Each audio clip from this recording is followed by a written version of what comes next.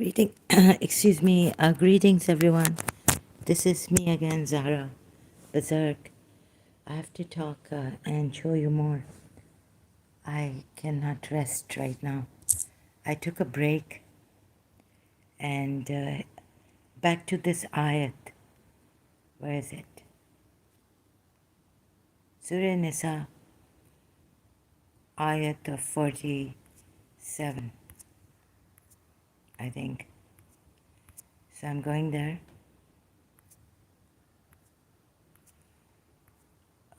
This religion seems to force people to convert and embrace Islam.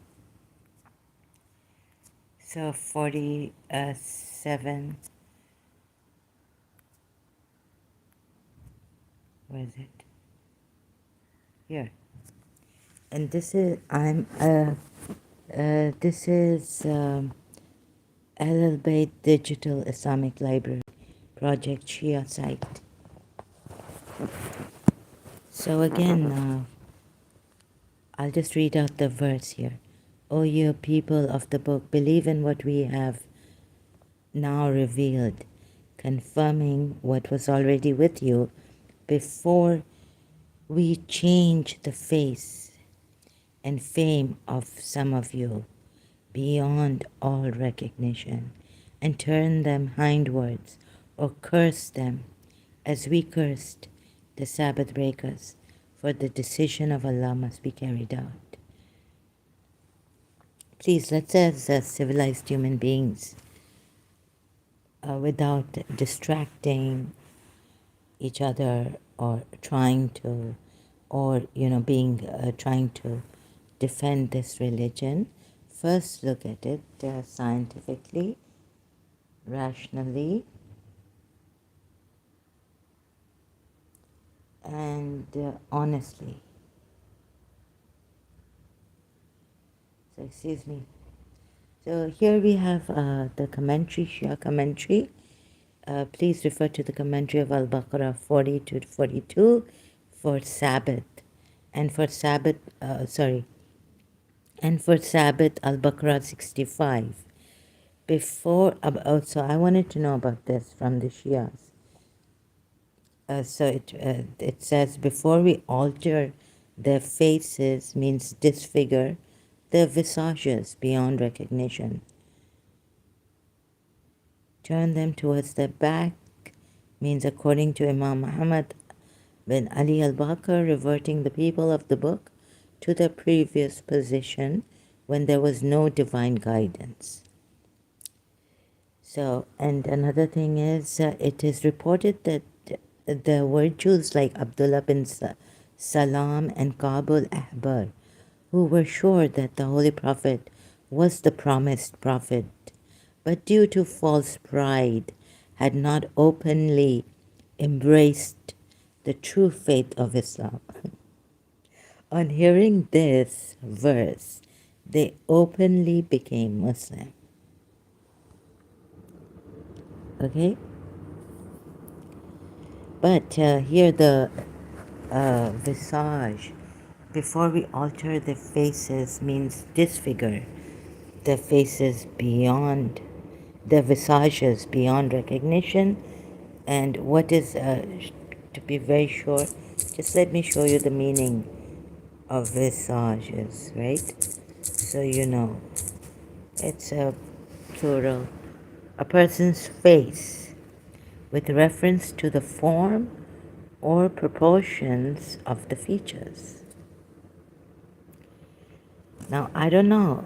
I wanted to know how the Shias, when they cry for Imam Hussein, and the faces, Ali Akbar, we have this Noha, how they reconcile when can Hussein ibn Ali, the grandson of Muhammad, say that my father never ever gave fear or, through fear converted you people, or violence of any kind, or disfiguring your faces. So ask yourself, the sorry sound in the background.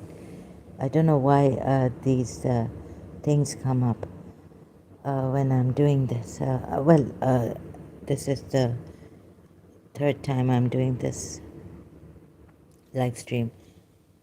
Okay, it's gone now. So, how the Shias reconciled?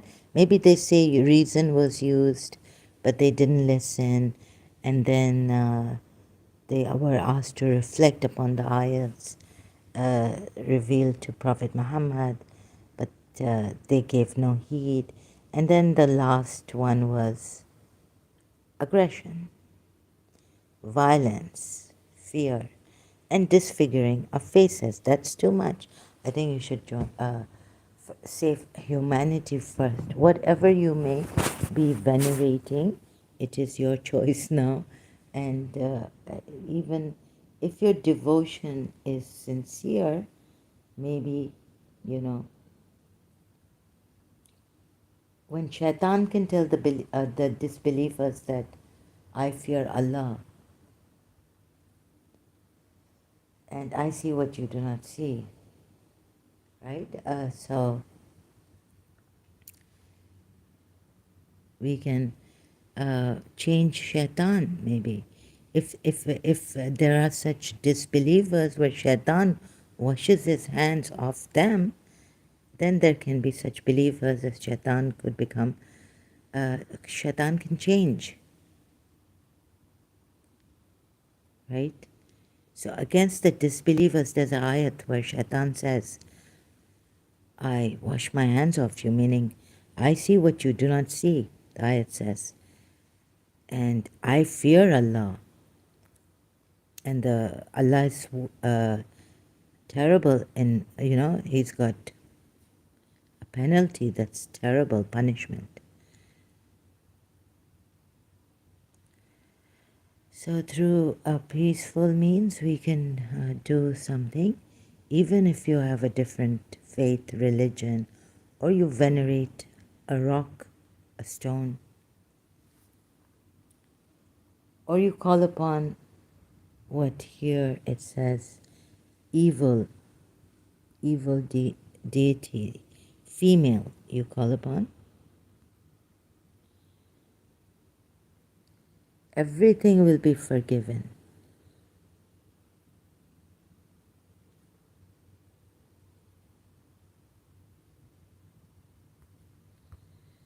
But this will not be forgiven, that you associate partners with Allah and that you call upon someone other than Allah.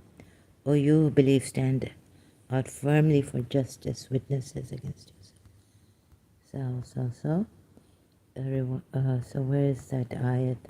Why is this jumping up in case he decides he can put away? So I read a lot, maybe I don't know how it came down to 1-3, but if they disagree and must part, Allah will provide abundance for. So, oh God, it's just made ardent as I turn not away between women. If so, you are never able to be fair and justice between women, even if it is your ardent desire.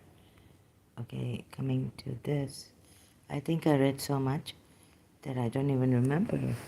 If a wife fears cruelty or desertion on her husband's part, there's no blame on them if they arrange an amicable. Fears. It's always fears. Like if she sees that the husband is, but no, it's a fear. If she has some proof or experiences cruelty or desertion, but here it says fear again. There's no blame on them if they arrange an amicable settlement, but she's not allowed to hit the husband, discipline the husband. A settlement between themselves, and such settlement is best, even though men's souls are swayed by greed. You see here? Terrible, isn't it? So, yeah, maybe even other religions say the same, you would say. They ask thy instructions concerning women. Allah, okay? So this is a good, not bad. And they request from you a legal ruling concerning women.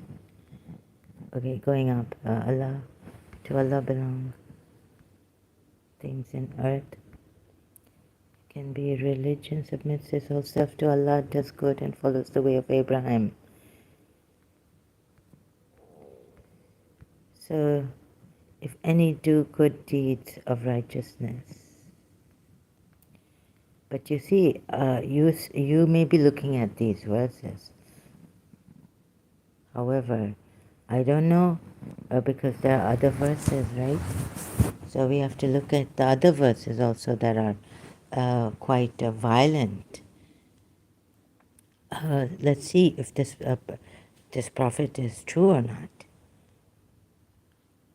Not your desires, nor those of the people of the book. So whoever works evil will be requited accordingly. So you're reading these good verses, but just be good, believe in. But by this method,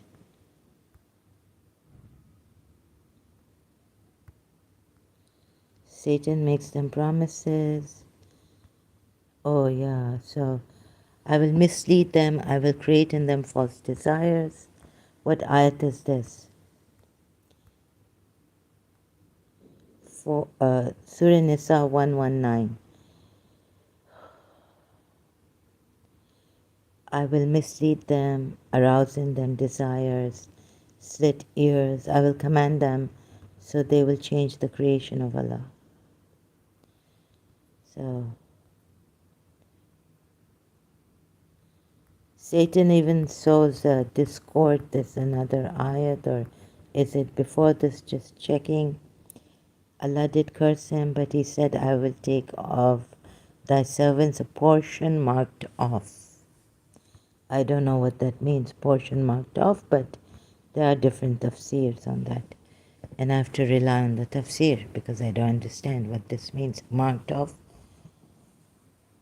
The pagans leaving him call but upon female deities. The pagans leaving him, leaving Allah, call but upon female deities. They call but upon Satan, the persistent rebel. So you see how, I mean, you can say, oh yes, and now you see Hindus, Radharani curse this one and that one. And this is all mythology, all fake. Allah forgive it not the sin. And so they just distracted a little bit. So you will say, yes, but in this Quran also there are Allah, the angel, and men all together curse. Right? So here he says they actually call upon none but a rebellious Satan by calling on female deities, whatever this means. Okay? So he's used that one Allah. Excuse me. And also, do not call on anyone, not even prophets. That we can see in the Shia commentary. They agree that the prophets also should not be called upon. Right? On one hand, what was that verse? So I'm not prepared for this. Call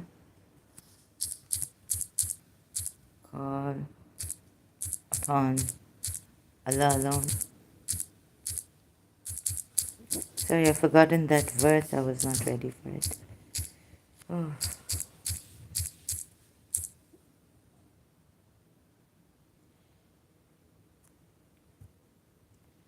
So there was this, so call you upon Allah, making your worship pure for Him alone. I really can't remember. Righteous women. Which verse was that in the Quran? You worship besides Allah only idols, and you only invent falsehood.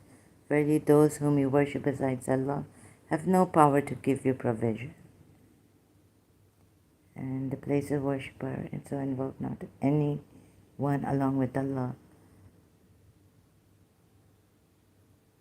So I can't remember that verse, so just for now let it be Surah Nisa, and then what's this here?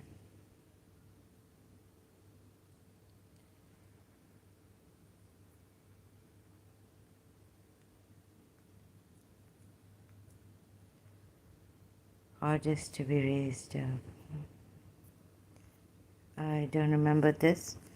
So just, my goodness, what is this really? Defacing, right? Have the Shias thought of this? Truly it is only associating in his, truly it is only associating others with Allah in his divinity that Allah does not forgive and forgives anything besides that to whomsoever he wills. Whoever associates others with Allah in his divinity has indeed strayed far away. They call upon instead of him none but female deities. Rebellious Satan. So this is all Surah Nisa ayat 116 and Surah Nisa ayat 117. If anyone, 117, what's happening here?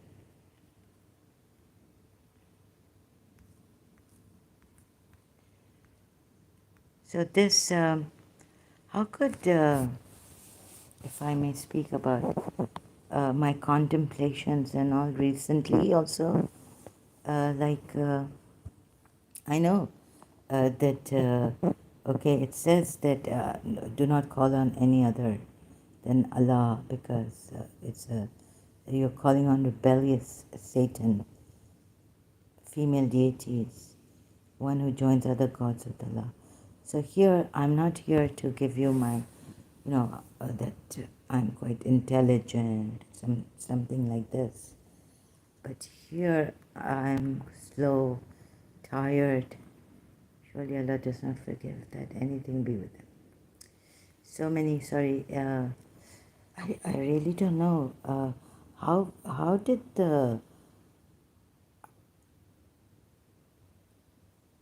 I understand this one God,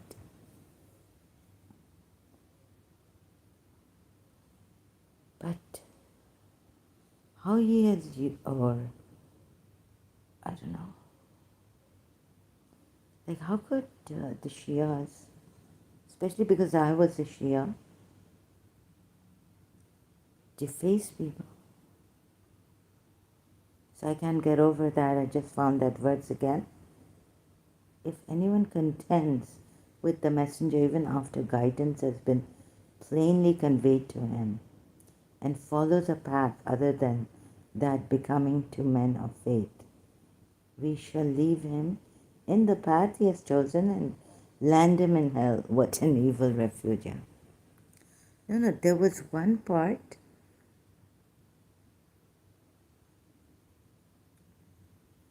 where am I? Wait.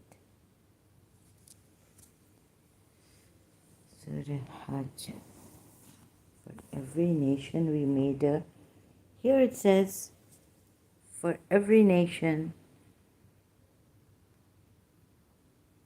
for every people. Which verse is this? Surah Hajj ayat 67. For every religious community, okay, in brackets, we have religious, you can see in bracket, community, we have appointed rites, which they perform. So, O Muhammad, let them, i.e. the disbelievers, not contend with you over the matter, but invite them to your Lord. Indeed, you are upon straight guidance. Okay, let them not contend with you, dispute with you.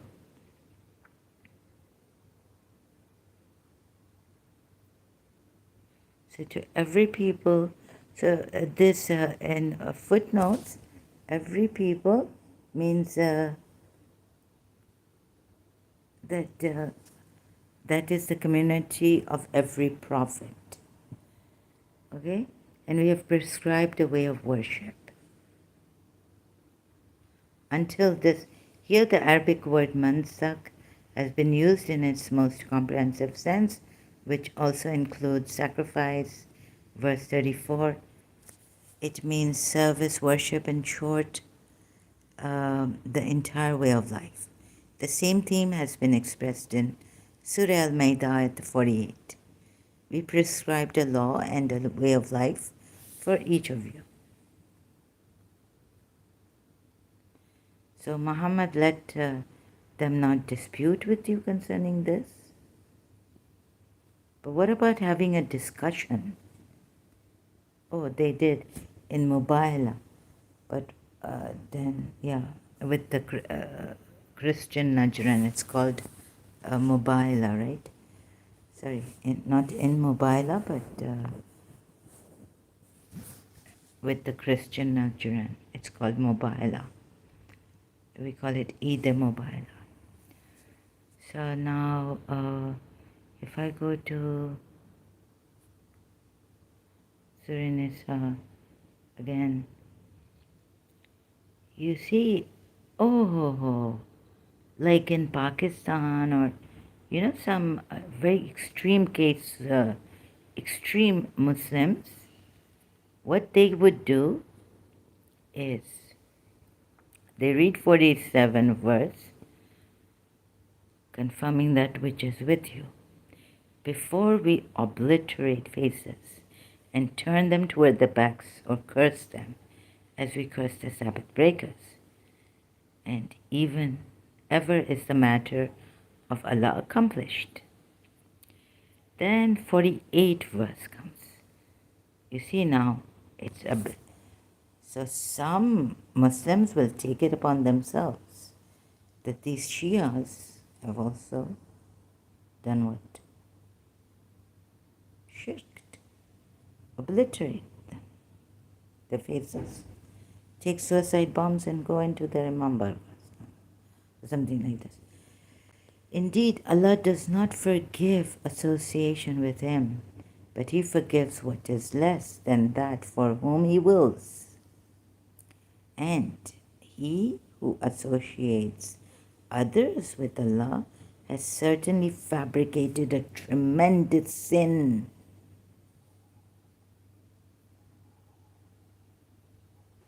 Whether it's, some Muslim will say, well, whether it's Ali, Hassan, Hussein, Fatima, the daughter of Prophet Muhammad, Ali, the son-in-law and cousin of Prophet Muhammad, and Hassan, Hussein, their children, Prophet Muhammad's grandsons. Holy five, as the Shias put. Right. Shia say. So, some Muslims would take this verse and go and go and do what they want to do, obliterating faces. They don't care.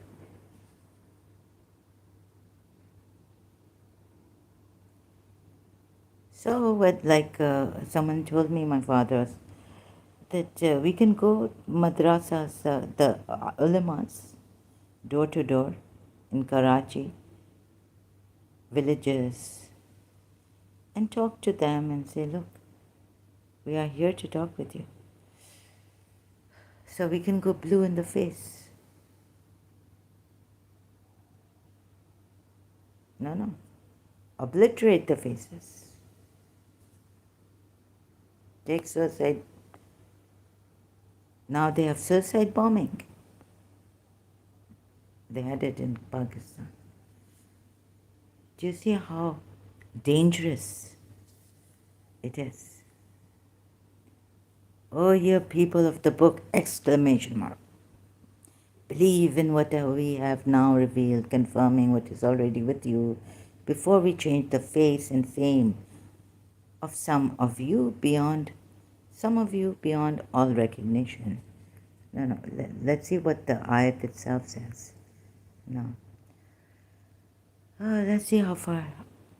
O you who have been given the book, believe in what we have revealed, confirming what is with you from before that, from before that we efface faces. And so, from before. Okay? So we have revealed, confirming what is with you from before that we efface faces.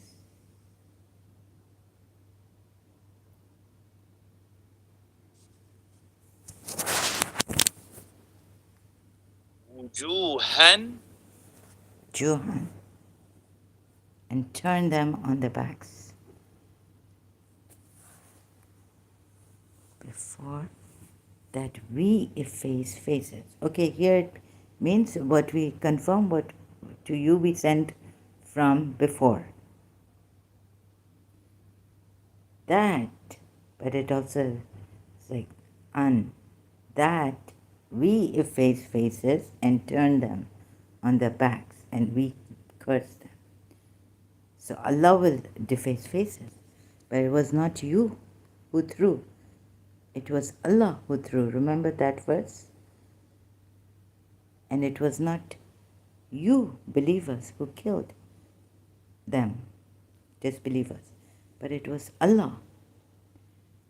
Some Muslim have in his dream, Rasulullah came and said, go kill the Shias, because they are also, what?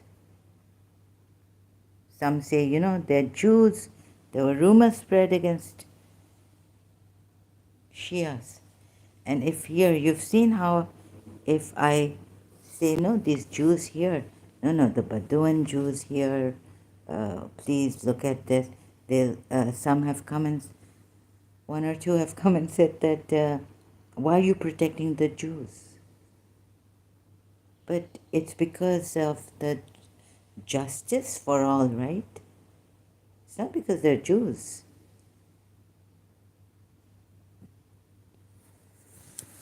So this this is a very here, and I try to see how this is very dangerous. Like it's fear, violence, deface you, and calling out to Shias, deface you, Shias. So it's not like Prophet Muhammad, like in the end, after having reasoned and all this, and then in the end said, now Allah said, we will deface you. Allah himself is saying, what, you will be defaced.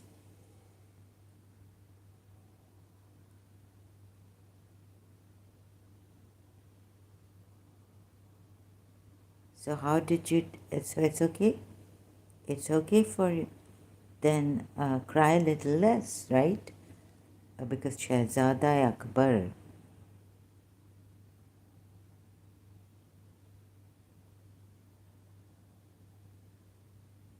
it's not like he is completely, it's a peaceful religion. This is belief. This is on belief. And if you say now, oh no, the Confederates, well, Zahra, you don't see from there, they hit them from up, above, below, and you don't read the Quran properly, whole, completely. But you have to stop and look at the ayats, right? Here we have violence. There we don't. There they say they were attacked. Believers were attacked by the Confederates. Here the pacts were broken, meaning peace treaties were like they went after so the believers and Prophet Muhammad. So we have to see.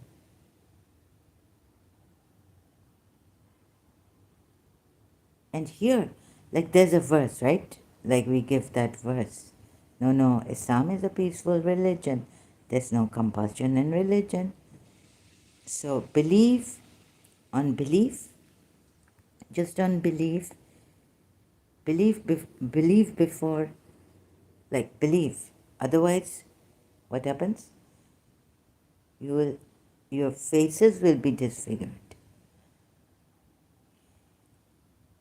And also in Surah Azab, like you were, if you, they will say, we wish we had obeyed Allah and the Messenger. That you can say what you like on that. Your faces will be flipping in the fire. Can't remember the number of the verse. But here, it's that there it was on obeying, not obeying. Here, what have they done? They haven't. Have they? If anyone can, maybe you'll say they broke up treaty here. Maybe a pact like we will assist, we will believe in the messenger because our Bible says so. Right? Our Bible says so. Where is it?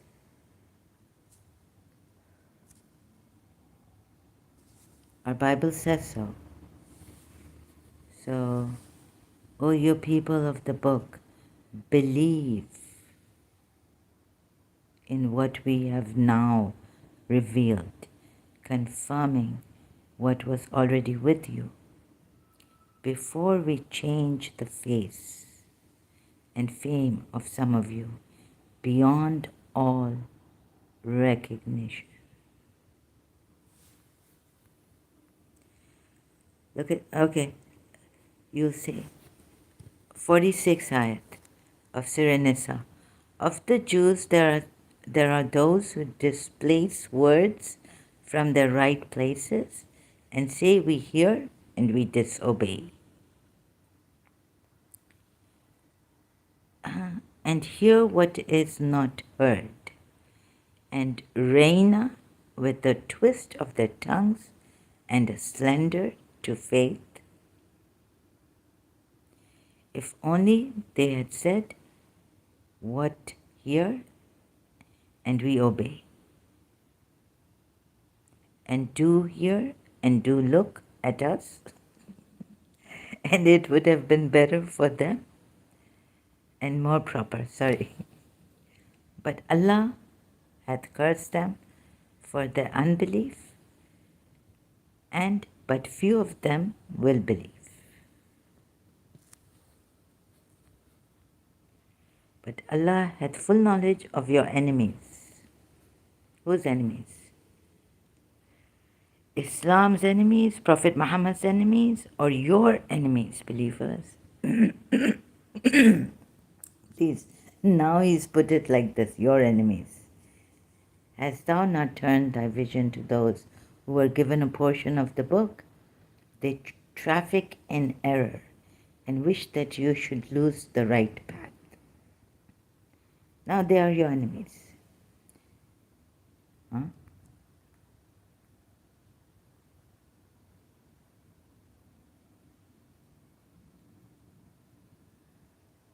All this, okay, they're being warned, but Allah had full knowledge of your enemies, believers. No, this has to be Prophet Muhammad's enemies, right? Allah is enough for a protector, and Allah is enough for a helper. Now it comes to against the Jews. And then it comes to, O ye people of the book, believe in what we have now revealed.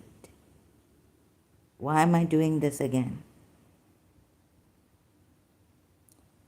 There was recently a person, I could not remember this ayat. Recently a Muslim who came, he said he's Ismaili, I'm not sure, but he said he's Ismaili. Okay. And he gave me Surah Nisa at 84, this one. Someone who says, Surah Nisa. Was it 94? O believers, when you struggle in the cause, be sure to fight.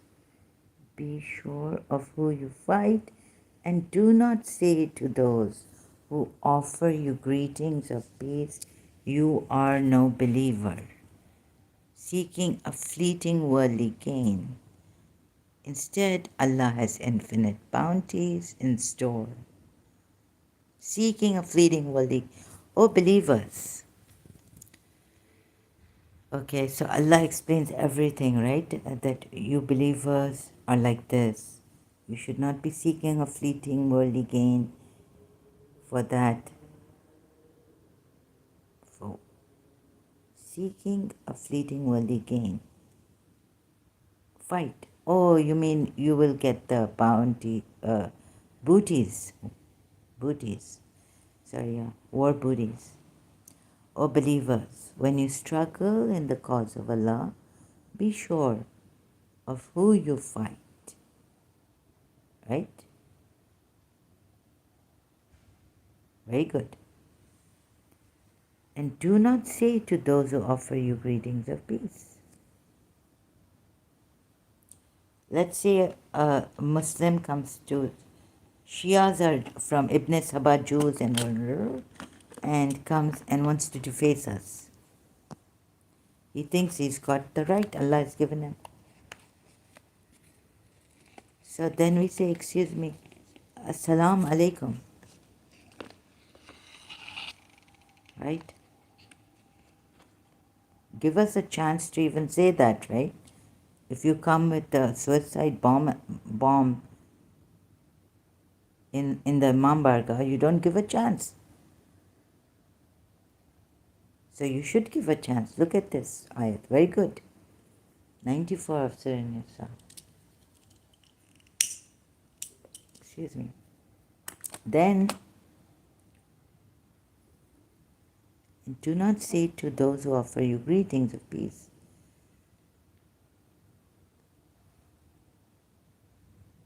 But how come you have decided you don't see? So some Muslims don't see this verse against the Shias, against if they go after a Christian.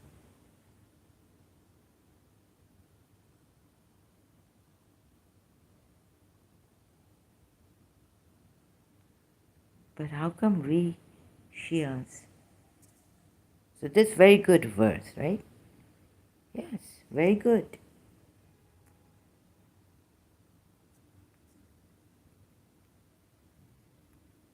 But this verse, Surah Nisa at 47, O you people of the book, believe in what we have now revealed, confirming what was already with you. Oh, and some Muslims could say, oh, those peaceful verses abrogated now. Yes, before we change the face and fame of some of you, beyond all recognition.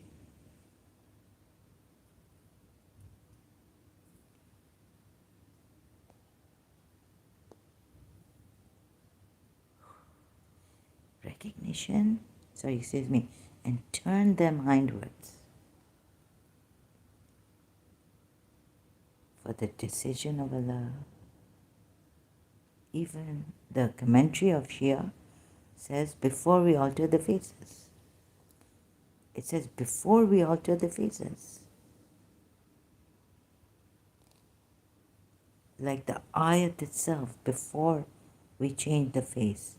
Not word to word, but before we alter the faces. Do you see this? Before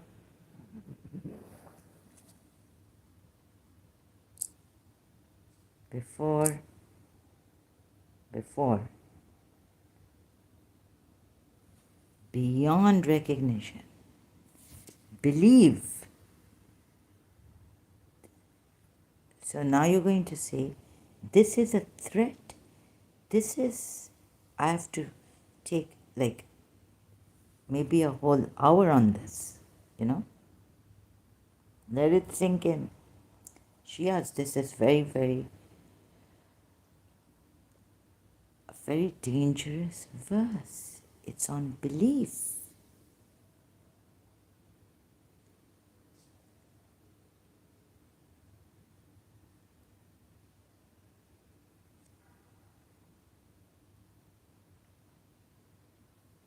I've come to what did Imam Hussain say? This is on belief. Because you know why? The next verse is, Allah forgiveth not that partners. Ooh, you know how the Sunni Muslims, I know one, it's like, toba, toba, toba, toba, toba. Do not call on any other than Allah. Unforgivable. As if she thought that, I don't know, this verse is said. Of course I know. But there's another verse that says, do not call on anyone other than Allah. Allah forgiveth not that partners should be set up with them, but He forgiveth anything else, to whom He pleaseth. To set up partners with Allah is to devise a sin, most heinous indeed, right?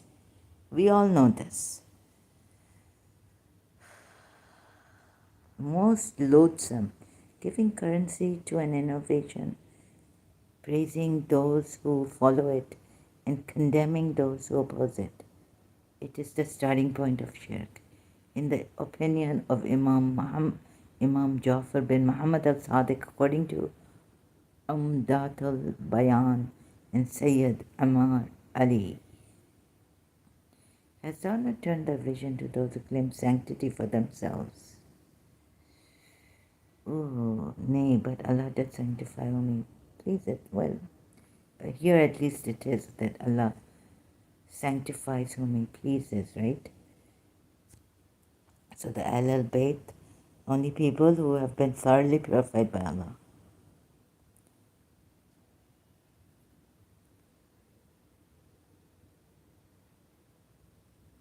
Behold, they invent a lie against Allah, but that by itself is a manifest sin. Hast thou not turned thy vision to those who were given a portion of the book?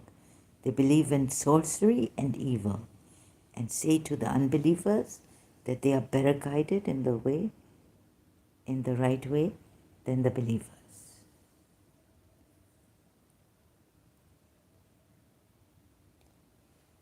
Devil worshippers.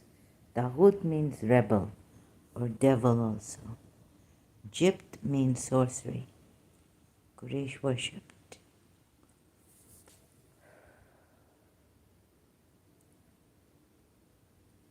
Or special communion with the unseen. Leaving behind Ahlul Bayt in this guidance is all. This all applies to any temporal authority without the divine sanction. Hello.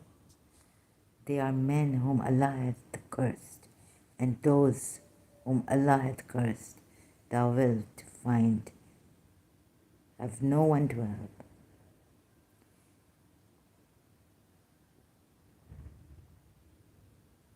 And they also give no farthing to their fellow men. So niggardly of the spirit are the Jews that no one will be benefited. Oh goodness. What's this? My heart is sinking. 54. Do they envy mankind for what Allah had given them of His bounty? But we had already given the people of Abraham the book and wisdom and conferred upon them a great kingdom. So firstly, Abraham is the father of the Jews.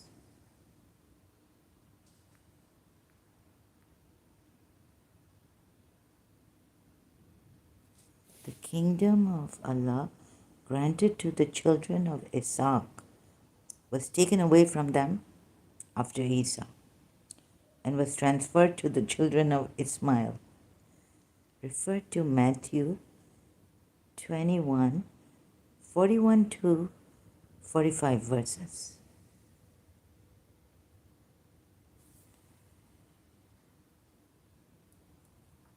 it was taken away from Isaac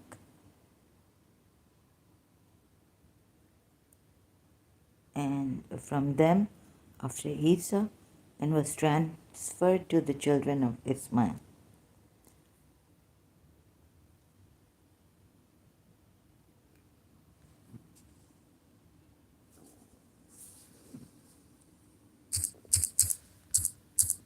Matthew, what is it?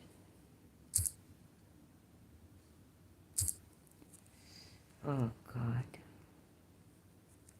Okay, let me see. Where is it? Matthew 21. My head is, I don't know what to do. 41 to, let's see. They say unto him, he will miserably destroy those wicked men and will let out his vineyard unto other husbandmen, which shall render him fruits in their seasons. Someone does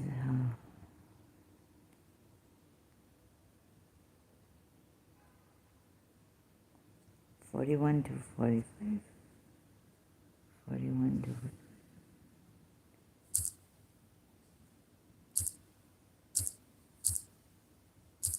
So Shias, it's not like Prophet Muhammad is Allah. Didn't say deface faces. The faces will be defaced. He will bring them. They say unto him, he will miserably destroy those wicked men and will let out his vineyard unto other husbandmen, which will render him the fruits. Can I go? Oh, what is? Well, I don't know if I'll be infringing upon. Read the scripture, stone with the builders rejected. It will go to Ismail. Wicked ones of the wild ones will be treated well. So the Jews destroy those wicked. I don't know. I have to read the whole thing, anyways. But let's look at this verse again. My goodness. So this Satan, there's a lot of problems in this monotheistic religion too.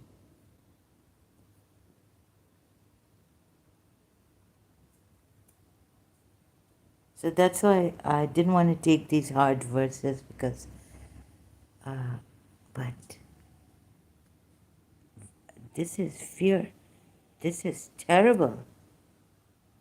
This is like, even if your religion, you see how, I mean, this is, even if your religion is right, that's why, like, isn't there any other way? Mukesh says, you still here, sister? No, I came back for this other point. Ayat, it's morning in India. Good morning, Mukesh, brother. Salahuddin is here. Salam, may peace and blessings be always with you. Alaikum assalam wa rahmatullahi wa barakatuh. Same to you. So, wa barakatuh. Blessings be always with you too. And your family members. And God bless you. And your family members.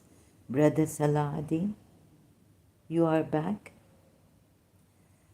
And yes, it's morning in India. Good morning, Mukesh, brother. And what is this? Oh, you people of the book, believe in what we have revealed. You're most welcome, Salahuddin, brother. You're most welcome. Salahuddin says thank you.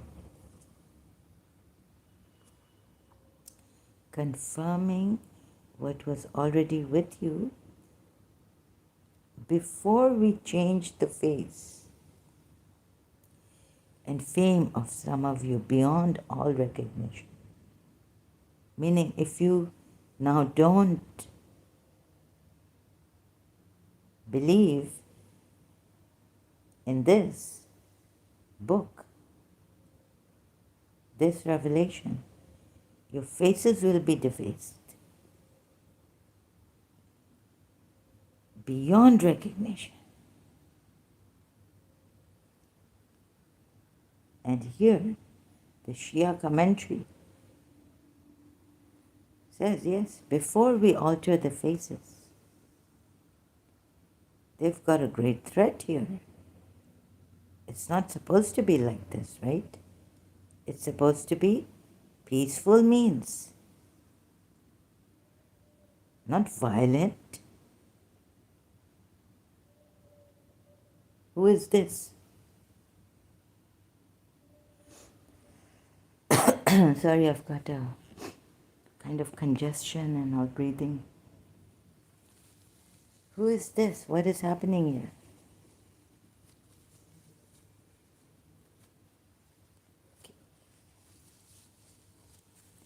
You said peace, peaceful. Those polytheists were attacking. They had expelled him from Makkah, broken the peace treaties, conditions which they didn't fulfill. That's why Surah Tawbah, ayats. You said there's what is this, Salahuddin? Surah Nisa ayat 47. This is on belief.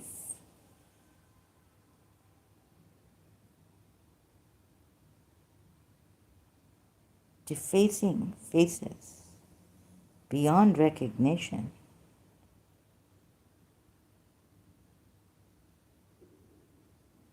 Huh?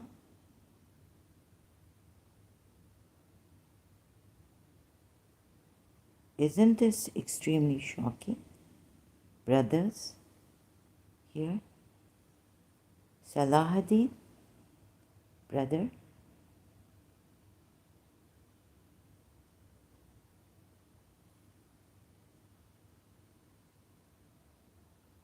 I'm so shocked.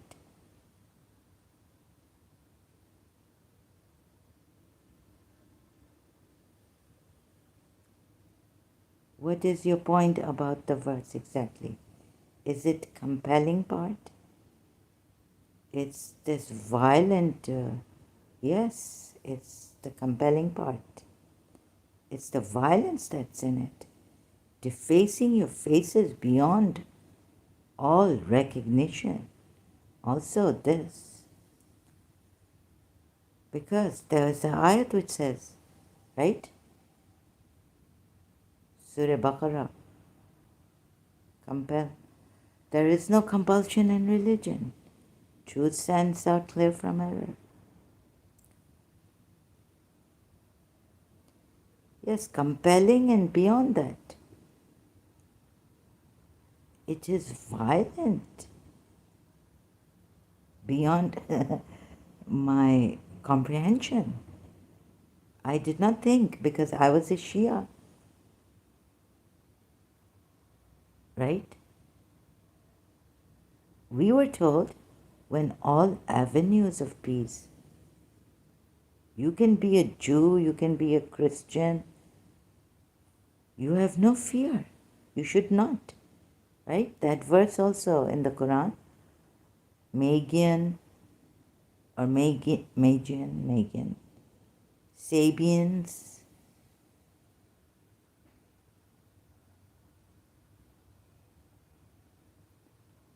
So what is this?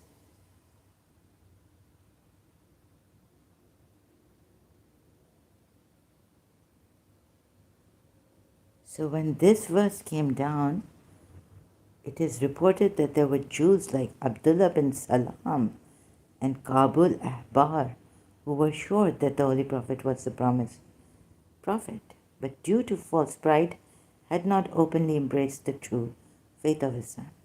On hearing this verse, they openly became Muslim. Could it be fear? Due to fear? We can't rule that out.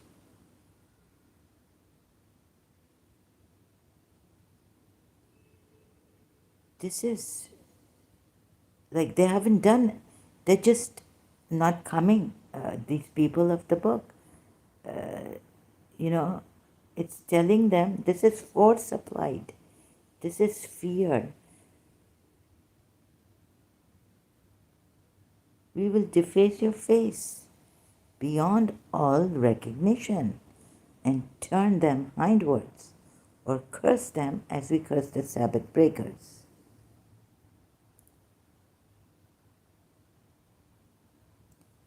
And they became monkeys and what other apes and pigs, right? For the decision of Allah must be carried out. By whom? By Prophet Muhammad.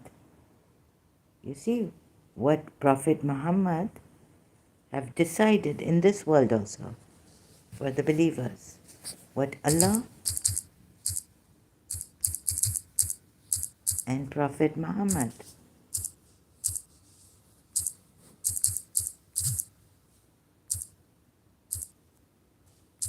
have decided.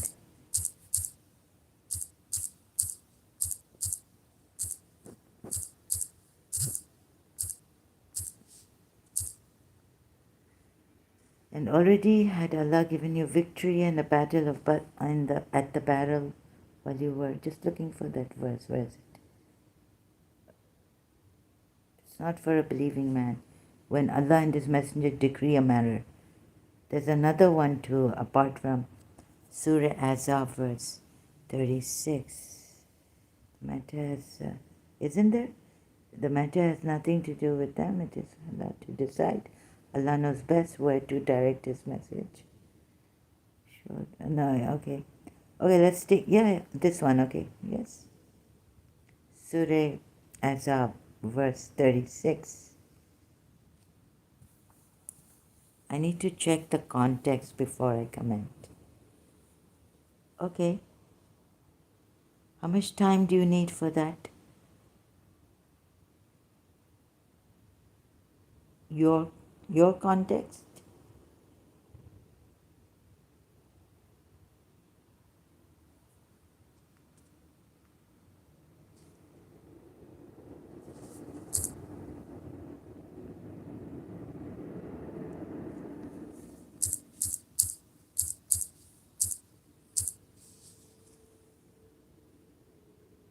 You need to check the context.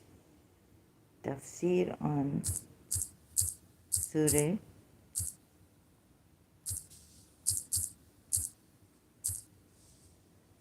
Nisa 47.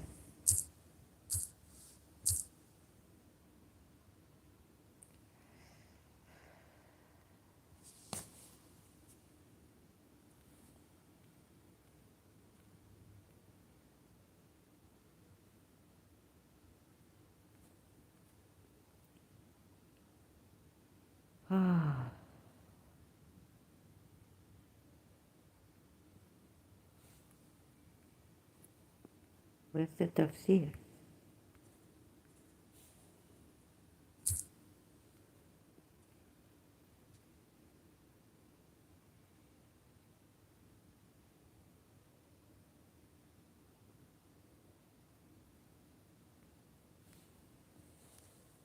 Ibn Kathir.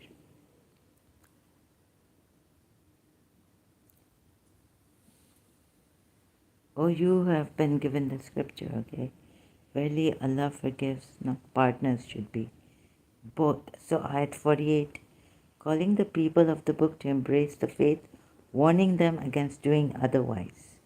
Allah commands the people of the scriptures to believe in what He has sent down to His servant and messenger Muhammad, the glorious book that conforms to the good news that they already have about Muhammad.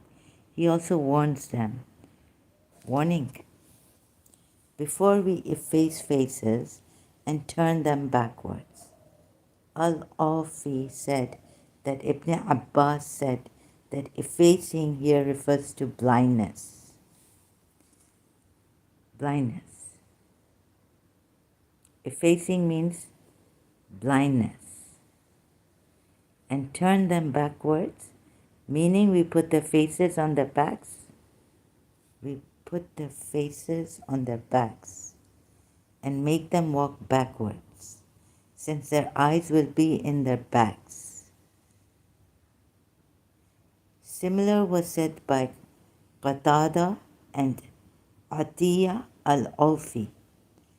This makes the punishment even more severe, and it is a parable that Allah said for ignoring the truth, preferring the wrong way, and turning away from the plain path for the paths of misguidance. Therefore, such people walk backwards. Similarly, some said that Allah's statement, "Verily, we have put on their necks iron collars reaching to the chins, so that their heads are raised up. And we have put a barrier before them."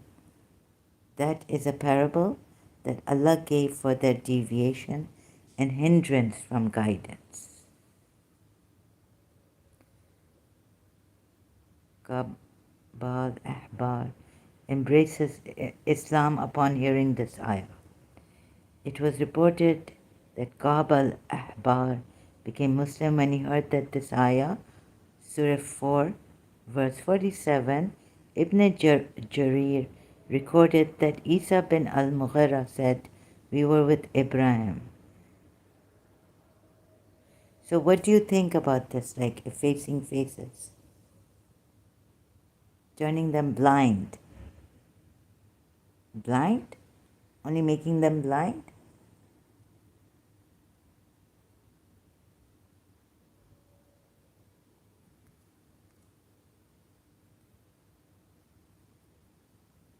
Could have said made them blind. But you know, if you look at this tafsir, this doesn't go with the verse entirely.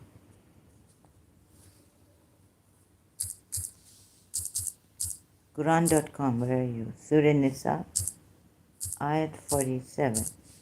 Again, look at this. Quran.com.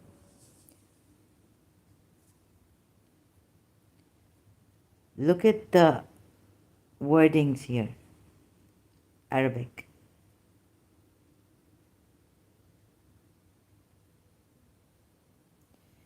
We efface faces. Face, not eyes. And turn them on the backs. We efface. Napo Nisa. We efface. Oops, I had not put my. What is this? Napo Nisa.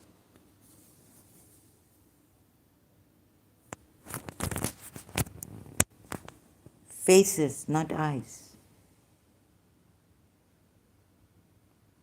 So sorry, I cannot take your tafsirs on this, because the Quran ayat says faces, not eyes. Blind them.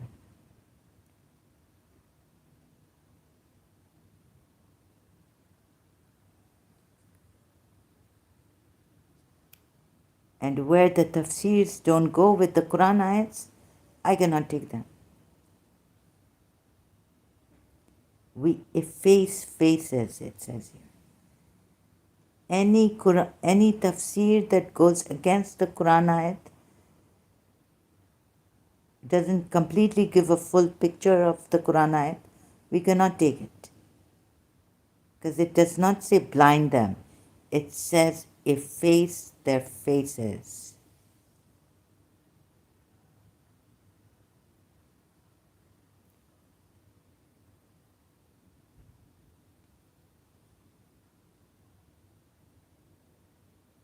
So you see, this,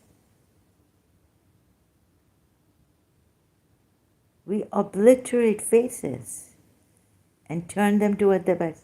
We obliterate before we rub off faces.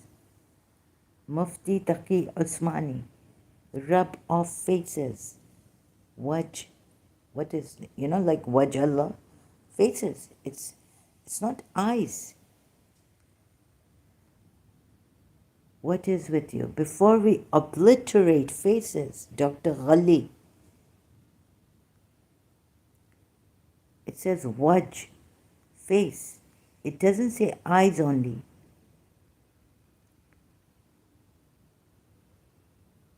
Before we obliterate faces. Okay, I read that already. Do this before we alter countenances. Alter, change countenances. Wherever the countenance of Allah is, face of Allah is. Wherever you turn is the face of Allah, the countenance of Allah. We destroy countenances. Picture. We change the face and fame of some of you beyond all recognition. Yusuf Ali. So then, Salahuddin, you will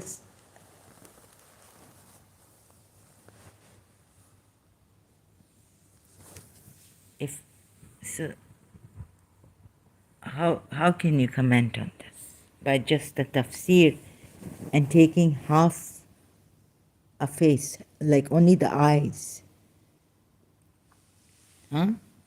Blind them. Okay, let's say you you take only eyes and blind them. Do you think that's a good way to bring people to believe in this? Believe in what we have now revealed. They are not after you.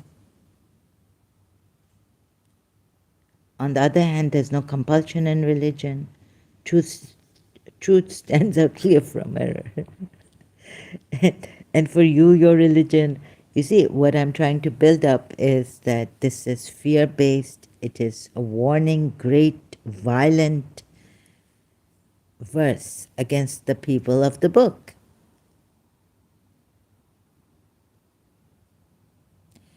And the Shias who tell us, what happened to Imam Hussein and his son, his children, before we change the face. This means that they can be blinded if, according to Ibn Kathir, or whichever, you take, and you leave the ayats, this part, facing, a face, and then you blame the Shias, right? Some of you, by changing the ayats, or they don't have the true Quran with them. No, wait a minute. Or they have a different Quran with them. So, I don't know really, my mind is not working here. Peaceful ways. Unless they are the aggressors or they break the treaty, you cannot punish them just because of they don't believe. These are the people of the book who do not believe in this. So if you don't believe, you can't punish them and threaten them like this, and then you're going to punish them and beyond all recognition, face or curse them as we curse the Sabbath breakers, for the decision of Allah must be carried out.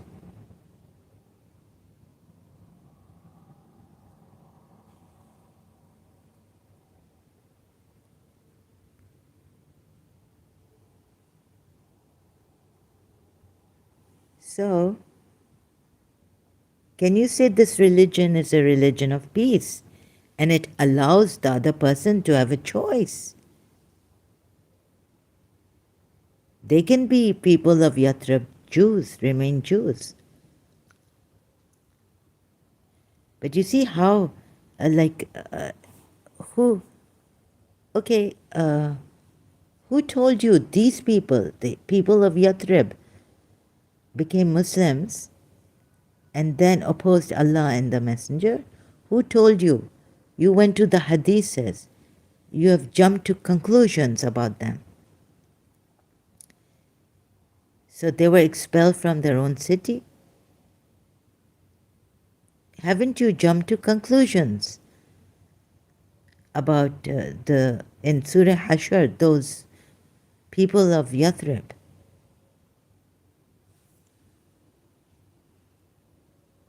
They did not affect the Messenger of Allah.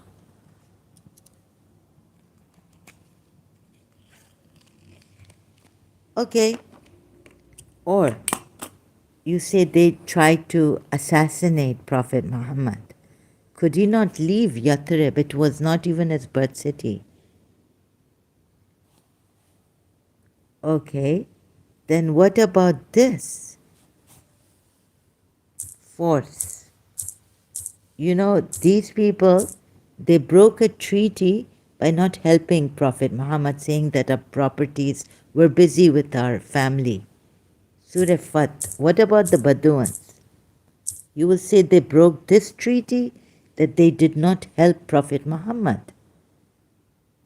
They became Muslims, but they did not help Prophet Muhammad.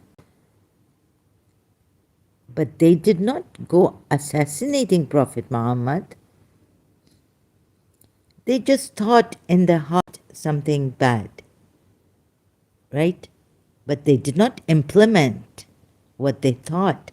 And in Islam, we're told until we do not implement our bad thoughts, we don't get punished for that.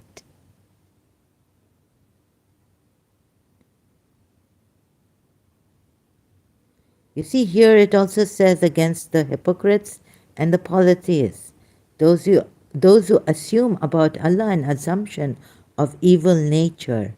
They haven't assassinated your prophet, attempted assassination on your prophet, or any of the believers, but just thinking evil thoughts, assuming about Allah, evil nature. Upon them is a misfortune of evil nature, and Allah has become angry with them and has cursed them and prepared for them hell, and evil it is a destination.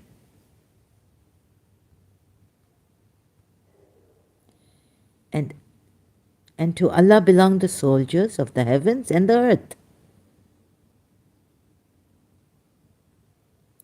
So it's not you who killed them. What about that? We can't distinguish what's happening. Is Allah saying that you believers can now, if Prophet Muhammad says, yes, go ahead, kill them. Because here, afterwards, about the Bedouins, he has said it against the Bedouins.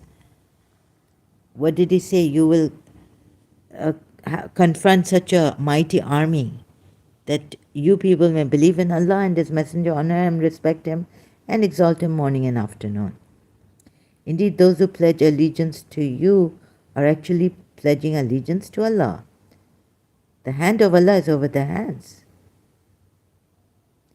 So he who breaks his word only breaks it to the detriment of himself.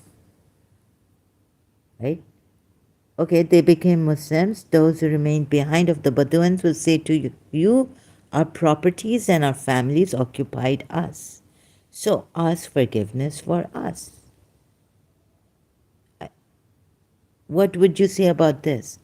They say with their tongues what is not within their hearts. Oh, goodness. Okay. They're saying, ask forgiveness for us in Surah, which Surah? Surah Munafiqun?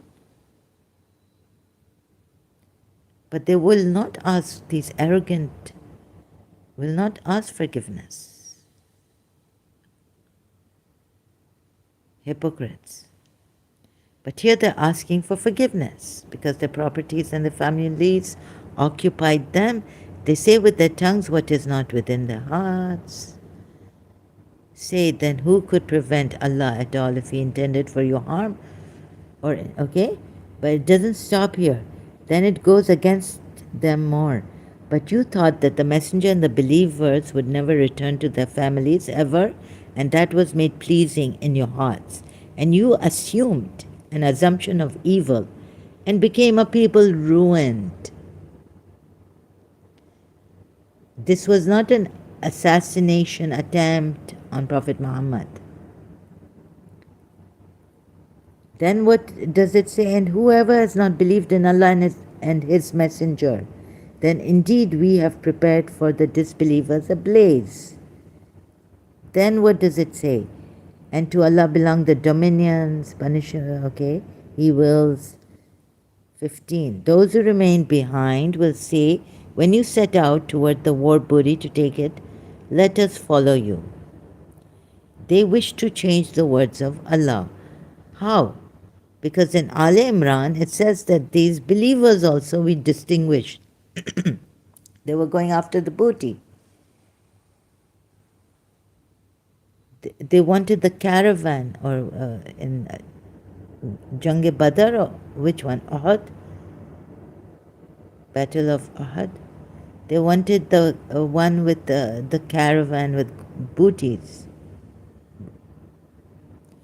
Let us follow you. They wish to change the words of Allah. Say, never will you follow us. Thus did Allah say before. So they will say, rather you envy us. But in fact they were not understanding except a little. Say to those who remain behind of the Bedouins, you will be called to face a people of great military might. Why? Because they remain behind? They did not assassinate, attempt, kill Muslims. You will be called to face a people of great military might. Here is a threat. And this will happen. Because people started to tell, oh, people of Yathrib, Surah Azab was, you have no place now. People, go back. What was it? In Surah Azab was. Here we have, say to those who remain behind of the Bedouins, you will be called to face a people of great military might. Just because of the assumption, just because they thought that Muhammad Rasulullah will not come back to the family. So if you want to stick to the hadiths and the tafsirs only with, then how I'm showing through hard work here. You see, you will never be able to distinguish between a hypocrite. Maybe you never did. Because you see, Allah knows best. Because you can never go deep into that kind of research to find out.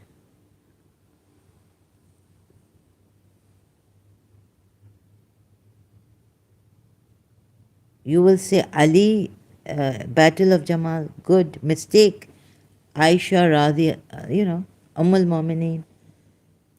Ali Radhiyallahu anhu, Aisha Radhiyallahu anhu, Ummul Mu'mineen. You are not the one, because you haven't been taught to decide who is right, who is wrong. But God says here, I've given you the discrimination in the Quran ayat. But you don't discriminate.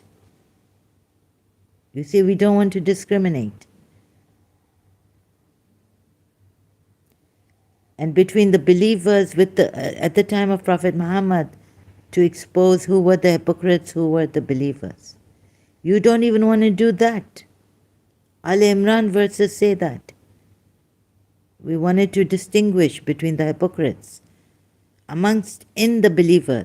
At Surah Nur, because it says a group among you, believers.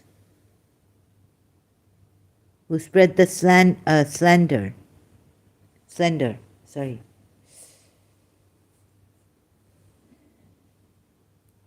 You say Allah knows best.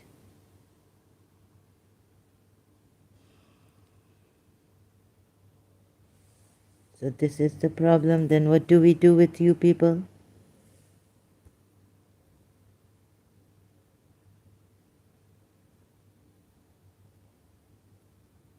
I mean, then there's no, like, why would you come here when you say Allah knows best? We can't distinguish between right and, between the believers who fought Ummul Mu'mineen and Ali, the Caliph of his time. Battle of Jamal, we can't say anything. It's a mistake. We can only say it's a mistake, what is written. We shouldn't be distinguishing. Al Imran says distinguish. We distinguished. But you don't want to find out who were the people who ran away, did not hear the orders of Prophet Muhammad. Then what do you see in Surah? Here it's like, okay, wait, I'll go to Surah Tahrim. There's not upon the blind any guilt or upon the lame. No. Say to the desert Arabs who lag behind, you shall be summoned to fight against a people given to vehement war. Then shall you fight, or they shall submit. Just because they didn't help the Messenger of Allah and go with him. He will punish you with a grievous penalty. Allah will grant you a goodly reward, but if you turn back as you did before, they turned back from the war thing, defending Prophet Muhammad. We don't know if there was one, but they turned back.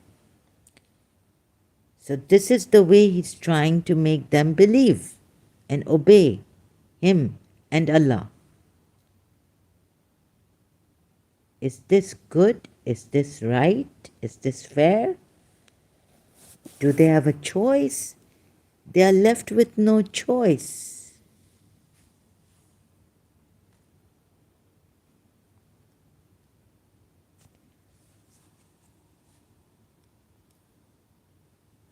So you're not helping in this way.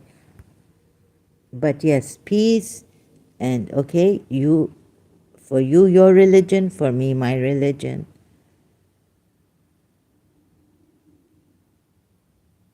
But it's not. I don't know.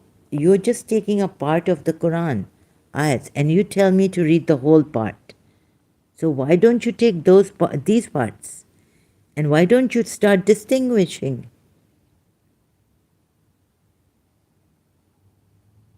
Why don't you start closely examining these ayats? Because we are told in the Quran ayats, there is someone who says, Wahi has been sent on me, but no Wahi has been sent on him. And then do you agree to Surah Tahrim that these Ummul Mu'mineen will be going to hell? They weren't even Muslimah.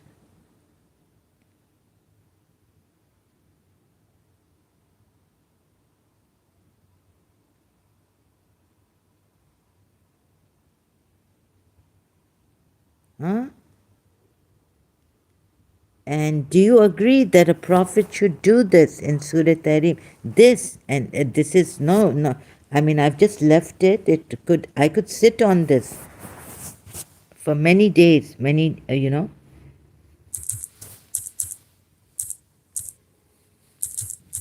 What do you say about this, Surah Tahrim ayat?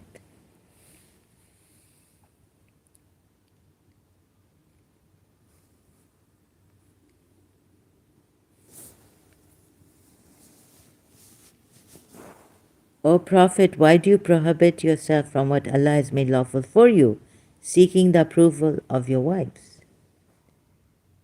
Should a prophet be doing this, that Allah is questioning him?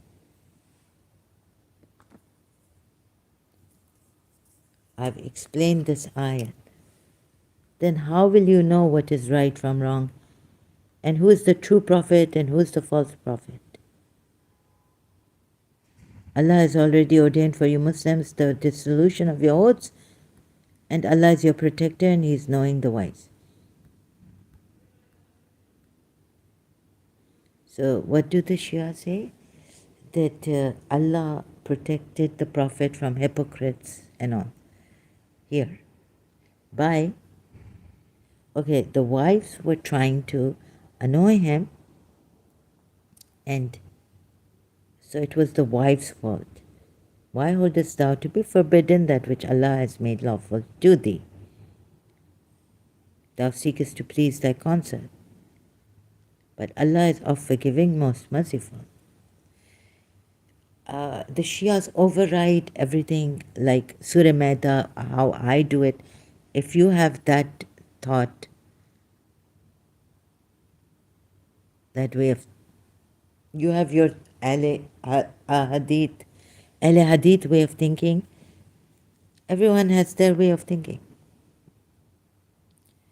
The Shias look at this and say, oh, Allah is telling the wives, this is not questionable, this is not condemning him.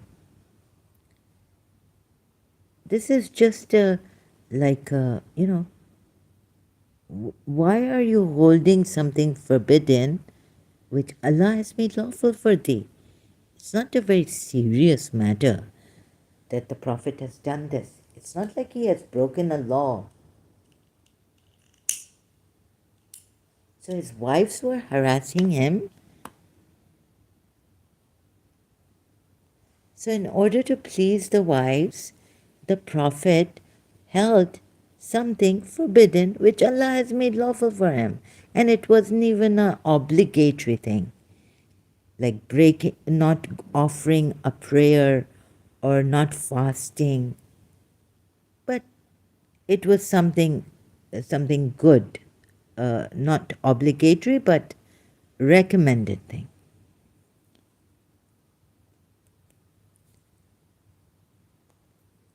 How nice. Right?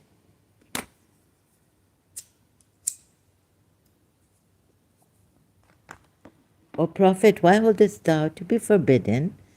Telling the wives.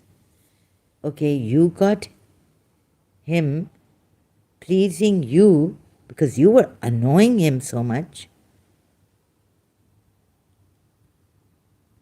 that he said, okay, he's not going to go to Maria the Coptic.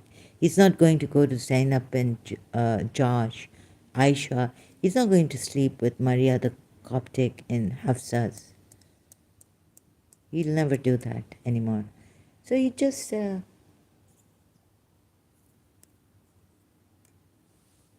right? This is like, why all this thou to be forbidden when I have allowed to you this? Allah is just casually telling Prophet Muhammad. He's like a, Habibti, Habib Allah. Why are you? It's like, no, it's not obligatory thing. Like a friend, why are you being so hard on yourself? By forbidding yourself, no.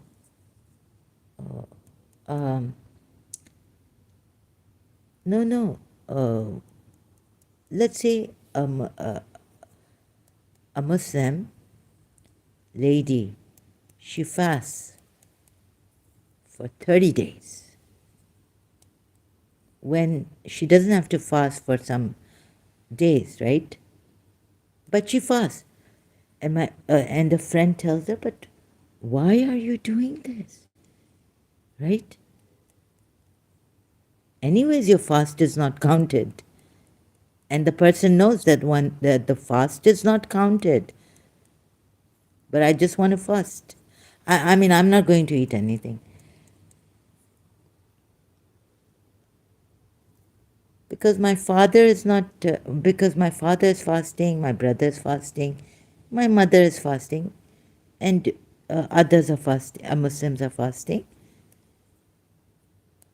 I just don't want to eat anything, or I'm hiding from my father, or, you know, so I feel shy. I keep the fast.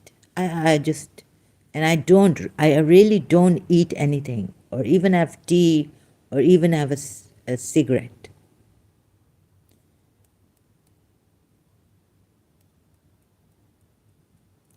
That's a different matter, right? I know it will not be counted as a fast.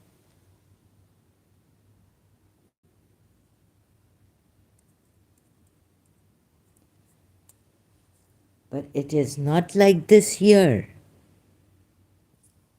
because he's a prophet. Surah Maida Ayat 87 orders the believers. And it's not only an ayat, it's coming in his heart. He has to declare it. He has to declare the commands of Allah to others, believers especially, right? And even warn the Ahl Kitab. It's not like this. Why can't the Shia see it? And so I failed to show all this. You see, it's not like this about the fasting. Let's say a person is sick, a man is sick, and the doctor says you have to take medicine. But he's such a Muslim believer. He says, Ya Allah, no, I'm so used to my fasting that one of the months now, well, I'm going to fast. I won't listen to the doctor's advice that I have to take this medication in the daytime during my fast. Something like this, okay? Now, that's another matter, right? He fasts, and his fast will be accepted. He's a man.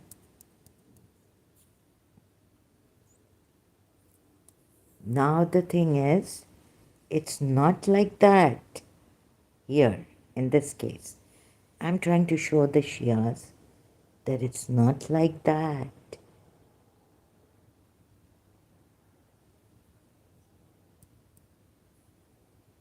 Here, the Shias see why, like, oh Habib Allah, oh my Habib, oh my Habib.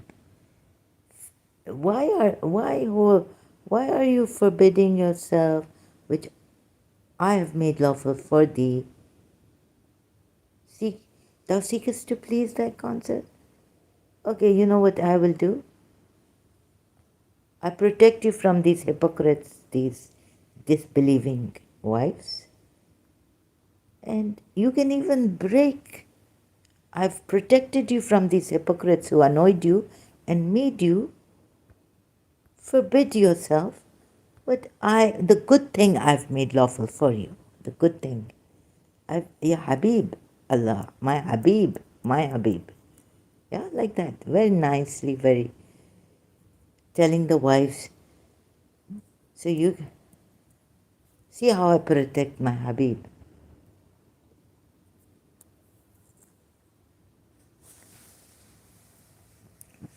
You really didn't get. Oh, okay. So you didn't give Allah the estimate that you don't give oaths the estimate because hypocrites have pushed us in the corner. And this is not even a. But Surah Maida at 87, Allah orders the believers never, ever. It's a command. Two, if they do that, to forbid the good things which Allah has made lawful. The Quran has more than 6,000 verses, and you only object to handful verses. Really, Salahuddin, this is, listen, Quran can have 60,000 verses.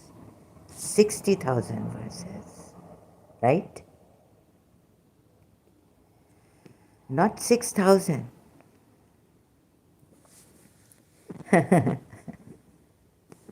Huh?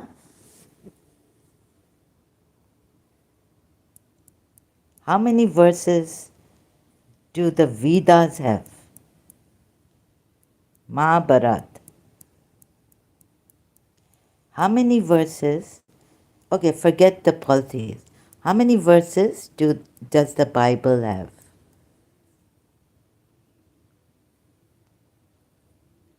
Okay?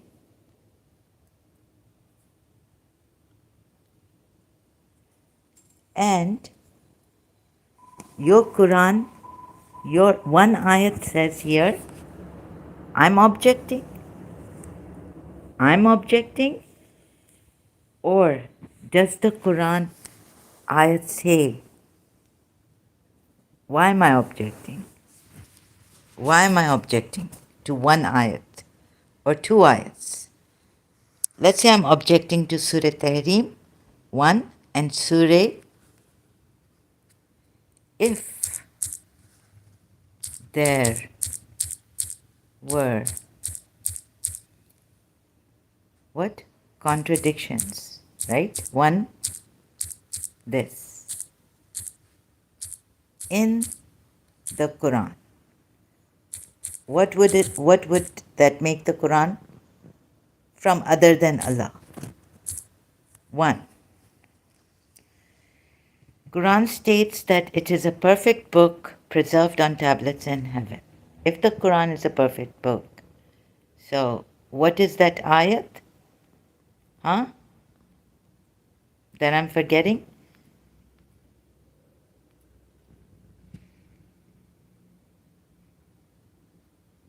If there were contradictions in the Quran, it would have been other than Allah.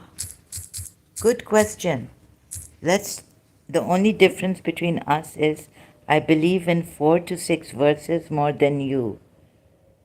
Okay? What are those 4 to 6 verses that you believe in? Then do they not reflect? Have you reflected upon the Quran? If it had been from any other than Allah, they would have found within it much contradiction. Salahuddin says here, and maybe Salahuddin, I will come back. My mind may not be working properly.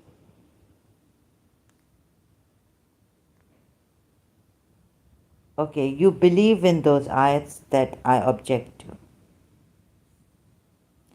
The only difference between us is I believe in 4 to 6 verses more than you. How do you believe? The ones you object to. How do you believe in contradictions? If you compare those ayats, they're contradictions.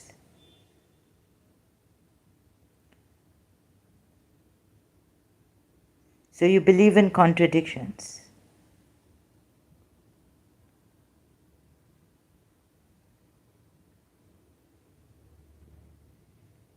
And you are not following this verse. Surah Nisa at 82. Why do you not reflect upon the Quran? If it had been from any other than Allah, they would have found within it much contradiction. So tell me, how do you not see and you just believe? You don't see the difference, the contradiction, and you believe it. How do you believe in it?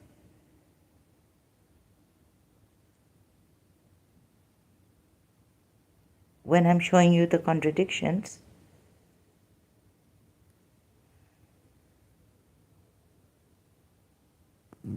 and the other one is use your reason.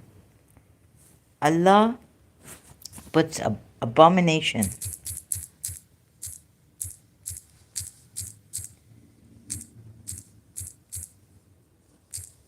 on those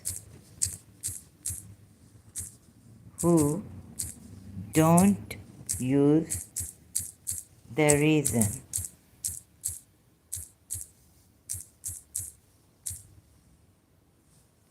Quran ayat. No one can believe except by Allah's leave.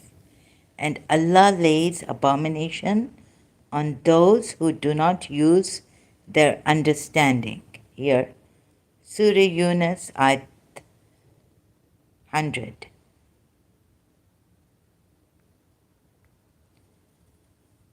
And, what's this?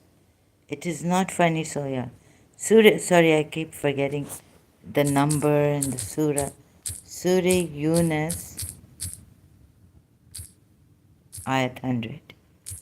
Wouldn't it be that you are blindly following the ayats without questioning them? And when the Quran is saying itself that you should see whether, if it has any contradictions,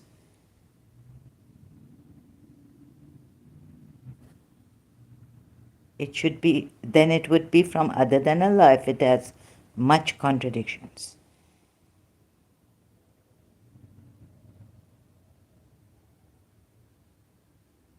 It's a perfect book. Another place it says it's a perfect book, then it shouldn't even have one contradiction.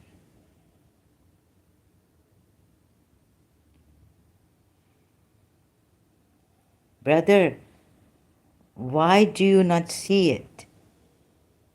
Because, like I said, you cannot, it shouldn't be like forcing people and threatening people and defacing people to embrace your religion. Like I showed you Surah Asharayats, breaking houses. I don't object to the misreading of them, but I absolutely object to any contradiction or falsehood. This is why I am Muslim. How did I misread the ayat? Point out my mistake then. How did I misread Surah Tahrim ayat? With regard to Surah Maida ayat 87.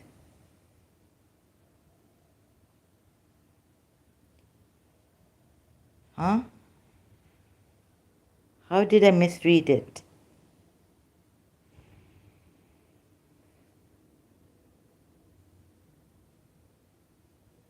Do you think I misread Surah Tahrim ayat?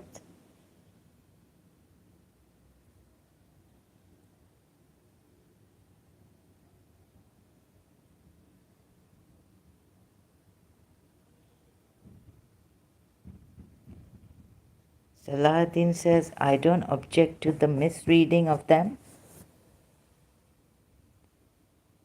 You mean to my misreading of them, misinterpretation of them. How would you, I give you all the time now, brother, how would you take Surah Tahrim ayat 1 and Surah Maida ayat 87?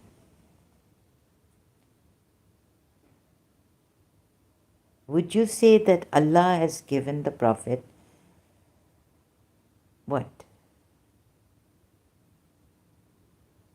Privileges, but should he forbid himself when there's another ayat which says, test me, give me no respite. O Muhammad, tell them, give me no respite, Allah is my helper.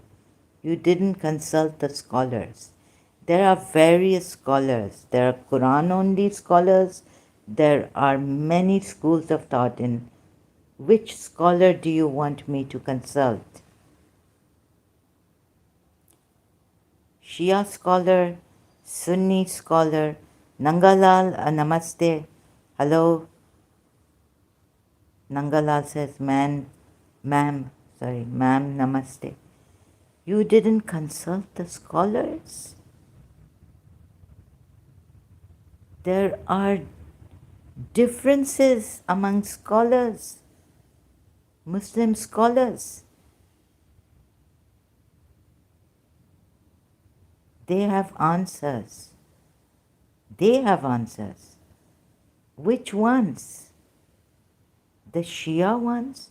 Because you see, I'm from the Shia school of thought, right? I was. I even saw the Sunni school of thought.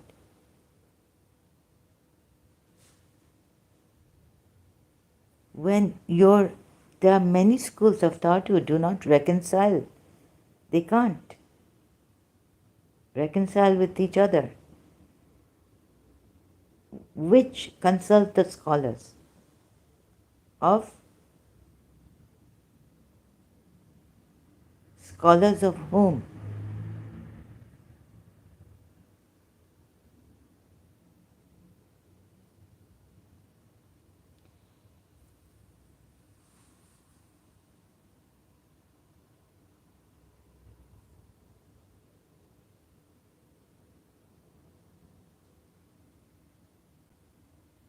Of the Quran. And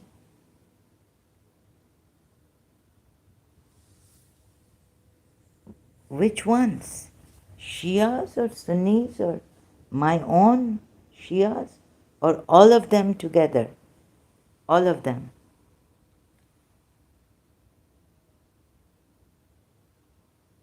Do you want me to go to Dr. Zakir Naik?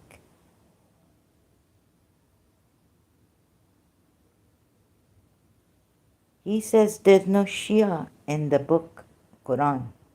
Abraham was a Shia of Nuh, not Allah.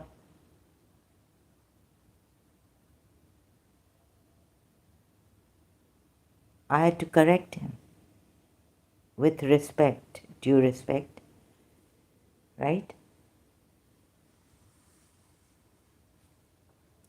You said what? Some people say no Shia. You have divided the people. Only Muslim.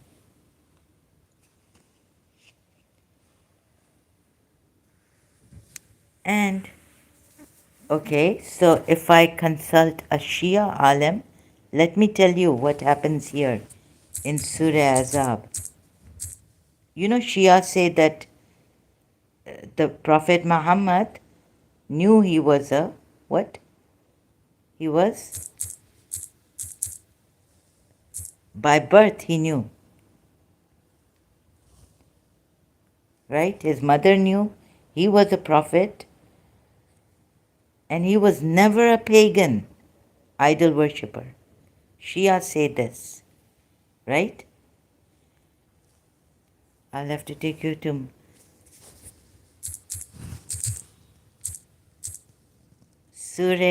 multilingual. Please just have patience with me here. Multilingual. I'm kind of very tired. So now Shia say, what do they say? Prophet Muhammad only did what Allah, Surah Najm ayat, what Allah wanted him to do. He never went against Allah, never said anything against Allah. He never made a mistake. Never made a mistake. He does not speak out of his own desire. He does nothing out of his desire. What he does is what Allah tells him to do.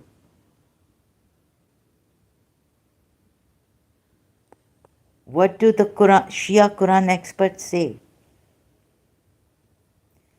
Surah, I would like to know this. I've called on the Shia experts, Quran experts.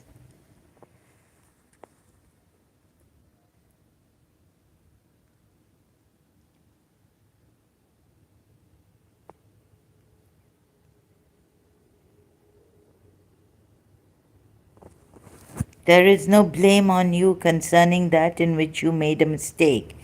He practiced, Prophet Muhammad here practiced a pagan idol worshipping custom, adopting a son.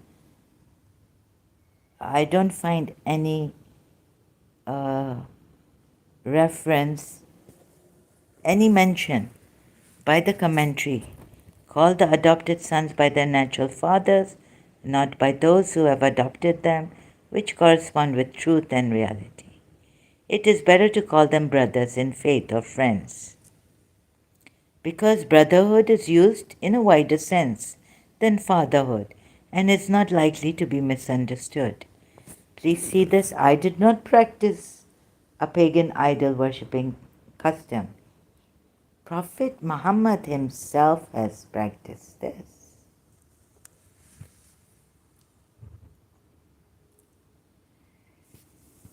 Right? There's no mention, there's no explanation. He went, Allah tells him, Allah does correct him. Allah says, but anyways, there's no blame on you concerning in which you made a mistake. Allah has turned it around. Now, what Prophet Muhammad did, I'm not saying it. The Quran ayat itself is saying here that he made a mistake. But Allah says, there is no blame on you concerning that in which you made a mistake.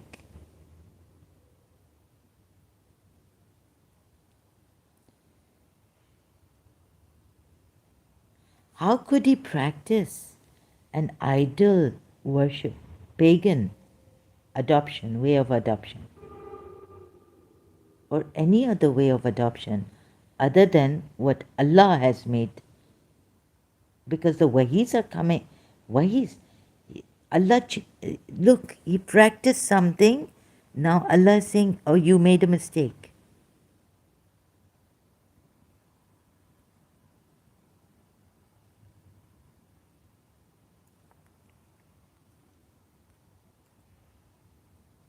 Huh? The Sunnis say here that before he was, when he did this, he wasn't, he didn't know he was a prophet as yet. Because there's a ayat, right, before that, like against the Jews and the people of the book. What do they do? That Allah, I can't remember now.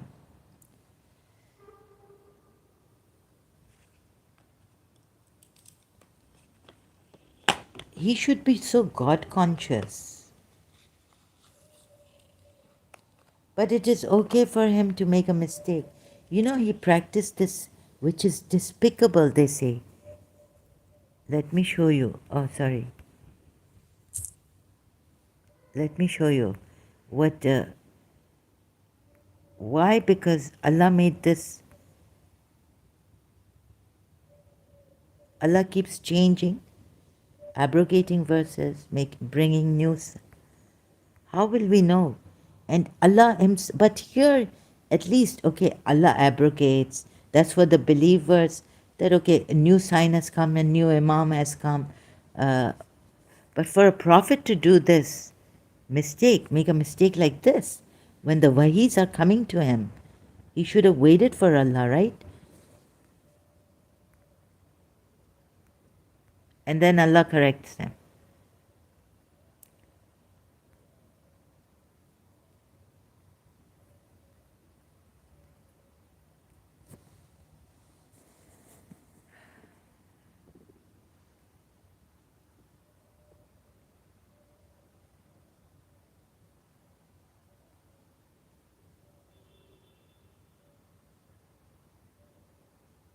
The Holy Prophet said, none among you can ever be a true believer unless he accepts and obeys me as his master.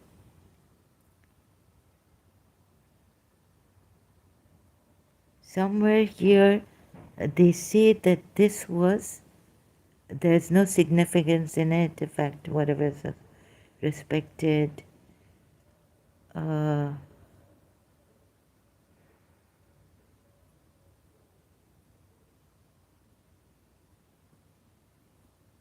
Where does it say? This is a pagan Arab, like, you know, it's a terrible order to meet enemy called adopted son, natural fathers. But it is A prophet who did this, not a Sahaba.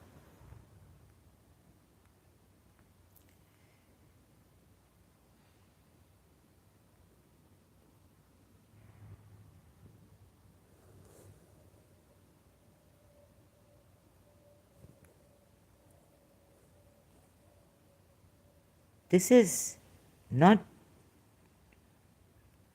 right to adopt according to the way the pagan Arab idol worshippers did.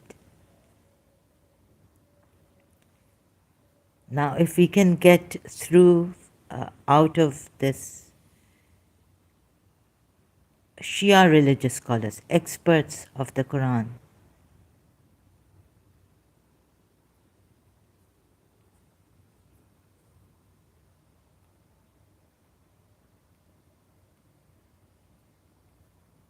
huh?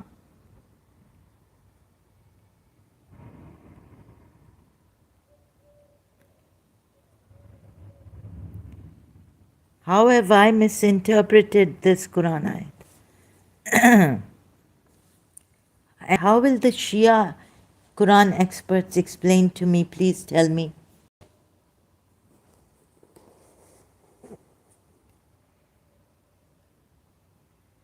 Just for a little while, put yourself in my shoes. I'm a Shia. As a Shia, right? I was a Shia.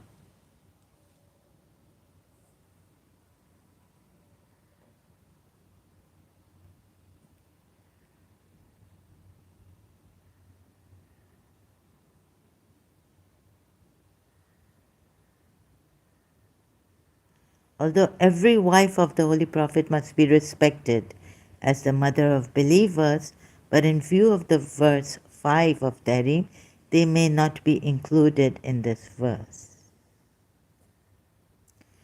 Okay, this was about, I just read it. Aka Mehdi Puya says an adopted son is not the real son, and all other Quranic injunctions are valid in all ages. You did fear the people implies that the right course should be followed, whether the people like it or not, as said in verse 54 of Maida. They fear not the censor of the censors. Prophethood does not deprive the prophet and his family of essential human rights divinely legislated for all.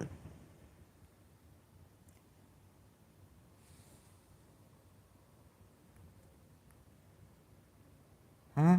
I don't even agree to the Shia here that Zainab bin Jahsh should have been forced to marry Zaid against will, against her choice.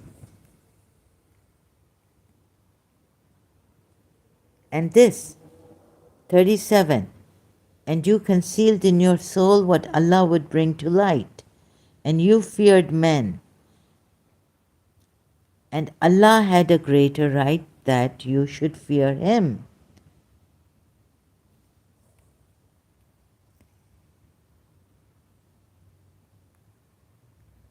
He's telling the people. Allah is telling the people. Allah is always telling the people through Him. Okay, if that is your way,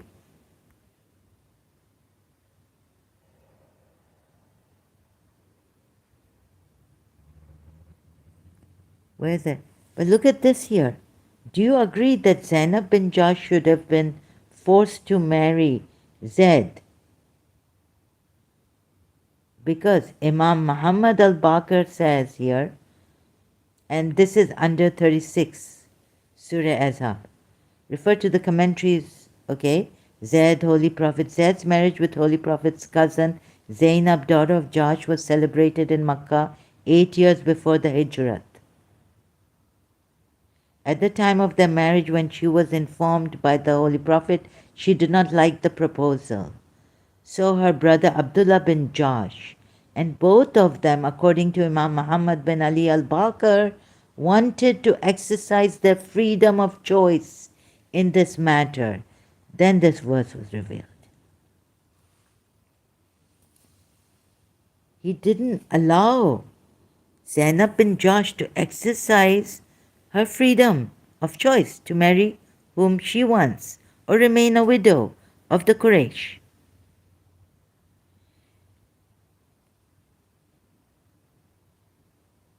Then this verse was revealed. We must not put our wisdom in competition with Allah's wisdom. We must accept it loyally and do the best we can to carry it out. We must make our will consonant to the will of Allah. Here it's telling the believers, but when did you, here you adopted a son, you did not go with the will of Allah. Surah Tahrim, you went to please wives. You forbid yourself what Allah had made lawful for you, the good thing. And you're telling this is like a hypocrite. Sorry to say this, but I'm not really sorry. I'm just out of politeness saying it. We must accept it loyally and do the best we can to carry it out. What is the wisdom of Allah here? Zainab the highborn could not reconcile herself with Zaid. Was this just for accepting the proposal and the marriage will break? Was she to obey just so she would marry Zaid and the marriage would break?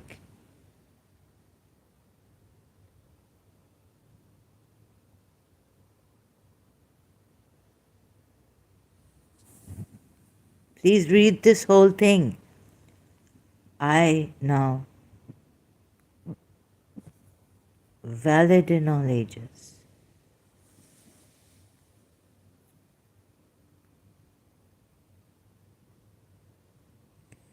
Aka Mehdi Puya says Muhammad is not the father of any of your men. Annuls the pagans' laws concerning the adopted children. Pagan laws on which he adopted Zaid. But it does not mean that his posterity was cut off.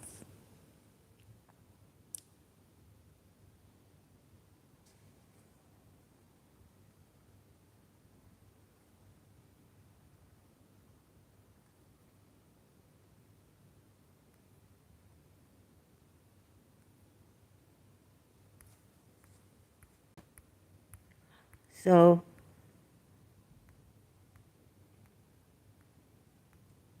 you see the problem here.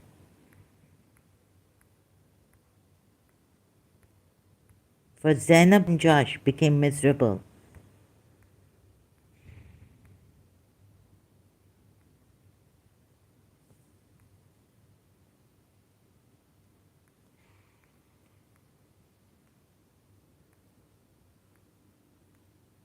If you can't see, you're saying that I have been misreading them?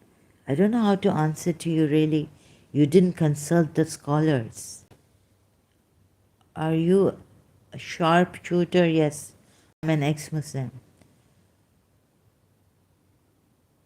My God. So I've seen discrepancies in the religious scholars, experts of the Quran.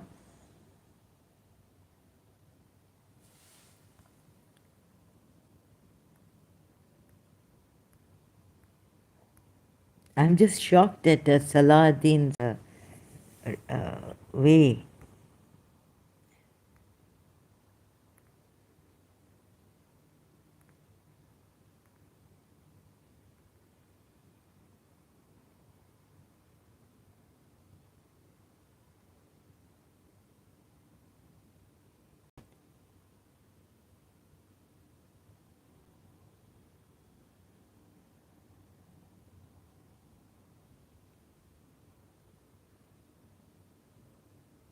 He said this is in order to prevent him from visiting the house of Zainab, eating honey there, and some malevolent persons falsely accused Maria, mother of Ibrahim, Aisha supported the accusers and tried in vain to confirm the false claim, but Allah absolved them.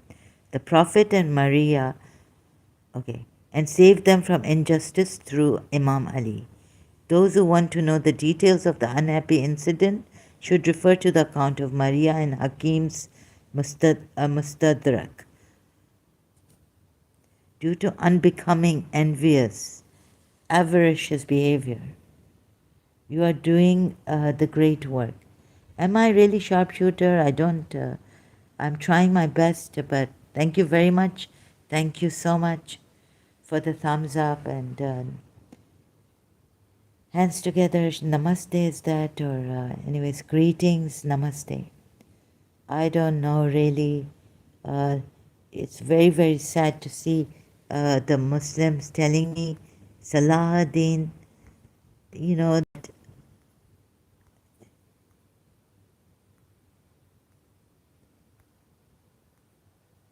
this is justifiable and I'm misreading the Quran ayats. You should consult a Quran expert. Really?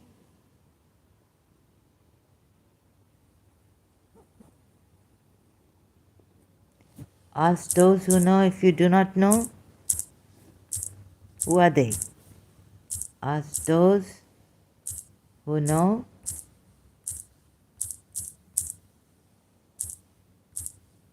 If I consult Imam Ali and the progeny of Prophet Muhammad, they will all give me various their own prejudiced account of the Quran ayats. And by the way, there's not only one Quran expert, there are many. Translations differ also.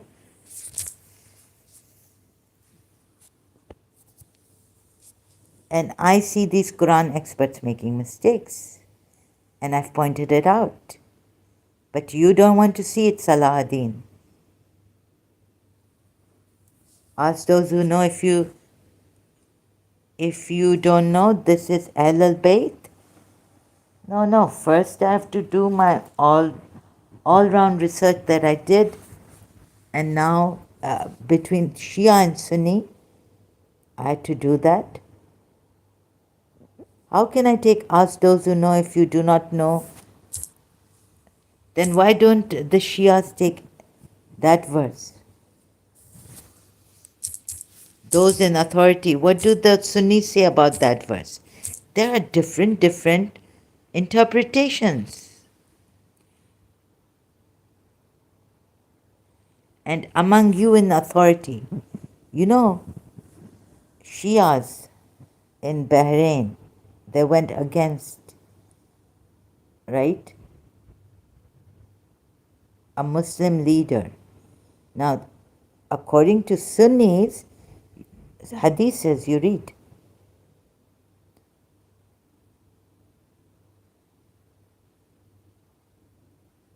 And we send not before you any but men to whom we revealed then, O people, ask the men of knowledge if you know not.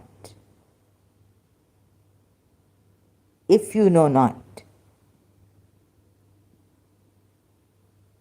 But the Quran is for every age, everyone, right? To understand. We did not send before you except men whom we inspired. Ask those who know the scripture if you do not know.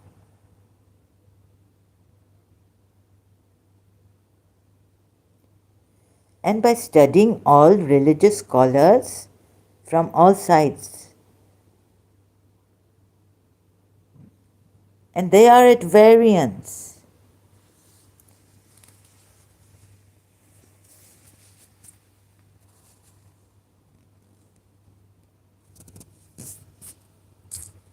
Let me see this one.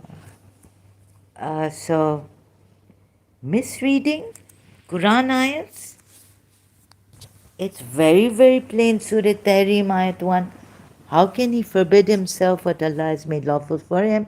He should have waited. I've explained that Salahuddin, please tell me, are you following blindly? I just would. Which Quran expert do you follow? Which Quran expert are you consulting?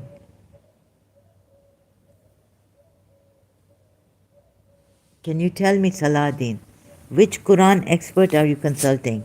Those among you in authority.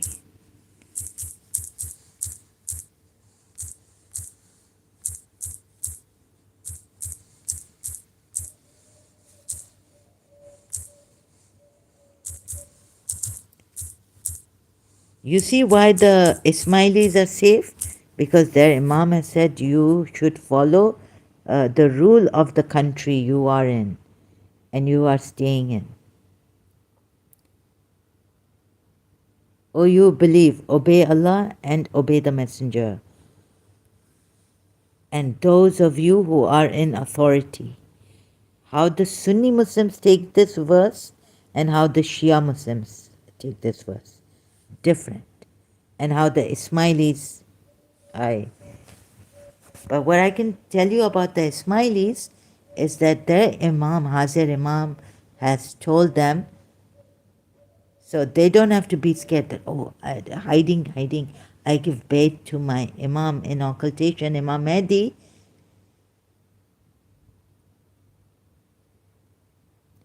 So that I don't become like, because if they're persecuting Muslim leaders, Shias, discriminating against Shias, I don't have to give bait to the Sunni leaders, right?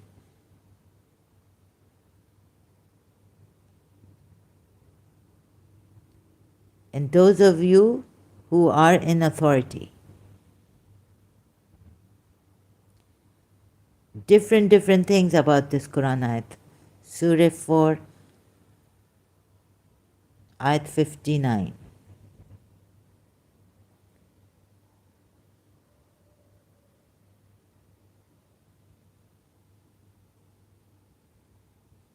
Different tafsirs.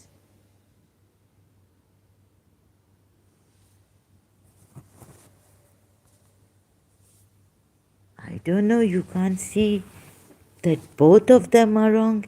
How could I be mistranslating? Did I mistranslate this ayat? How? How is it that I'm not a good talker actually? I'm very slow. I'm not like Rob Christian Prince, David Wood. Oh God, this is because my heart, I'm shocked at the way you are coming here and the way you, such a,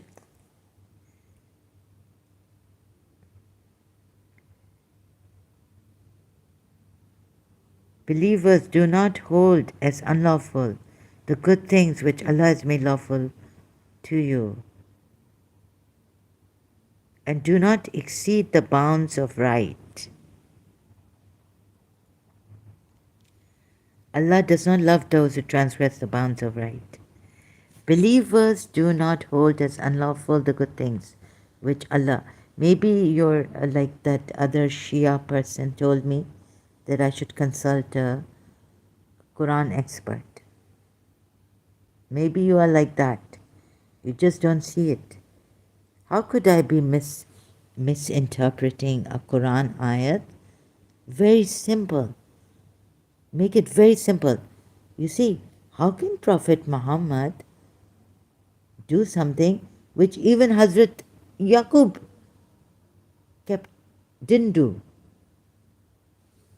Didn't take an oath, you know? He said, comely patience is due for me, Surah Yusuf, ayat 18. Huh?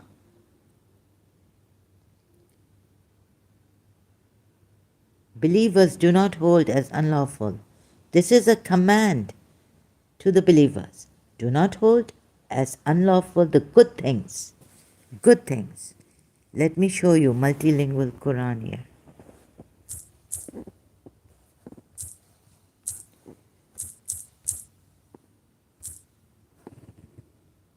Surah Tahrim.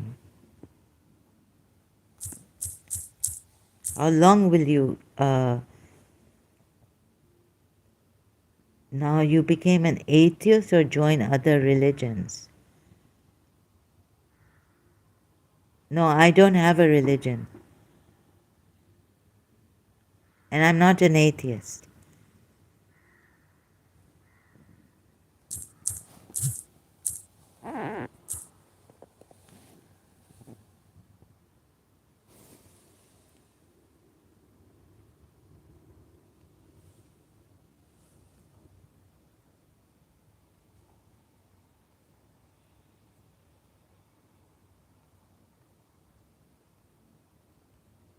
So misreading ayats, I'm just going to 66.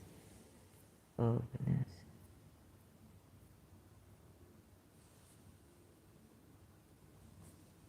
I don't know, I don't think I'm good at this.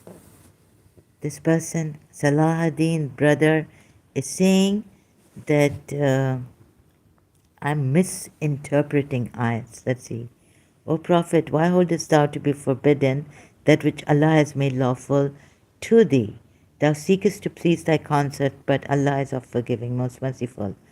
As a preface to this surah, refer to and study carefully the commentary of Surah of Ahzab 28 to 32, 33, 34, 35 on pages about the character pattern of two wives referred to in this surah, Aisha and Hafsa, has been discussed in the light of the traditions reported by Bukhari and other well-known Muslim scholars. The Holy Prophet used to drink a glass of honey syrup whenever he visited the apartment of Zainab. Aisha and Hafsa became resentful, and Aisha devised a plot. Knowing the Holy Prophet's dislike of unpleasant smells, she held her nose when he came to her apartment after drinking a glass of honey syrup prepared by Zainab and accused him of having eaten the produce of a very ill-smelling tree. Now, if he's a prophet, he would say, Aisha, very simple. It can't be. You are lying. Right? I cannot. When she accused him of having eaten maghafir, a nauseating herb, the Holy Prophet said that he had taken only honey. She said the bees had fed on maghafir. No, Aisha, I know that this is not ill-smelling. That's it. Right? Much ado about nothing. Just tell her that you are lying, Aisha. When she accused him of having eaten maghafir, the Holy Prophet said that he had only taken honey. She said the bees have. Okay. When he visited Hafsa, she also acted just like Aisha. Displeased with their obnoxious behavior, the Holy Prophet vowed not to eat honey anymore. Huh? Displeased with their obnoxious behavior, the Holy Prophet vowed not to eat. Please. You see, this Holy Prophet vowed, not to eat honey. You know what honey is? In Surah Nahl, we're told. It is healing. It has healing properties.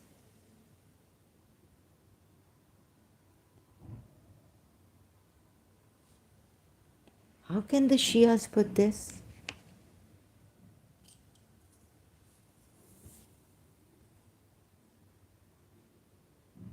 Vowed not to eat honey. Much ado about nothing. Let this be between husband and wife also. But please tell them off, say you're lying. This, Aisha, this, I know that honey cannot smell bad, right? That's all he needs to say to Aisha. Then he goes to Hafsa. Hafsa does the same thing. Tell Hafsa that, look, both of you are doing this. I know you are lying. and you're just harassing me. That's it. I know that honey does not smell bad.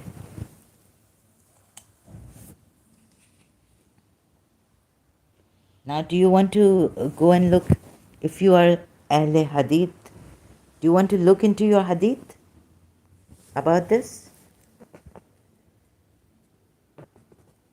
And what does Prophet Muhammad say in the Sunni Hadith about tasting the honey? Call to offer says, God bless you, sister. God bless you too, brother. Drop by. Wishing you good health. Good health to you too, and best of luck. Best of luck, best wishes to you. God bless you and your family members. Much always. Wish you a wonderful day, Call to offer. Thank you for dropping by. On a day assigned to Hafsa, when she was not found in her apartment as she went to her parents' house, the Holy Prophet spent the night with Maria, the Coptic girl presented to him by the ruler of Egypt, who became the mother of his son, Ibrahim.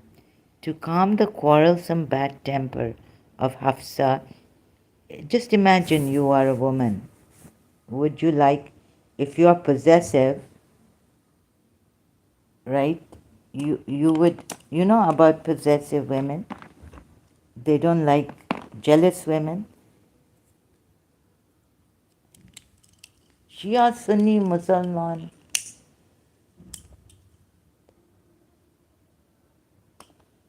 Think about it. But you are not a woman. Please, for some time, put yourself in a woman's shoes. Right? You wouldn't like it, right? The wives of the Holy Prophet were expected to show a high standard in behavior as they were in the company of a superior most teacher of manners, social behavior, and etiquette.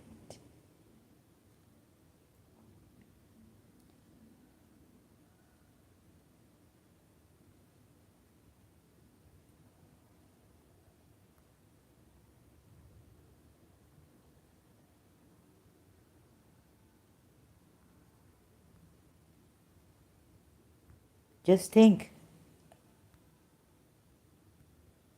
on a day assigned to Hafsa, when she was not found in her apartment as she went to her parents' house, the Holy Prophet spent the night with Maria, the Coptic girl. This is really great etiquettes. Forget these jealous wives. But now we're told the wives of the Holy Prophet were expected to show a higher standard in behavior as they were in the company of the superior most teacher of manners, social behavior, and etiquette. If your husband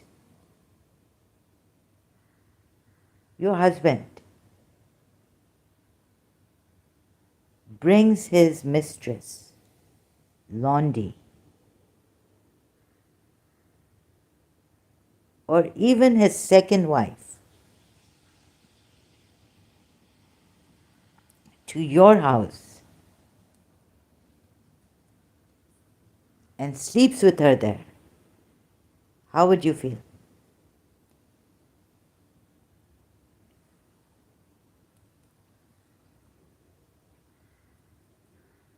Huh?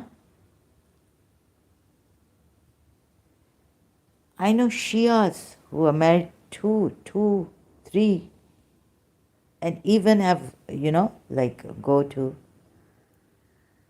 like do muta. But let's say you were a Shia. They have different houses for their two different wives.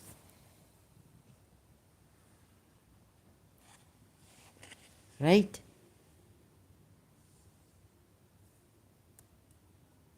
Fatima Zahra said, Bibi Fatima Zahra, that until Ali is married to me, he will not have any muta or marry anyone, right? He can't help the widows of the war, the slave girls. But her father could. So Hafsa and were daughters of someone, right? They too had fathers, Umar bin Khattab and Abu Bakr. And Aisha was married at a young age to Prophet Muhammad. Now tell me, if you now Sunnis also, I think they have different houses, but for sure I've seen this with my own eyes. My father, another in his community, even Shias, different houses for different wives. If they are rich,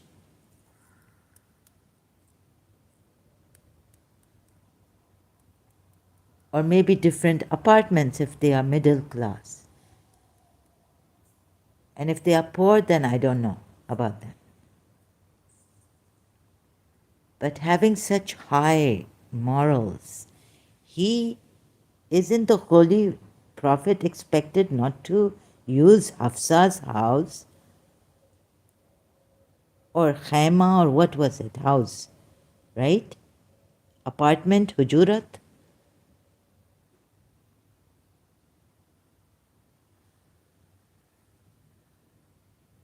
Now, this part is mentioned here, but then in that other part, it's not. In that, under that, in these, under these verses.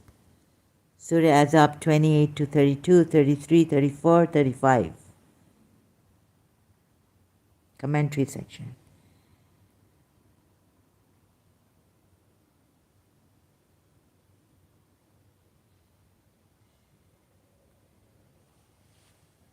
We don't know if this really happened, okay. But it is mentioned here. Why is it mentioned here by the Shias?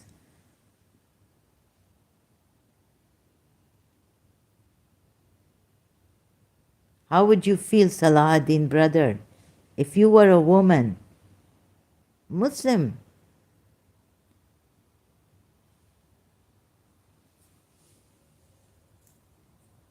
and your husband used your apartment to sleep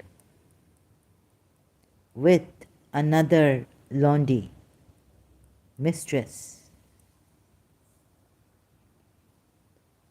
What his right hands possess? A gift, another woman. It's okay for you? Because this is in your hadith and it's mentioned here by the Shias. I don't know why.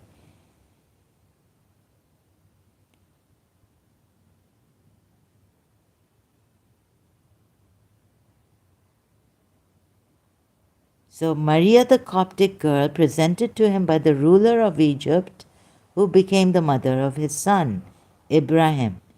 To calm the quarrelsome bad temper of Hafsa, he vowed that he would have no more to do with Maria.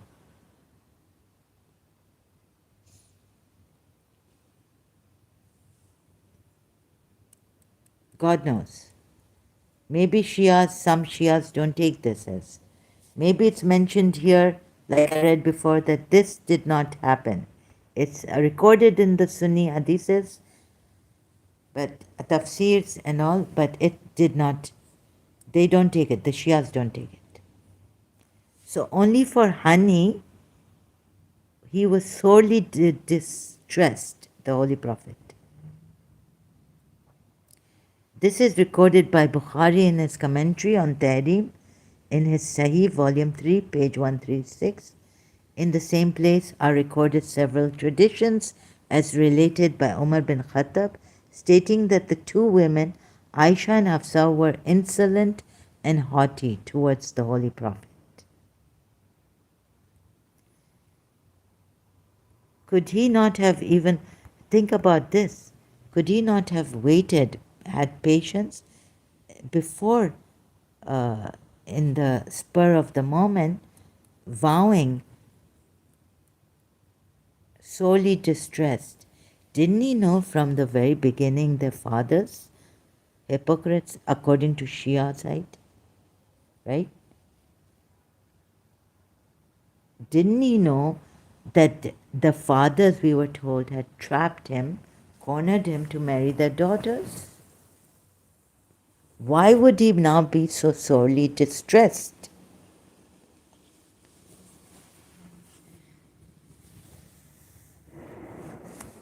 Huh? On anything. He could simply tell Aisha and Hafsa both, listen, you are lying. My Allah has now sent a wahi that I should take time out from you people, both of you wives, right?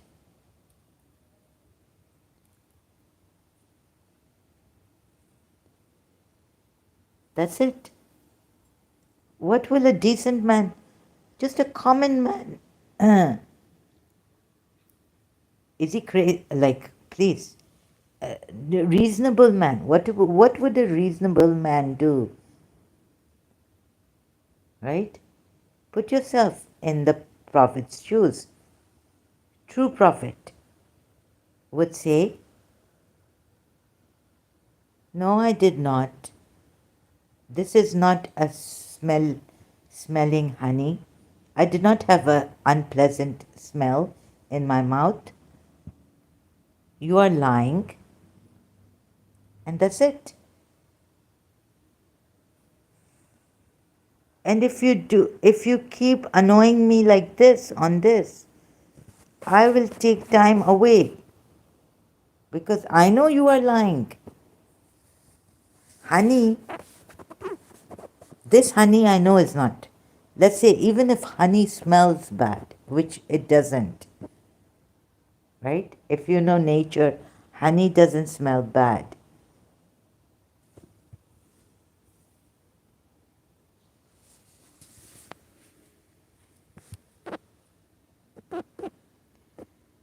Now please consult your hadith, Ahle Hadith,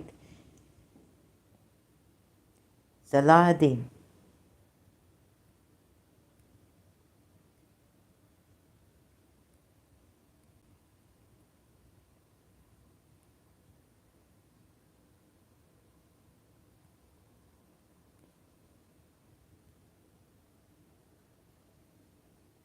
Aka Mehdi Puya says to make a vow to do a thing which one has the option to do or not to do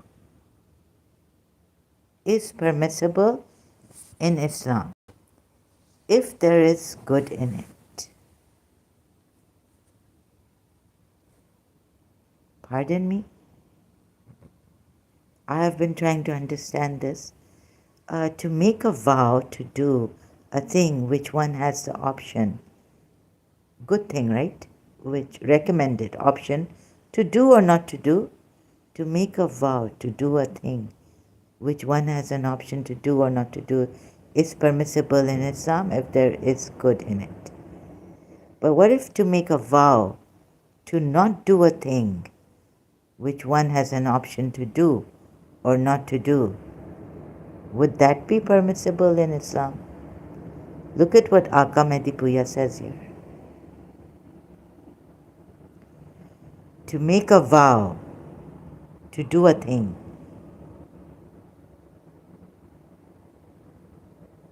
No. It should be to make a vow because he's explaining the Surah Tahrim Ayat 1. Prophet made a vow not to do. So please be precise about it. This in itself is wrong. To make a vow, I could not understand what Aka Mehdi Puya was saying. To make a vow to do a thing which one has the option to do or not to do. Oh my goodness. Such an eminent religious scholar, Quran expert. Tafsir mein. The best. My father has a Quran. Aka Mehdi Puya's. We couldn't find Allama Tabatabai exegesis, Mizan, full on all the surahs. So he's an expert. What is Aka Mehdipuya saying? Sorry. To make a vow to do a thing. To do a thing which one has the option to do or not to do. But how about to make a vow to not do a thing? Not do a thing. Oh my God. How could Aka Mehdipuya miss such a... And I'm going round and round in circles. Because I think my intelligence got defeated. Because you see, I've assumed that Aka Mehdipuya is an expert in the Quran. How can he make a mistake like this? So I was going in circles. I don't understand what Aka Mehdipuya is saying. I didn't realize that he has made a mistake.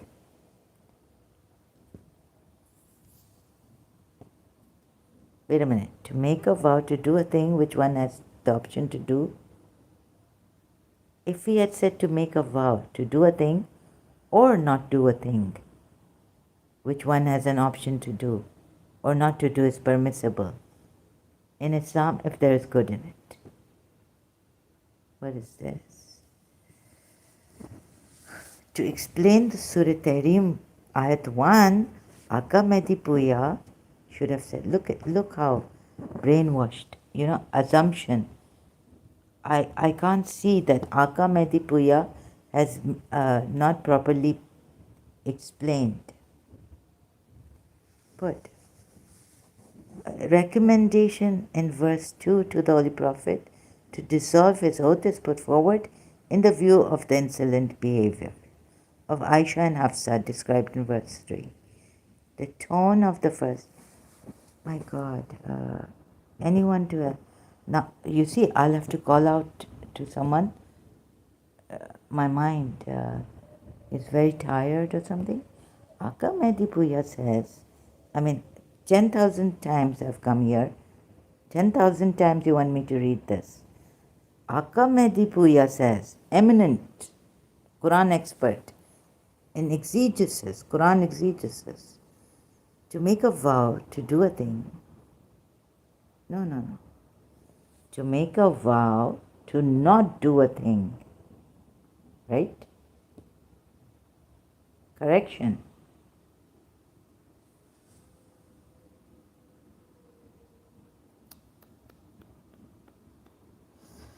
What? A husband can account. See, now I cannot hemorrhage my head, brain hemorrhage, because I have chronic fatigue also since ages. Right? So please, you don't want me to hemorrhage my head. Where Aka Mehdipuya should have written to explain the ayat properly, what Prophet Muhammad did. He made a vow to do a thing. No, to not do a thing.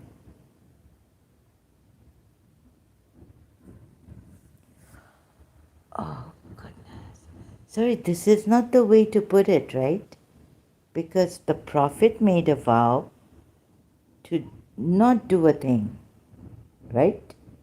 Now you want me to go round in circles? With a Quran expert. So who has misread? Huh?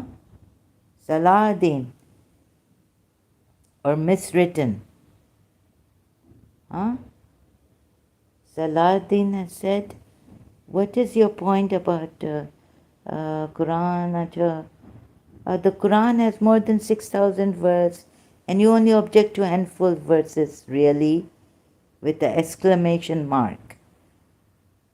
Salahuddin says, okay. Salahuddin then says, the only difference between us is I believe in 4 to 6 verses more than you.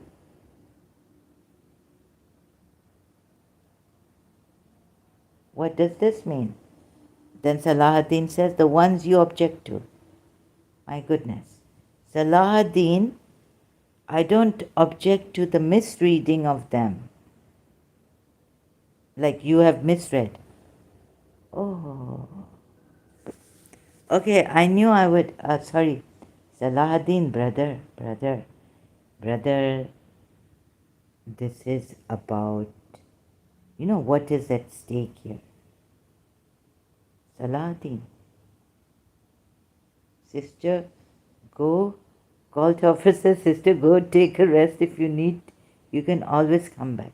Yes, but those who have subscribed, please the bell icon, yeah, bell icon. Because I'll be disturbing my subscribers who have, hit the bell icon every time she comes and they get a message. But Salahuddin, I'm here. Call to offer. I can't take rest. Salahuddin has made me, what is this? Please, brother, am I misreading? Or my ex-religious scholar, expert, Quran, tafsir, ayat, to make a vow? You know how many days, how many times I've come here?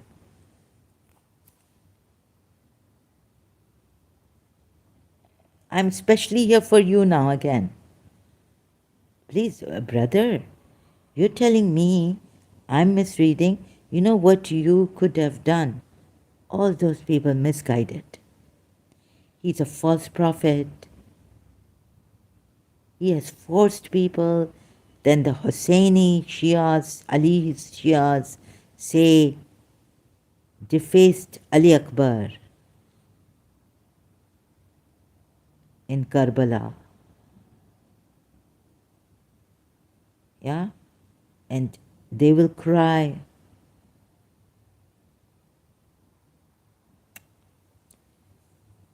But like so much, people have killed for this religion. And people have given their lives for this religion.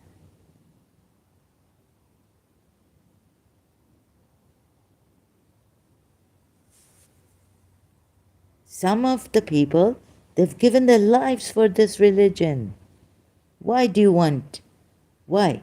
When I see, and I'm not misreading, but you know what this part did to me? I can now understand what it's done to you. You cannot see it because you're so brainwashed. And you blame me, people like me, for misreading the ayat.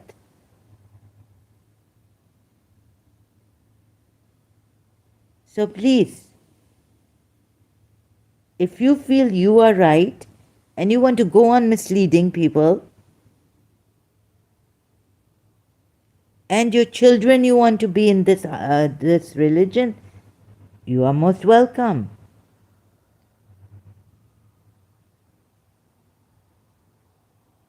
You want to go kill, you said you don't. But it's not your religion that doesn't say. Your religion says go kill.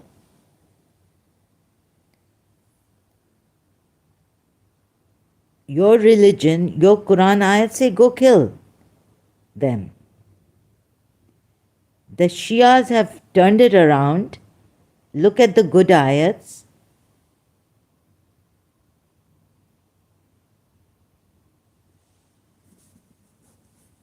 And I'm correcting the Shias. That is my duty. Now, Aka Mehdi Puya says to make a vow to do a thing. No. What about what the ayat says? The ayat says to make a vow, not to do a thing.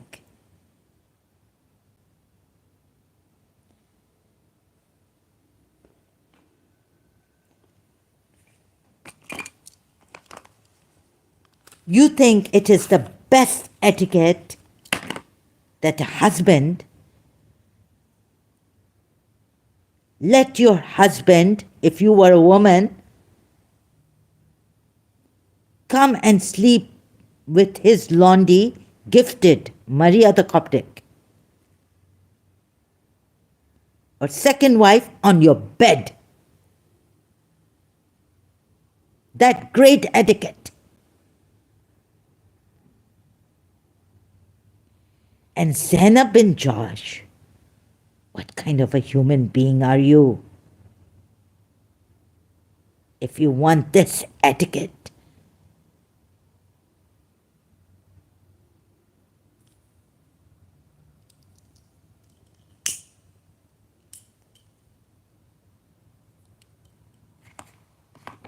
And force and fear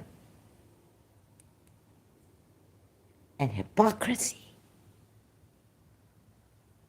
If you want this kind of nonsense in your life, Cult says, sister, you're not misleading, but you're exposing this evil cult for what it really is. Thank you so much, Cult. At least there's someone. Yeah, I know, but I'm so grateful to you. I appreciate this. But can you see how, yeah, this is a cult, and these cult followers don't see, and they blame us. Anyways, this Salahuddin is very peaceful and says, no, I condemn killing of the ex-Muslims and all this. But but it really tears my heart, you know, that they can't see. Zainab bin Josh suffered. But she got married to, but Zaid, Ummul Momineen, Zaid got killed in the Muta battle, some battle. Huh? Huh? Zainab bin Josh was forced to marry Zaid.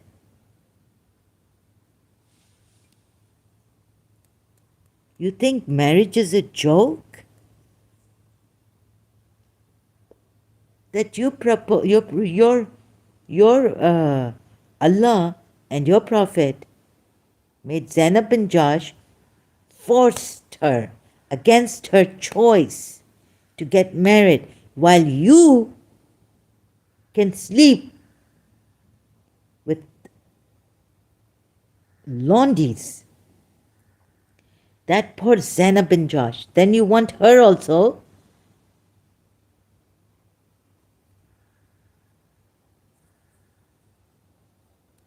And she becomes Ummul Momineen of Zaid.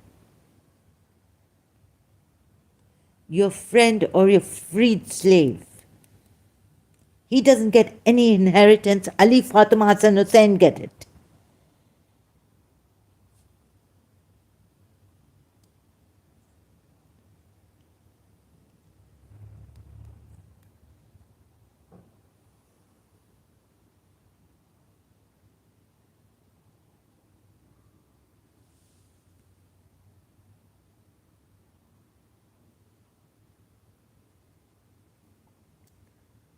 You are a Shia, Salahuddin, aren't you? Who are you? Ahle Hadith? Then go look in your Hadith. Because in your Hadith, Ahle Hadith,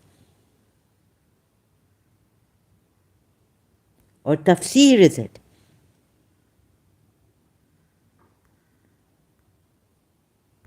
He slept with Maria the Coptic in Hafsa's bed. It may be zaif, it may be one, it may be, but it is there. In your hadith about this honey, it is a very shameful thing. I cannot even say what it actually means. That's why the Prophet here is, sorry to say, but quite an unreasonable man. Unreasonable man to have made a vow on this. Wives troubling him like this, separate from them, get away. Imagine poor Zaid having to call his wife mother.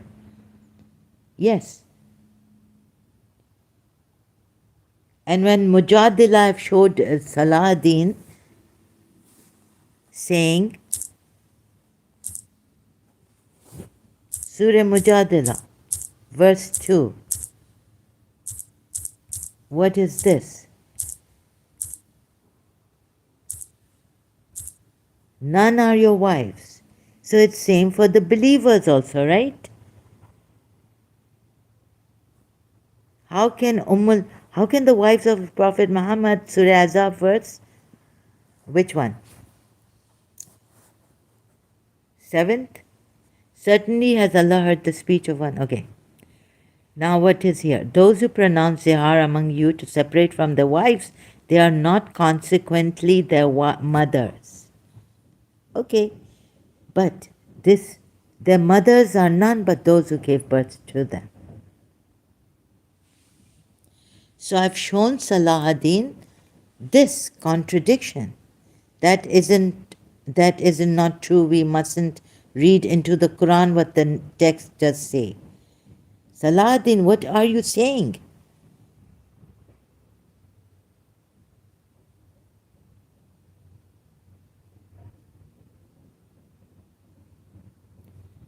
That isn't true. What is not true?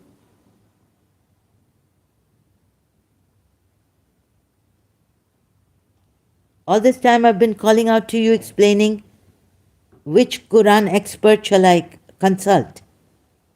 Huh? Salahuddin, what are you playing around with? What is this? Enough is enough now. Please. What are you saying? I don't get you. It says here, the text is quite clear, that none can be your mothers. The Quran text is clear. None can be your mothers, and I've explained this. The text is saying, the Quran ayat is saying, Salahuddin, the Zaid was compelled to divorce. This is simply a lie. No, Zainab bin Jahsh was compelled to marry Zaid. Surah Ahzab, verse 36.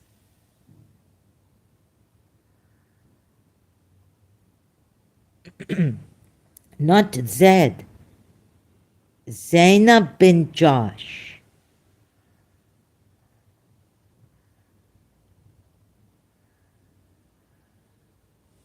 What is this?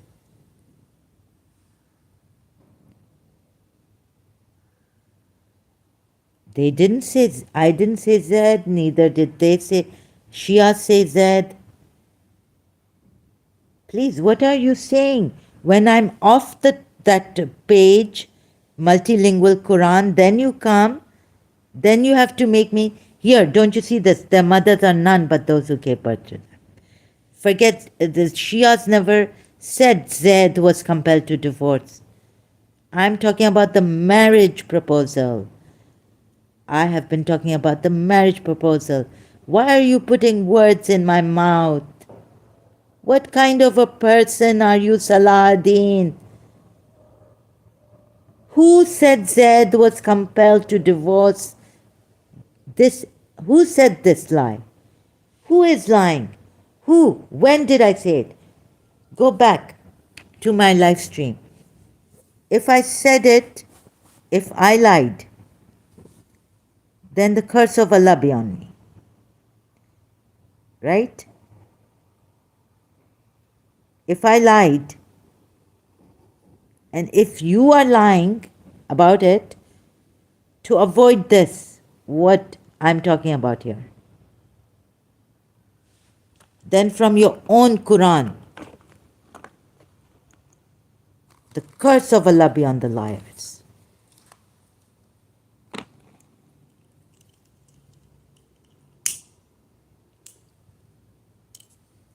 I've never heard myself say that Zaid was compelled to divorce,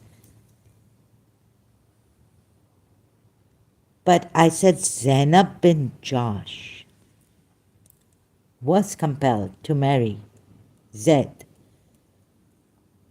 That's what's written in the multilingual Quran commentary below the verse 36, Surah Azab.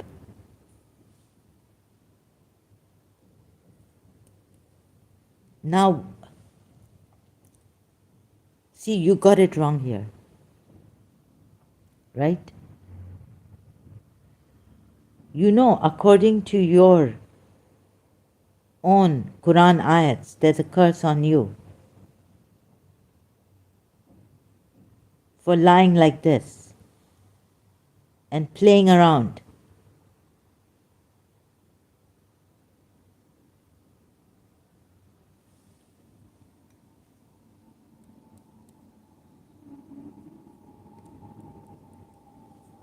So you see, I never vowed anything.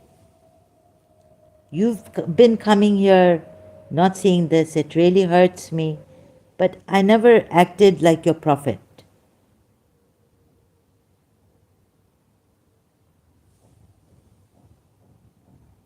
Thank God for that. But I'm just telling you, if I lie, what is on me? According to your Quran ayat.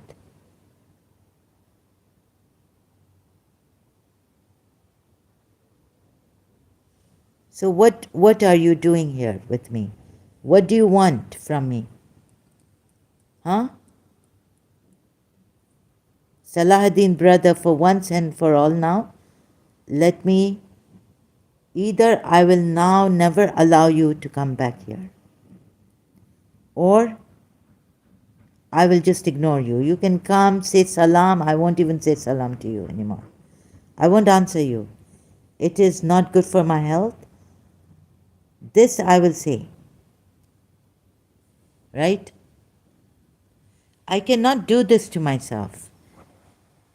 Either you're playing around with words and you're playing around with my mind, and you want me to go like in a rat race, round and round, or in like a rat going around in that merry-go circle, round, merry-go-round, in circles. Okay, I wasn't watching, but I want it to refute the lies that the detractors of Islam read into that verse. Which detractors of Islam?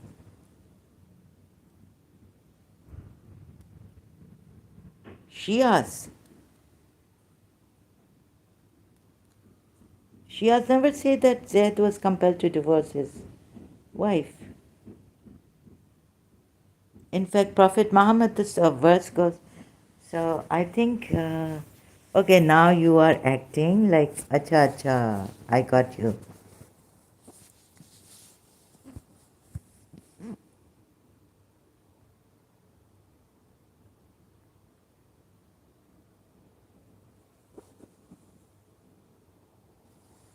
Not the Shias. Then, who are the detractors of Islam? Read into that verse. Okay, I wasn't watching, but I want it to refute the lies the detractors of Islam read into the verse. Me.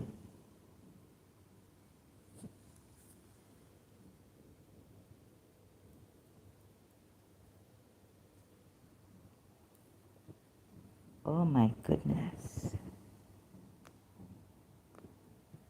Detractors of Islam. What does the Quran ayat say if you find one contradiction? If I find one contradiction, it's not enough? Huh? Am I detracting? This ayat says Surah Mujadila.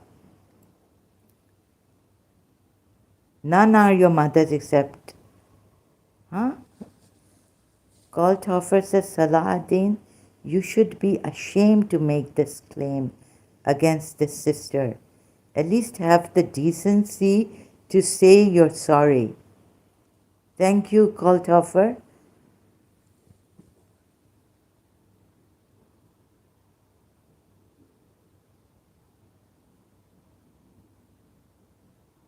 I wonder when he will have that decency. What a shame, right?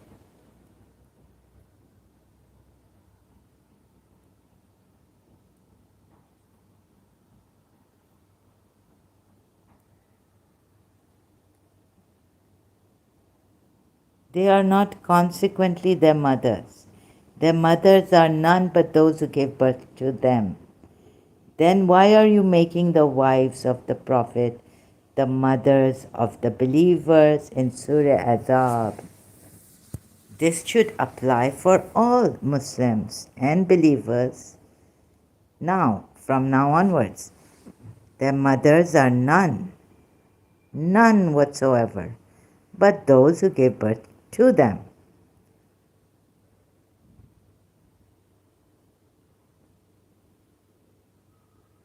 Then why, in whatsoever manner, should the believers call the Prophet's wives, just even call them mother of the believers, Ummul Mu'mineen? Huh? When your mothers are none but those who gave birth to them.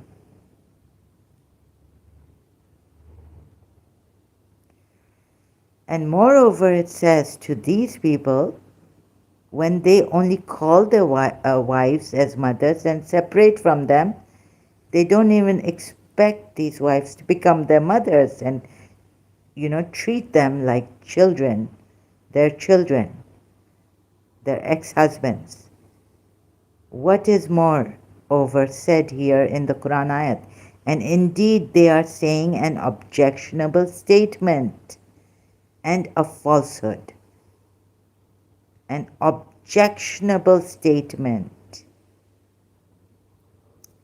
and a falsehood.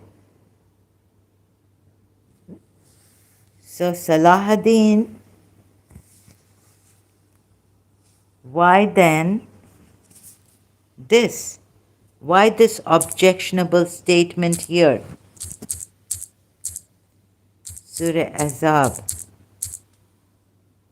Prophets' wives are believers' mothers.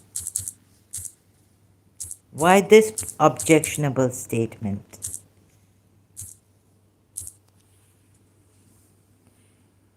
Allah should not do this.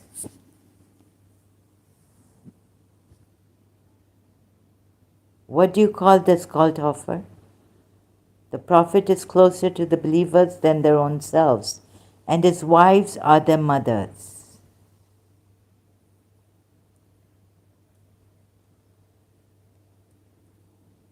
Just by calling their wives, divorcing at the time of divorce, saying that they are like the backs of a mother, my mother. You are like the back of my mother, or you are my mother. Just that statement is false, God says, and objectionable. Then why does God himself go, right, and make the wives of the Prophet their mothers? It's an objectionable statement here.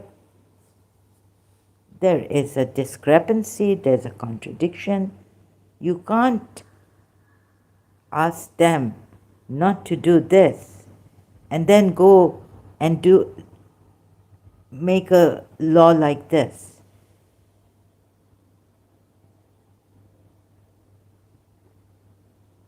I call it a major contradiction to the other verse. Definitely. Thank God you can see this.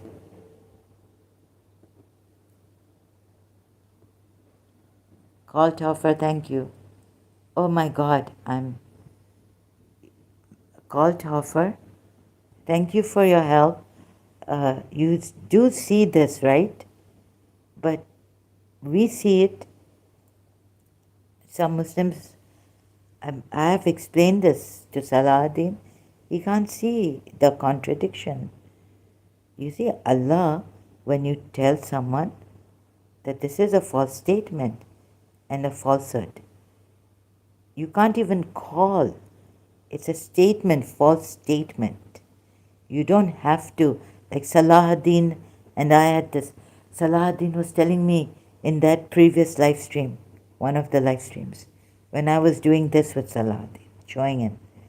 that this is because those wives were not, it was for that the Prophet's wives, but here a statement objectionable and falsehood, a falsehood.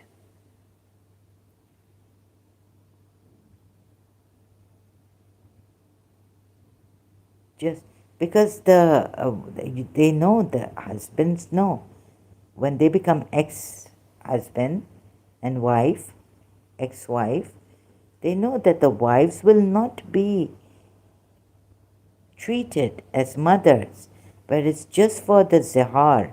Now you are like my mother.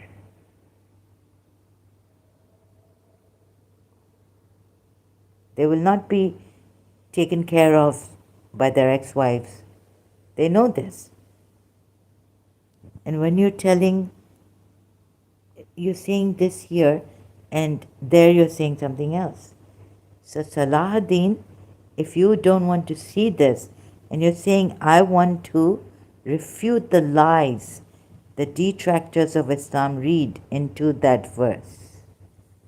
Now, what lies are we reading into this verse and Surah Azab verse 6?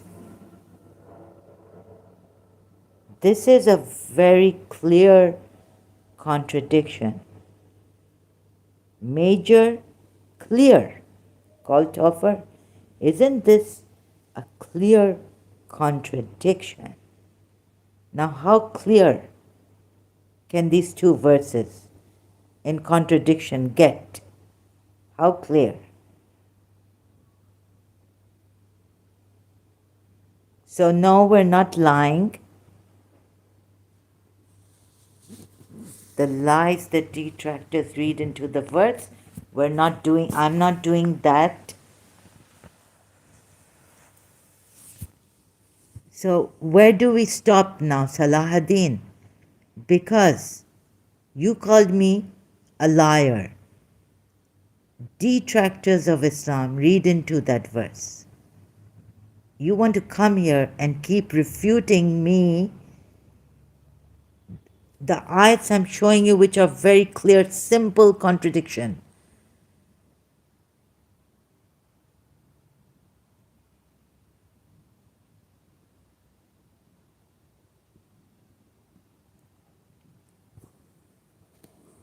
Where's the lie? Show me the lie. Are you going to go to your Quran expert?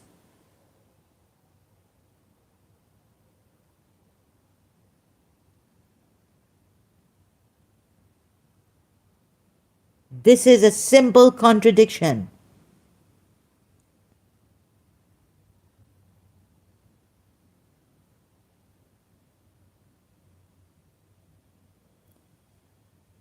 Huh?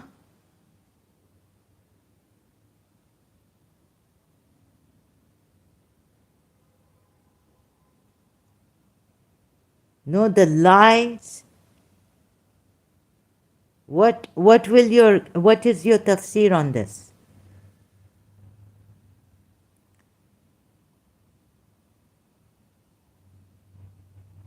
And do you know after how many years the tafsirs have come?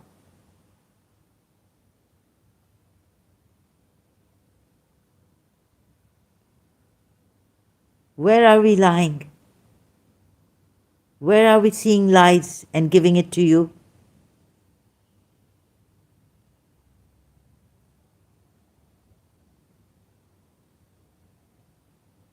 Who sent you? Or you came here to refute a lie?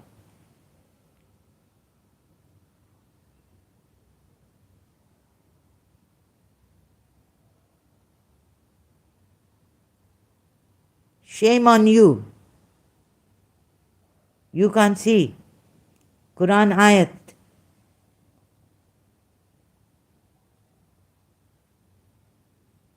Which person are you going to ask? Which Quran expert? Which tafsir are you going to give me now? You've already given me the tafsir, I rejected it. Because the two Quran ayats are very, very clear. We don't need a tafsir on this. How the wives of the Prophet Muhammad should be taken, and no. False statement, objectionable statement. None can be your mothers except those who have given you birth. Surah Mujadila Ayat 2. Very, very clear.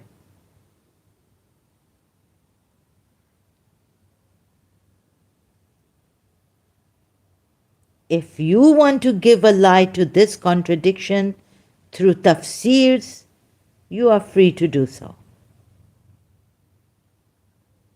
This is very clear. Crystal clear, easy, major contradiction. Easy for everyone to see. Even a child, maybe of a, school-going child can see this. We don't need a tafsir how to take these wives. Even if you say how to take the wives of the Prophet as mothers of the believers, they just stand as like from the mouth you say it, but you really do not take it in by heart. And if you really do not take it by heart, then that is also hypocrisy, another story. Lambodar says namaste. Namaste, Lambodar. Welcome here. If you do not see a simple contradiction, that the ayats, now how clear can this contradiction be? How clear can it be? There they are told it's a false statement, it's an objectionable statement, it's a falsehood.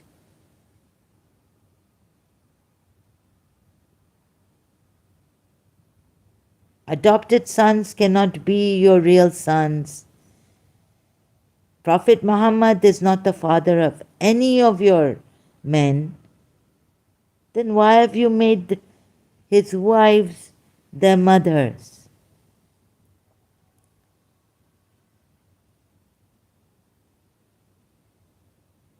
Huh? No one can marry them after his death. You claim that he helped widows. Why don't you allow others? Sister, what does the Quran say if we find contradictions? It says that if you find contradictions, then much contradictions.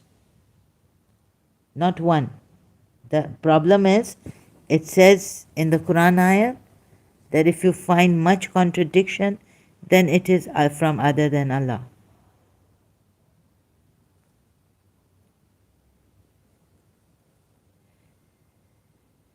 No, Surah Yunus, Ayat 100, you can read, right?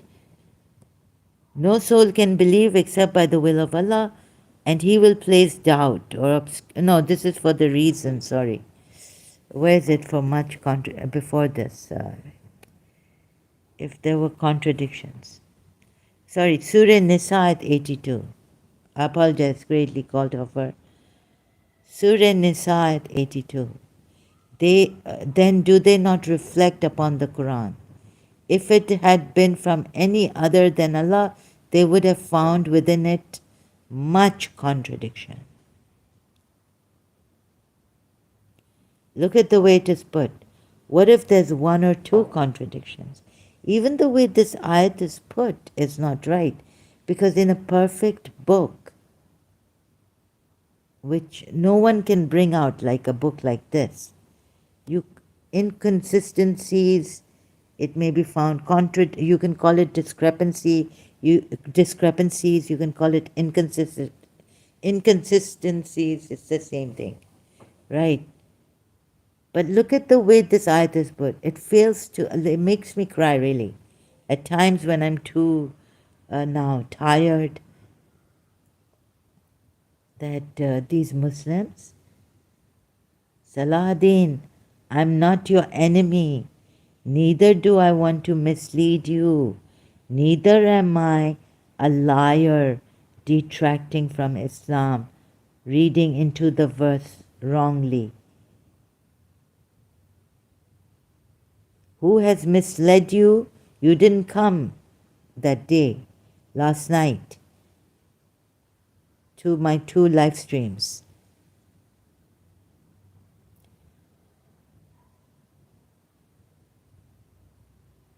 Then do they not reflect upon the Quran? Much contradictions. Then it would have been from other than Allah. I know a call to offer says, I know sister, but isn't one contradiction too much for an all-knowing God? I believe so, right? One contradiction is too much for an all-knowing God.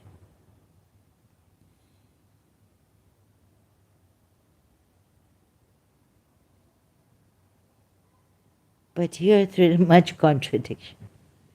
And in another place it's written perfect book. I can't find, maybe there's another ayat which says this is a perfect book.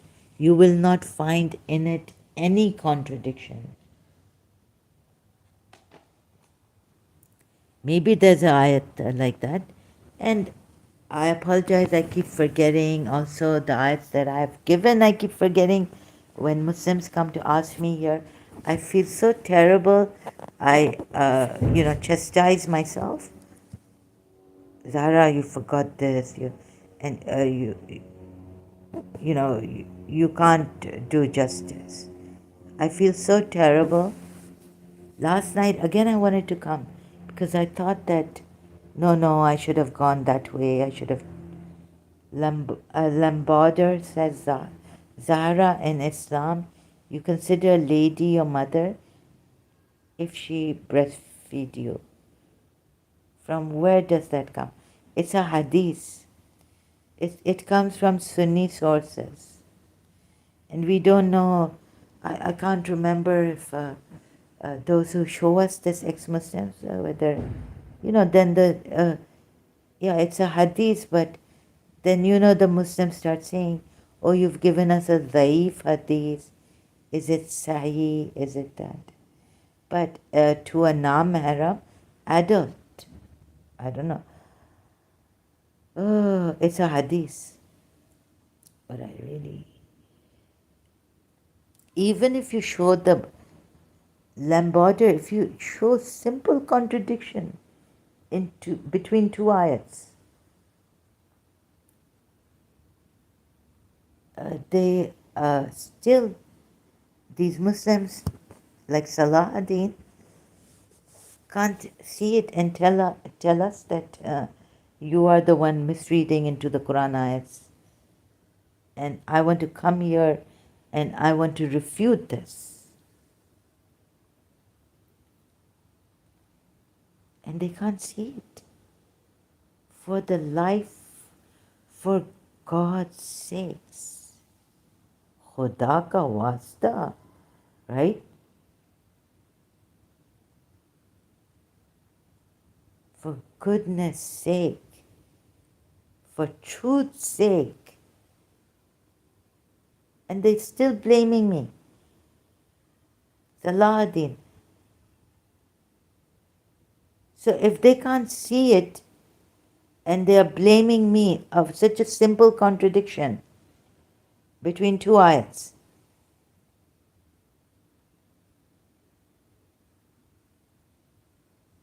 I still want to come here. Oh my God, this person has boiled my blood, has dried my blood, and refute the lies the detractors of Islam read into that verse.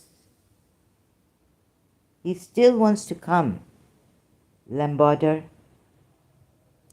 It's okay, I got it.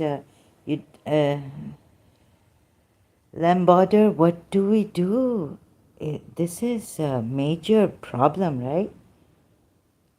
If someone cannot see the truth, what shall we do? Call to offer says, okay. Lamborder brother, a tame sheep abrogated the breast suckling verses in the Quran. I don't know, it comes from the Sunni, not the Shias. But now anything, I mean, this prophet he makes me sick. And is Allah, false Allah. This is not, this is a, excuse me, this is hazardous for the reason, for intellect, like you're threatening them, defacing them, you will deface them. So you will deface them. And then Salah ad-Din says, I will check what my Quran expert and say, comment. Against the Quran ayat itself, the word, the phrase, we will deface them. Some Muslims say only blind them. So your own tafsir people, Quran experts, are giving a lie. So use your own words for yourself. The lies the Muslim apologists, Islamic apologists read into the verses and give tafsirs and mistranslate even.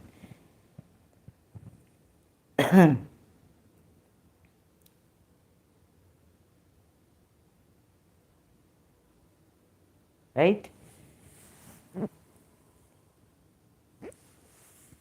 So they don't see this prophet who tried to deceive Allah. Allah didn't even come from, Allah is not an origin from Islam. Zara, about Surah 58 verse 2 and Surah 33 verse 6. What is the context?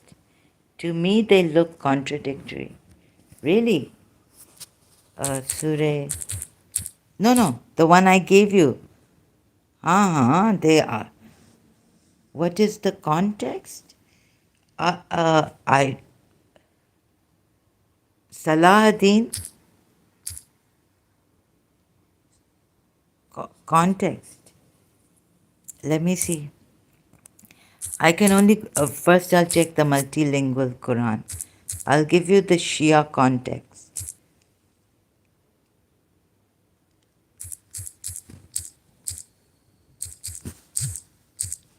This Surah Mujadila, I forgot that it's a 58th chapter, Surah of the Quran. Okay, I'll go to first, do you think this, if you read what the Quran experts are saying, do you think the context should be important when it is so obvious a contradiction that a false statement? First, I would like to ask you something. Lamborder, do you think the context should be important, or when its ayat is very simple? But okay, do you think when the ayat has a contradictory statement, very simple, do you still want to go into the context, or we'll go into the context? And do you think the religious experts, this is not Prophet Muhammad saying, right? It's the Imams. Or even Prophet Muhammad had to explain his Quran.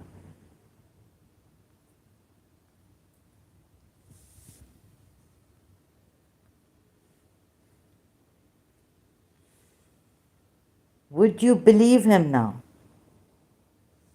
Would you believe him? Let's say he comes here and he explains this ayat. Would you believe him?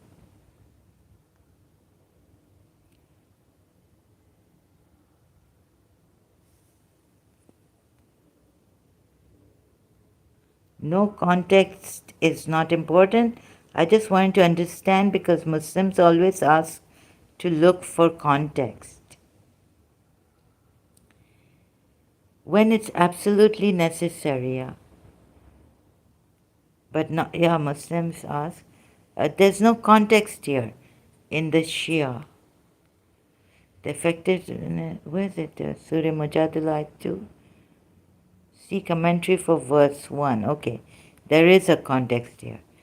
Um, okay, complained, you are to me as the back of my mother. It says here, Zihar, which consists of the words when you divorce someone. They used to do this in the pagan polytheist time. You are to me as the back of my mother. Right? Arab pagans used to do this. Old formula. Refer to the commentary of Azab 4. This was held by pagan custom to imply a divorce and freed the husband from any responsibility for conjugal duties, but do not leave the wife free to leave her husband's home or to contract a second marriage. She pleaded that she has had little children and support, and under Zihar, husband prayer containing her plea was accepted, and the brutal and unjust custom was abolished through these verses. You see, it doesn't address the verse itself word by word. This part. None can be their mothers except those who gave them birth.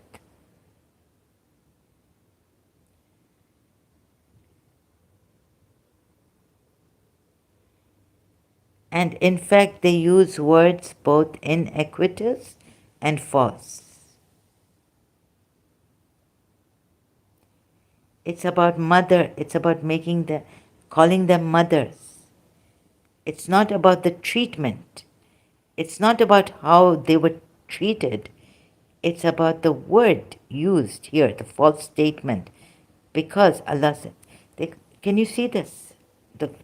It's not about inequitable, they were so unjust, conjugal duties, responsibilities, you know, this and that, and duties not. Do you get it? Sister, this is called cognitive dissonance, when a person believes two opposing views to be truth. Yes, I heard that. I see, called over.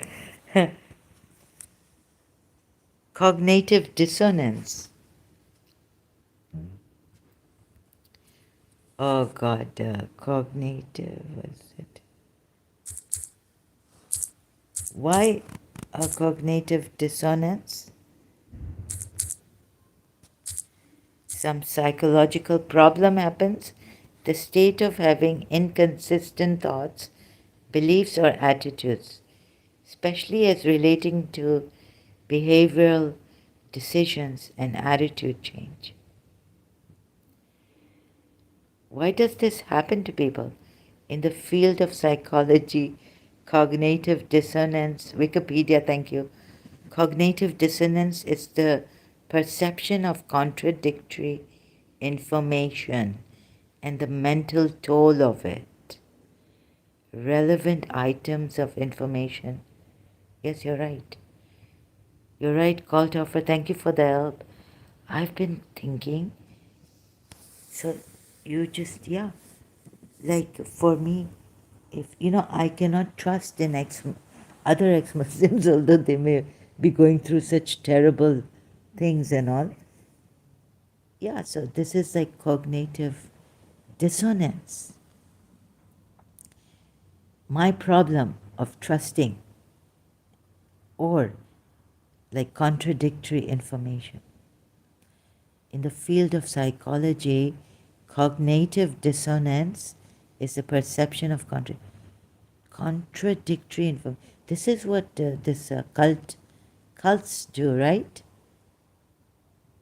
I mean, they've made you so weak mentally. Oh, okay. that you can't decide for yourself. You're so insecure within yourself, you don't even have the courage to see the truth, right? This is, what do you say, Kalthofer? Is it because this religion, it's so engraved in some Muslims, they can't, they have this cognitive dissonance problem? Yes. And then they even give the tafsirs, like they explain it away, huh? And they avoid the part where there is that contradiction. Like the Shias avoid the part where Prophet Muhammad made a mistake. And when they say that he was always, he knew he was a prophet, his mother knew he was a prophet, his birth was like angels and all light, angels coming down and God knows like that. He made a mistake. He practiced a pagan Arab idol worshipping. And the Shias have nothing to say on that. And yet they are bent on saying that he's infallible. He says in Surah Najm, Ayat this, right? He does not speak out of his own desire.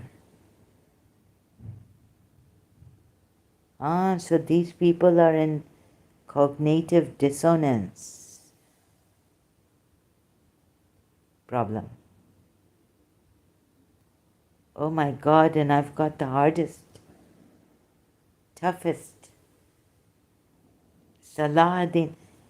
So what do psychologists say? Like, how can we help them out of this? Can we ever help them out of this, or mental toll of it? Wikipedia. Is the perception of contradictory mental toll of it relevant? Items include a person's actions, feelings, ideas, beliefs, values, and things in the environment. A social study of modern. Oh my God, this is a problem to stay forever? How can this be treated? I've been going on and on and on, and it seems that change the behavior.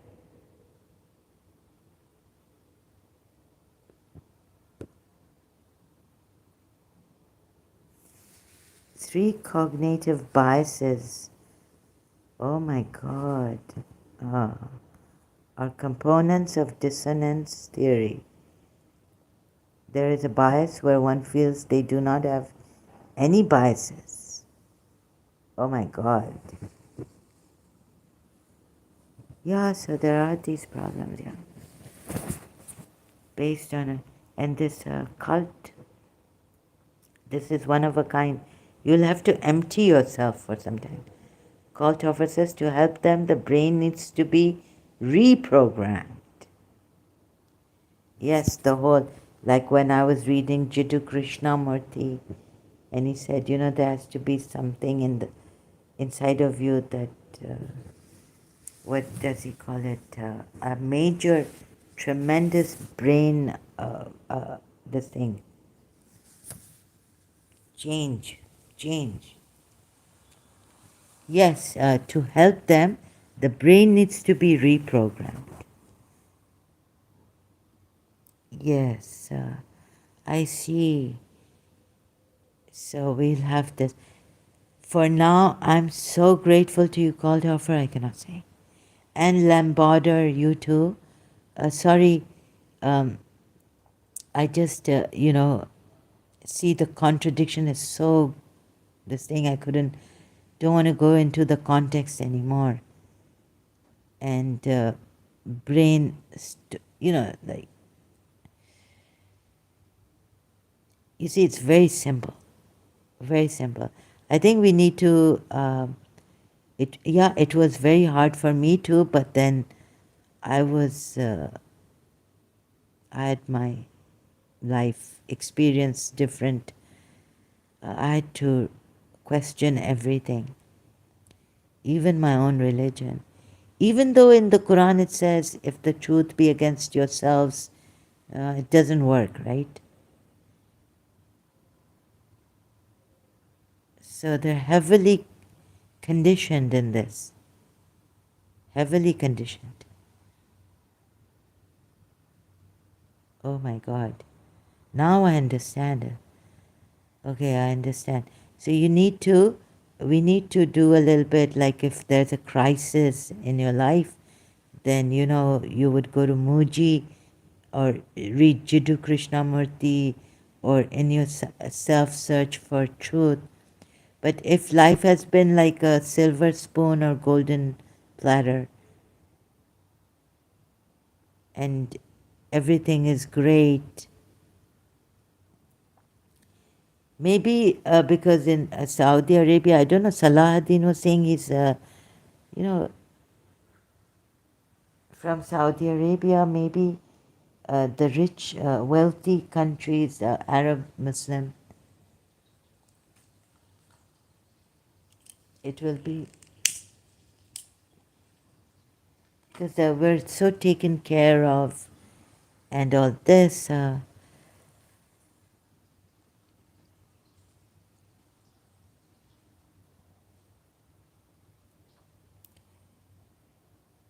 they've made it very easy for us to earn money. We're so pampered, we're taken care of. Yeah, so why would you? There would be no crisis for you, a religious crisis even, or any crisis to make you question your religion. But in Saudi Arabia, the women now, some of them, they have been questioning and they want to leave Islam. So they leave Saudi Arabia too. And women being under men, without the father, they can't do this. They can't. It's like a virus on a computer. You have to format the hard drive, get rid of the virus before you can install new software. You can't install new software on that virus. Very true. Like you have to really go empty if you've ever had that experience in your life where all that, even someone you love, like you get obsessed with that person. And one point in your life, a miracle happens. Like Bibi Maryam said in Surah Maryam. Oh, okay, I give that. Like, I wish I was a thing quite forgotten. In her pain, childbirth pains, she says, I wish I was a thing quite forgotten. So once I also had this, that's something else. And then my mother, problems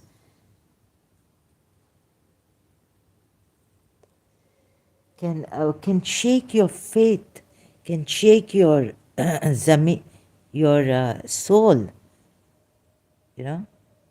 So then, yeah, you need because people, Muslims who have not had a crisis in their life, will not be able to come out of this religion. Thank you so much for the explanation. I really needed to understand this.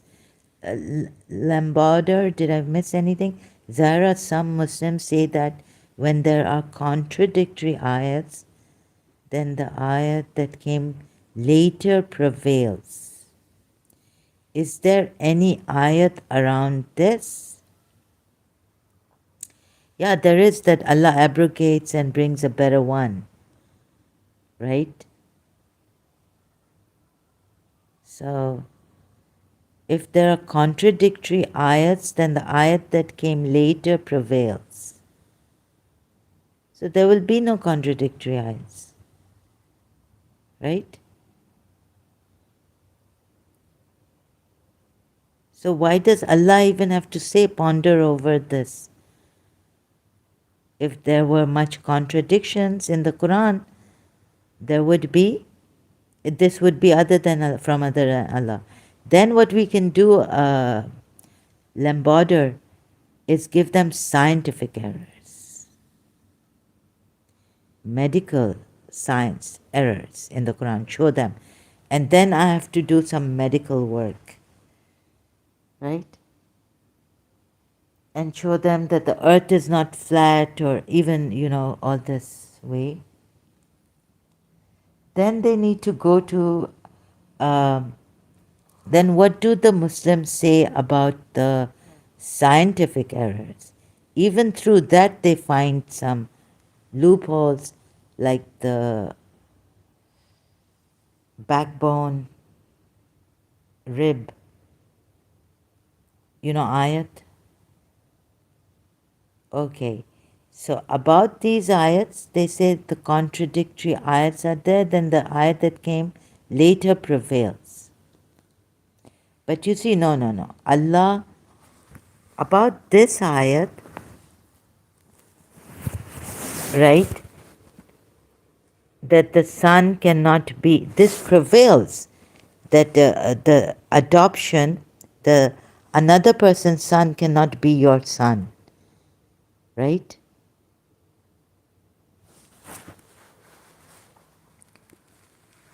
When Allah is giving you that this can never be, right? So call them by their father's names. Here there's more. You see, I don't think I need to go to the scientific errors and all and send them to Abdullah Samir or apostate prophet or, refer them to them. But what I can say is that could this ayat take the place, Surah Azab ayat, or does this stand for all times, for all believers? Because now Zaid is not an adopted son the way he was adopted, son of Prophet Muhammad, as a son. So when this remains, then how can a later ayat in this? This is a very, I don't know how to, is there any ayat around this? Let me show you if there is. Let me, Surah Azab ayat 4.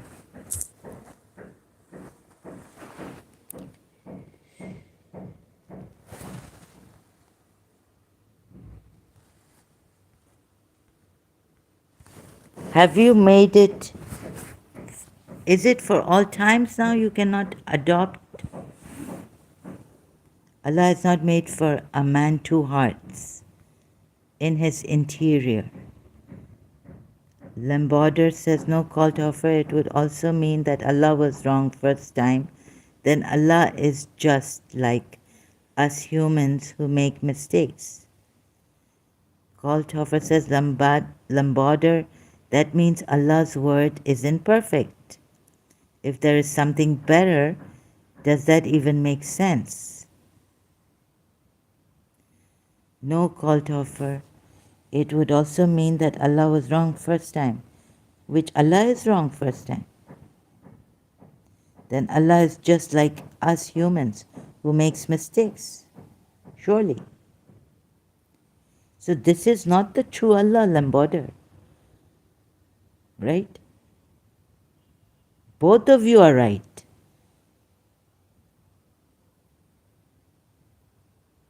Then this is not the true Allah. You both got it right. I meant yes. Yes. Oh, okay. See, I was wondering what's this? You're saying no. But you meant yes, call to offer. It would also mean that Allah was wrong first time, then Allah is just like us humans who make mistakes. Now the sounds are coming. There's, I think, cleaning going on. Wolves are, sorry about the background if you can hear the sounds. Allah has not made for a man two hearts in his interior.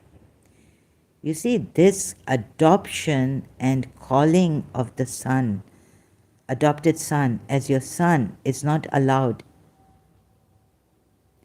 You should call them by, even calling them is not allowed. He has not made your wives whom you declare unlawful, your mothers. Here, again it is, he has not made, right? So if he has not made it, it should be consistent. He has not made your wives whom you declare unlawful your mothers. And he has not made your claimed adopted sons your true sons. He has not made. So it stands, because then Prophet Muhammad gets married to Zainab bin Josh after the divorce, but adopted son's wife. After the divorce, adopted son's ex-wife. He has not made your wives whom you declare unlawful your mothers. He has not made it. Then why make it here for Prophet Muhammad's wives? Here he's saying something, he's not made it. And he has not made your adopted sons your real sons, your sons. That is merely a word uttered by your mouths. And Allah says the truth. Here Allah is saying, Allah says the truth.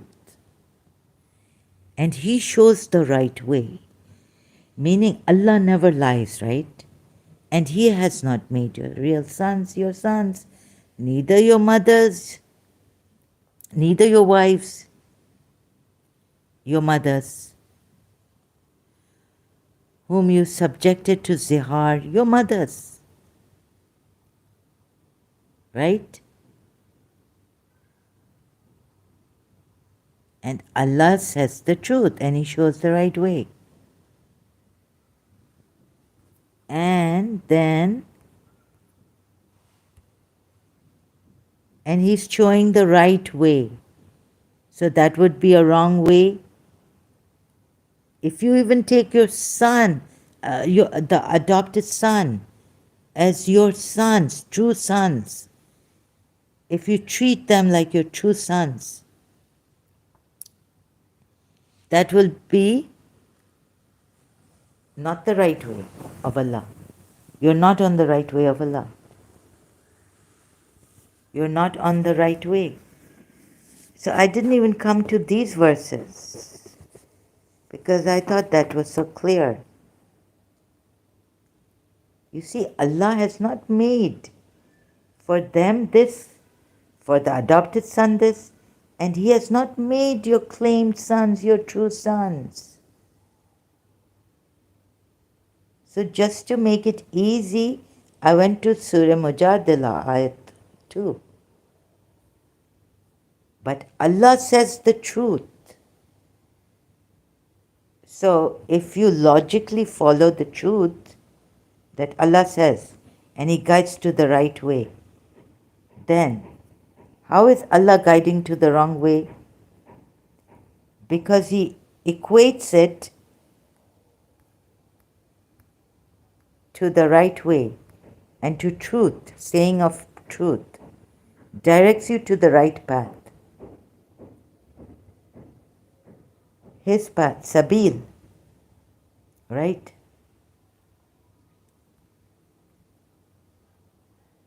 Call them by the names of their fathers. It is more just in the sight of Allah. More just, okay. But it would be less just if you didn't call them by the names of their fathers. So why would Allah be doing a less just thing? by saying that the wives of Prophet Muhammad are the mothers of the believers. How could Allah go against his law? The truth he speaks, the truth he tells, the way he shows, the right way he guides. Call them by the names of their fathers. It is more just in the sight of Allah.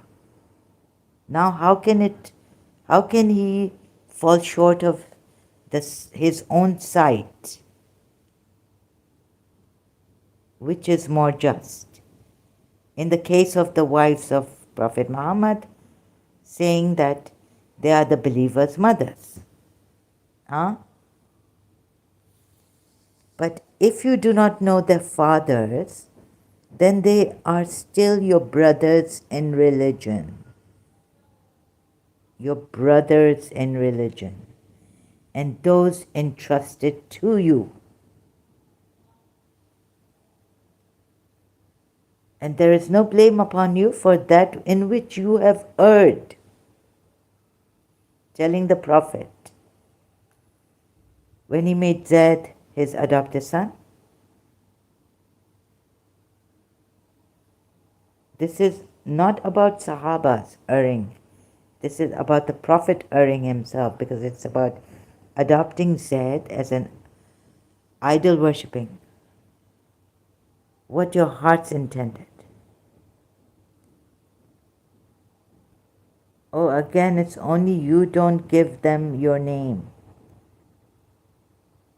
Yes. Name is very important, right? Salahuddin.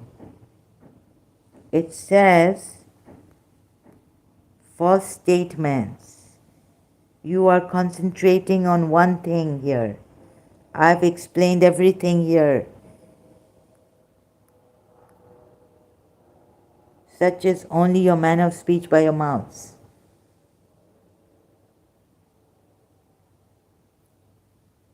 And Allah tells you the truth. No, there's more. You're divorced by your zihar, your mothers.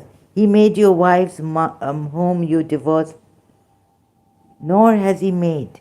He has not made. What about that? Not making. Not the name. Concentrate on the made. God has not made your wives whom you divorced by zihar, your mothers. God has not made, right, your wives whom you divorce, your mothers. Nor has he made your adopted sons your sons. What about this? He hasn't made your adopted sons your sons.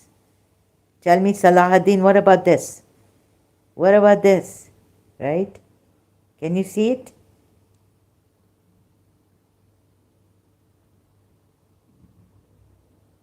You can go refuting, but are you refuting on justice, on the Quran ayat, on this part?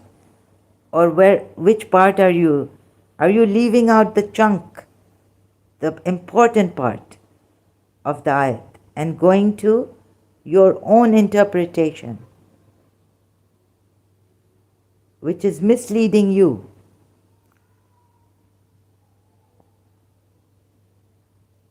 Look at this ayat, right? Why are you going to first get this ayat? You told me read the whole Quran. Now you read this ayat. Now tell me, Allah has never put two hearts within one person's body.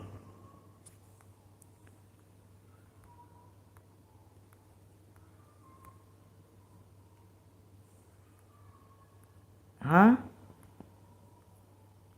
What is this? Nor has he made your wives whom you compare, only comparing to your mothers' backs, to divorce them, your true mothers. He has not made it. Then why does he go on making Ummul Mumineen? Huh? Why did he make al-Mu'mineen? Why are you skipping this part of the ayat? Salah ad-Din, brother.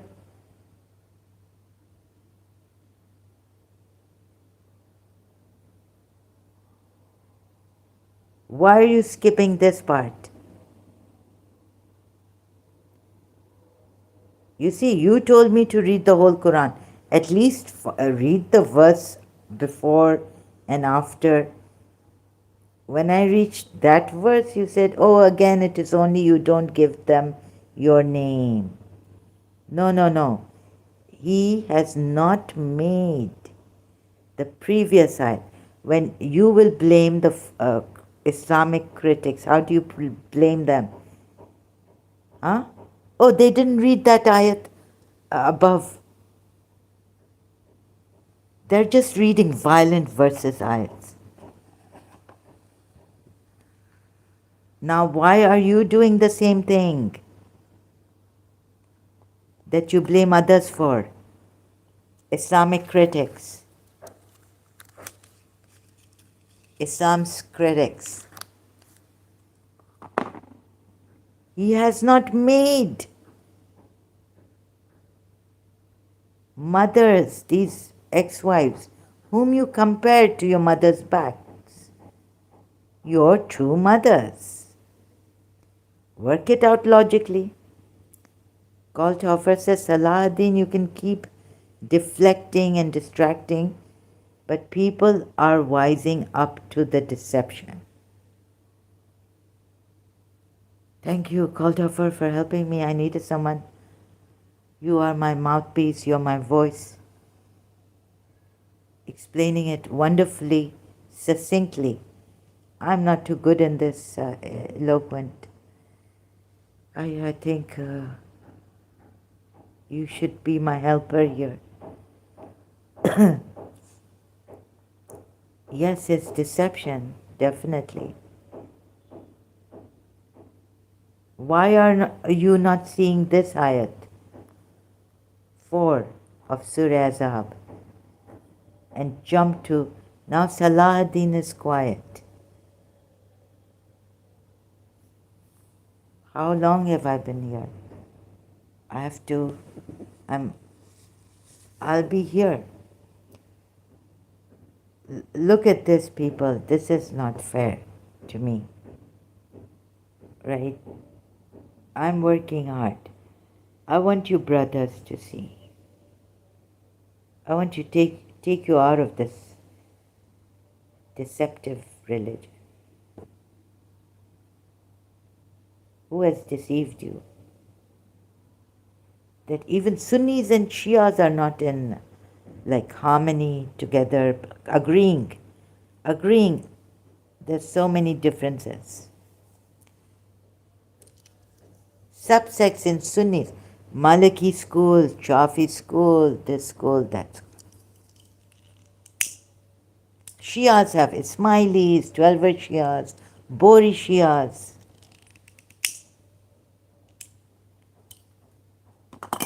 Please, I want to take you out of this religion for your own good.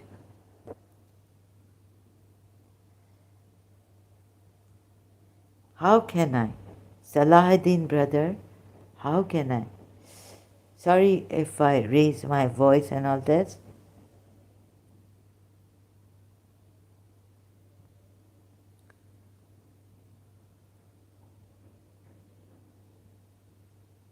Goldhofer, help me. What can we show Salahuddin that will take him out of this cognitive dissonance? So maybe we can have some.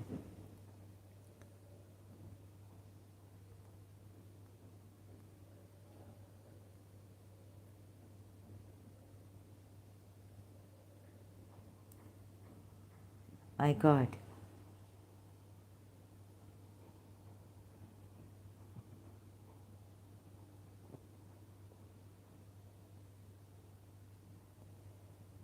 How can we? Allah has not made your wives whom you. Here you're telling them this. Would you be fair to then go. So where are you when I come to back to fourth verse? You only told me about fifth verse. Brother, where are you? Why can't you see this? Look, it is a verse of the Quran. It is not me saying it.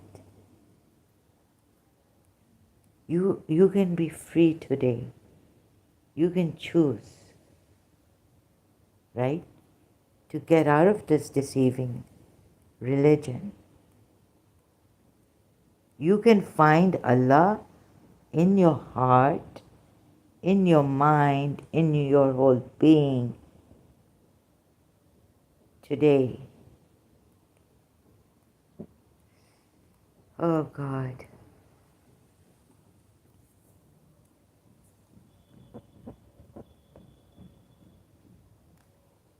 That he may question the truthful about their truth. And he has prepared for the disbelievers a painful punishment. So why is he himself, Allah, swerving from his truth that he says that he has not made those wives your mothers, not your adopted sons, your real sons. And do not even call them like that. Do not even call them Salahuddin. Please, oh, again, it's only you don't give them your name. Salahuddin. Do not call them your sons. Call them your friends or the entrusted to you. Even calling them is a sin. It's going away from justice. It's going away from the path of Allah. The path that Allah has set up for you is going away from the truth that Allah tells you, right? That he may question the truthful about the truth.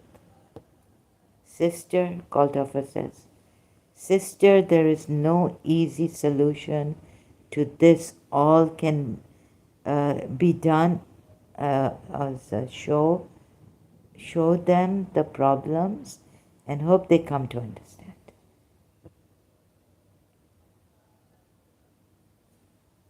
Yes.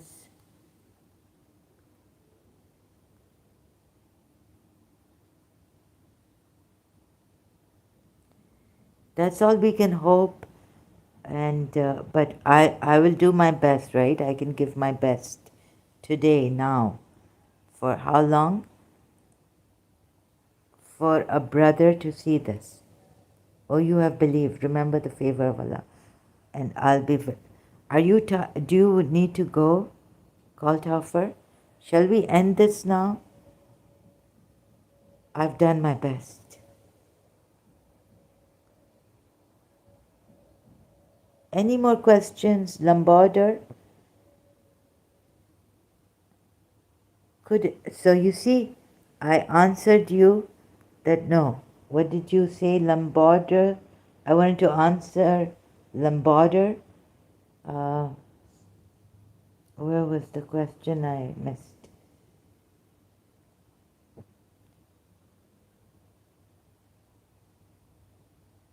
Zahra, some Muslims say that when they are contradictory ayats, then the ayat that came later prevails. Is there any ayat, is there any way around these contradictory ayats? No, not this one. You can't say. You see, if there are two contradictory ayats, then the later one prevails, right? So then Zaid would become the son. Then this law will go as the pagan idol worshipping.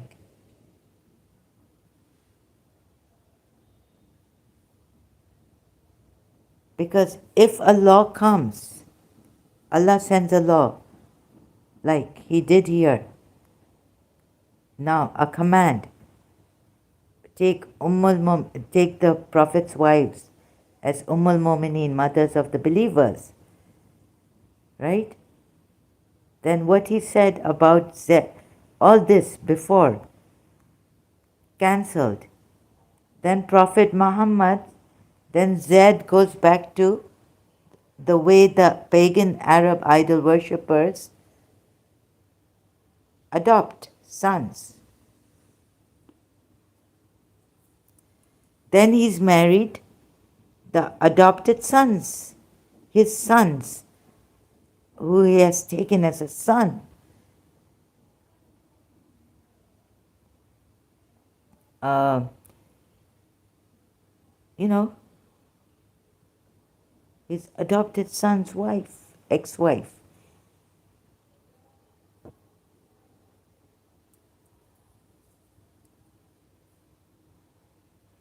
Kaltoffer says, I'm okay, keep going as long as you can, but don't load. I now can't even pronounce words properly at times.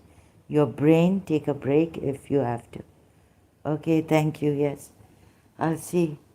Sorry for the mispronunciation. You see, answering Lombarder. Lombarder, do you understand now? The question you asked me here. Zara, some Muslims say that when there are contradictory ayats, then the ayat that came later prevails. So if this ayat prevails, that the Prophet's wives are now the believers' mothers, then these ayats are cancelled. Then the previous ones are cancelled. Then they can even divorce their wives. Then even Surah Mujadila ayat 2 is cancelled. Right? Then Zaid can be called as the son of Muhammad. Then it goes back. Does it make sense? Lombarder, did I explain it?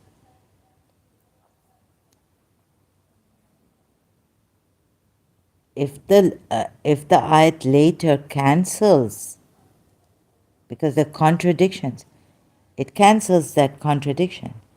Then there's no contradiction. Then you can say to a wife that you are like a mother, and you are like my mother. Then Zaid becomes the son. Then why didn't he get the inheritance? And why didn't then Zaid becomes the son of Muhammad? But then God says that Muhammad is not the father of any of your men. Yeah, that ayat he's put.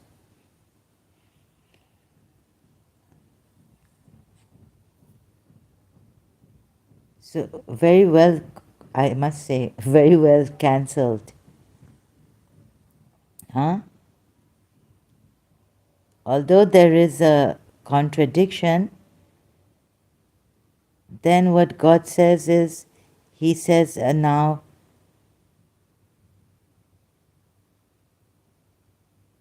Prophet Muhammad is not the father of any of your men. Yeah, so like that.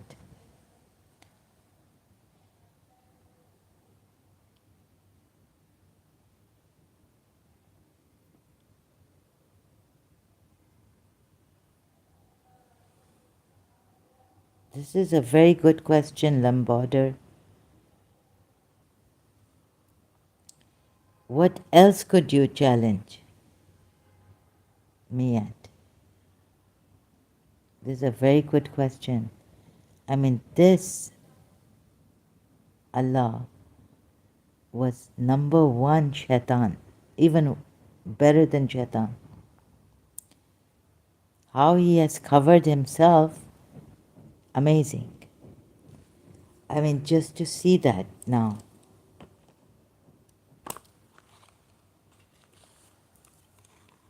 is amazing. It shocks the living daylights out of me.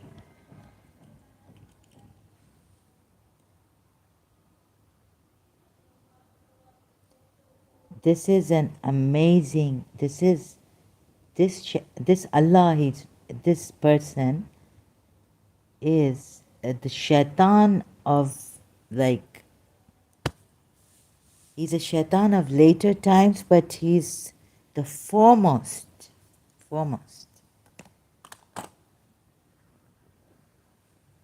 in this. He's the foremost.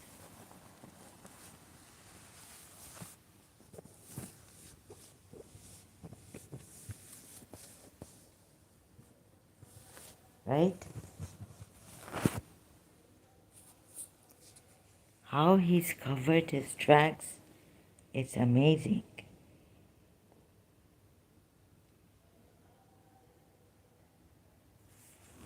I just held my head.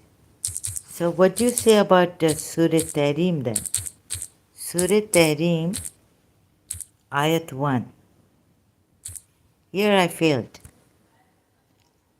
Lamborder, that was a... I mean, I've now seen the height of Shaitan, covering himself so well. But now, okay, that Z does not become the son, because then the ayat says, although does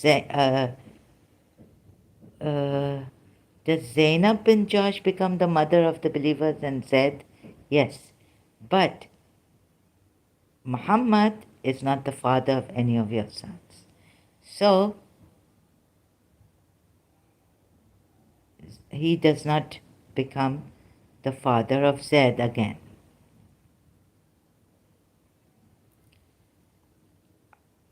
Intellectually, I think this is one of the highest shaitan I've ever seen. Marifat of shaitan I've done. The heights of shaitan. But what do you say, Lamborder, about Surah Tahrim Ayat 1?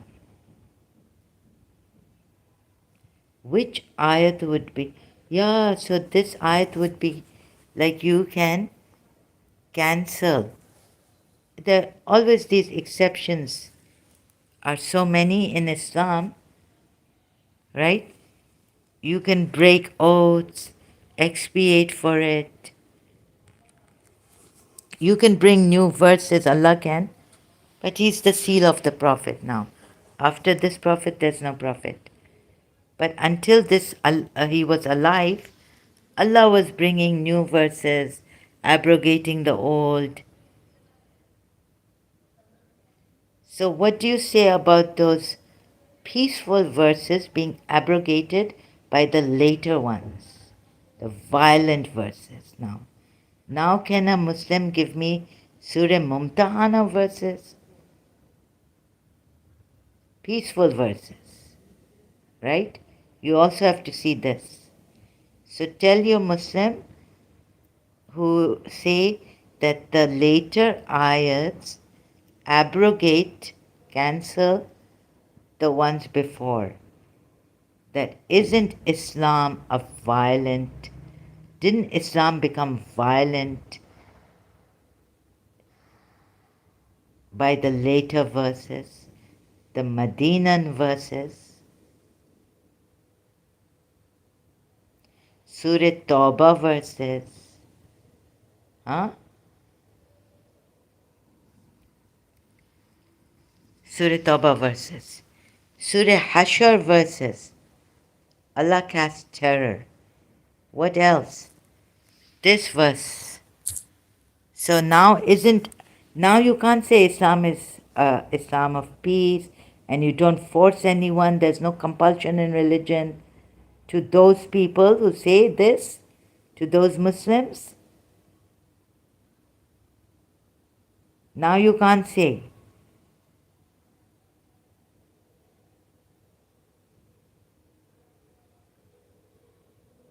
So some Muslims who say when there are contradictory ayats, like peaceful and violent, Then the ayats that come later prevail. Is there any ayat around this? Yes. Ones get abrogated, new ones come. So the peaceful ayats in Meccan time were abrogated. Now Islam is an Islam of fear, caste, threatening, warning that your faces will be defaced. Now you better come here and embrace Islam.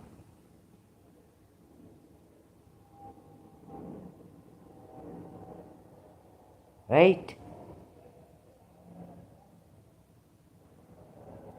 So to them you say this. So Islam is not no more. No more is Islam a religion of peace. It's a religion of compelling people to enter into Islam. Sister, the famous verse, there is no compulsion in religion, was abrogated by, yes, Kalthofer. It must have been abrogated by many verses, violent verses. Surah 9. Not only like pay jizya by force, those who do not believe in Allah in the last day, even though they were given the scriptures, and who do not hold as unlawful that which Allah and His Messenger have declared to be unlawful, and who do not follow the true religion, fight against them until they pay tribute out of their hands and are utterly subdued. I mean, I've read the ayat before, subdued. Not only this ayat, there are many ayats like this. Now, even if you have to deface them, that's why this ayat came. Even if you deface them, what do you say now, Lamborder? Deface them. Surah Nisa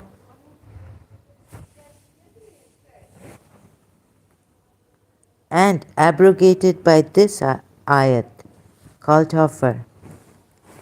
O you who were given the scripture, believe in what we have sent down, confirming that which is with you, before we obliterate faces and turn them toward the backs, or curse them as we curse the Sabbath breakers. And ever is the matter of Allah accomplished.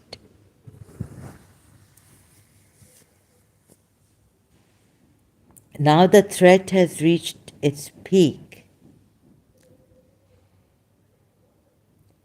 You know, fitna, killing. Fitna is worse than killing.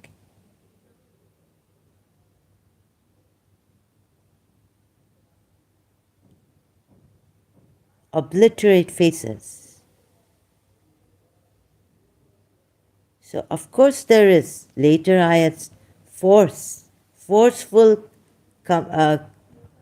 conversion in Islam, threats, or you pay jizya.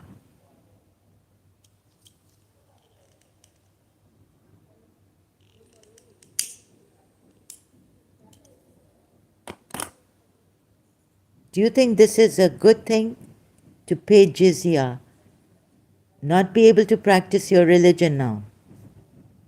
Fight those neighboring near you. Be harsh to the disbelievers. Goldhofer says no Christians have ever been defaced, proving this verse to be a lie. Either you pay the jizya or the Jews. Do you think the Jews were defaced?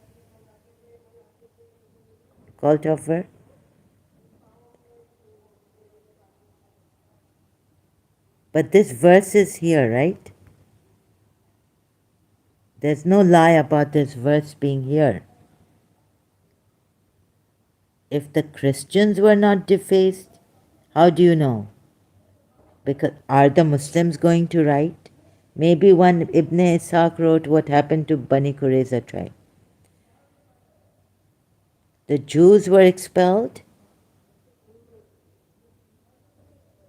The Jews, but this is a verse, right? Christians, no, they were not. How do you know? How do you know they were not? Can you tell me for sure that they were not? Even if there is no hadith on this, no example furnished ever in the history of Prophet Muhammad.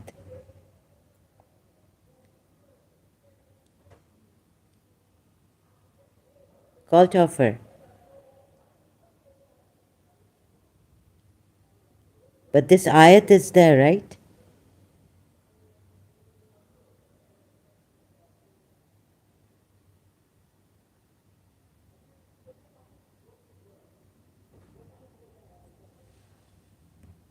Do you think Muslims are going to write?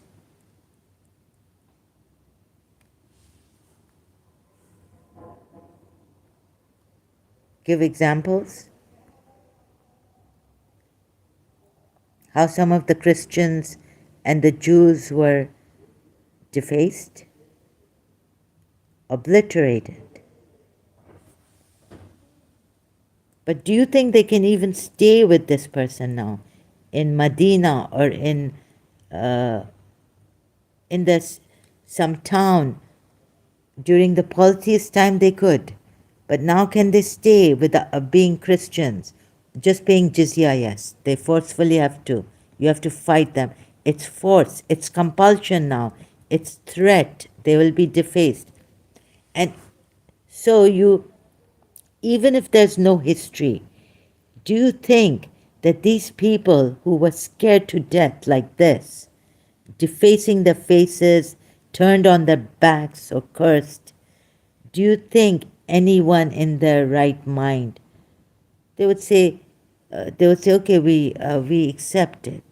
They will lie and they will say yes, right? Otherwise, they're going to be defaced. Maybe Huwei chose, let him go out in the market. Christians in Mobila, priest, they said, go back to your houses now, this, that. Very wise. Christians were very wise. Then we should still see if happening, I reject this cult. You see, it may not have happened to the Christians because Mobile I read from Wikipedia, Ex-Shia, all I read. One wise Christian priest came out and said, okay, now you go home and this and that, like, to them. But do you think if I come to you, call to offer, today, God forbid, if I come to you, I tell you, O call to offer, believe now in what is sent. Before I obliterate your face, what am I doing to you? What am I doing to you? After having said, okay, I've given call to offer reasons and signs here, I could copy from the Bible. You know the Ahmadi Mirza, Ahmad, there were many signs that he was, even the moon on his birth. Why do you think Ahmadis follow Mirza Ahmad? Without signs? They say there were signs on the moon. The Ahmadis. The day of his birth, the time of his birth, this, that. Evidence that Mirza Ahmad is the Mahdi. Kalthofer says scare tactics, that's all this is. Yes, you do not scare people. Even in the end, if I'm a true prophet, I'm showing you signs. I want to save you, as they say. I really care for your welfare. You don't go into that Christianity, the false one. I've corrected it. God has brought me, right?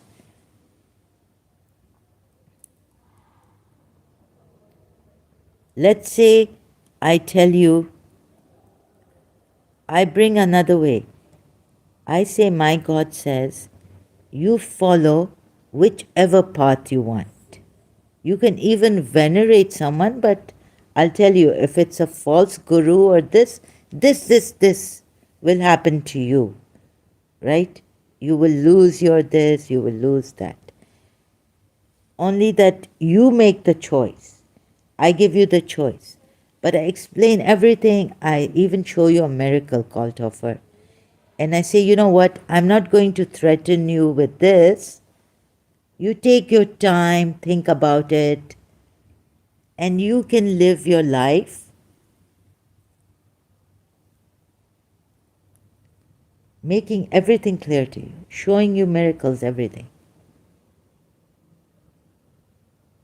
And God, in His mercy, if your niyat, if your intention is good, and you are really a true Christian, be a true Christian, God will in the end forgive, you know, forgive you, okay?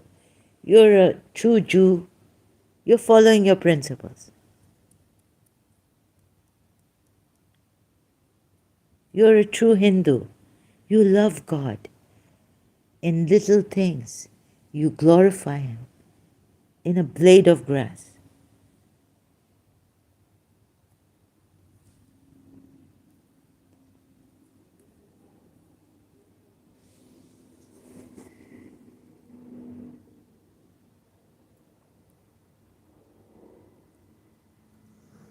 No, once He said, bring the men, called to offer. Jesus did say, they reject the king, so bring them and kill them. Once He did say that, right? Whether I took it wrong, the parable, I don't know, but once He did say this.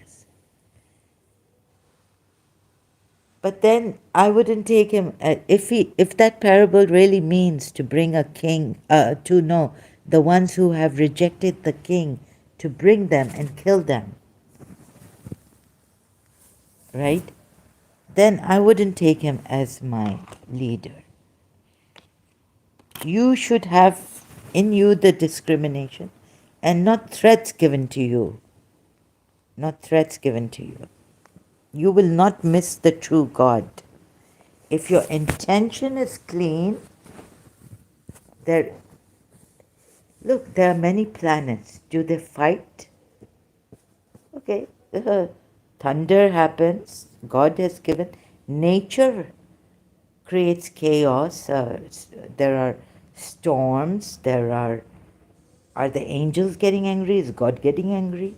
Okay.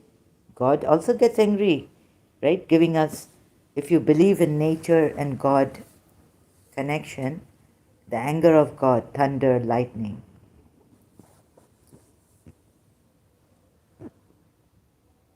The thing is that a true messenger of God or a true God would accept you the various paths.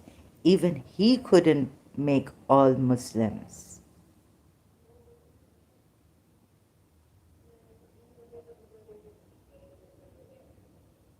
Now I've brought the best. You have to take this path. Save yourself from that lie. People have put lies in the Bible, corrupted the Bible. Okay, people have corrupted the Bible.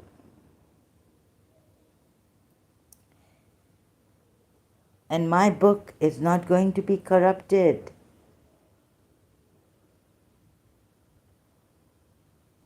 It is a perfect book from God. Okay, let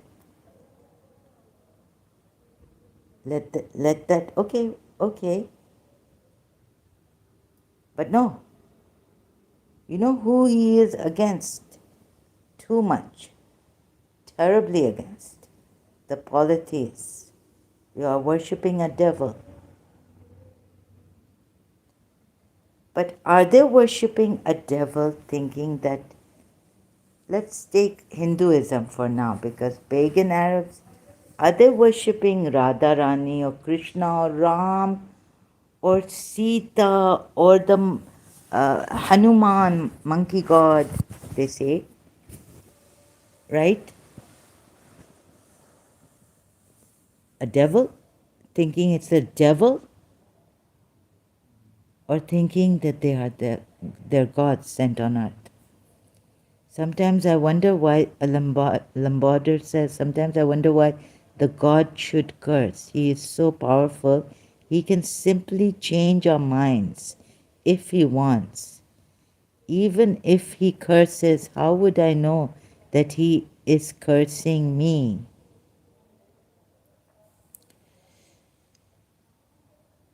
Curses, yeah, why does he curse you? Sometimes I wonder why the God should curse.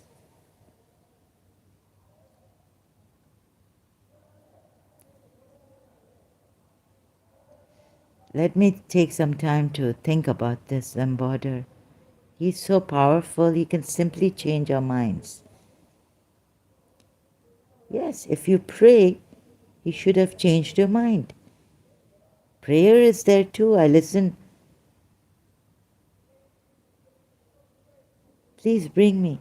Please, God, please bring me to the right path, to the path of those. Yeah, why should he curse people? Why shouldn't he bless people? Like Jesus Christ said, bless your enemies. Right? Call Toffer says, sister, we can go to Surah Tawbah 29 and I'll show you the real problem with that verse. Okay, what's the real problem? Where is it? Why should God curse?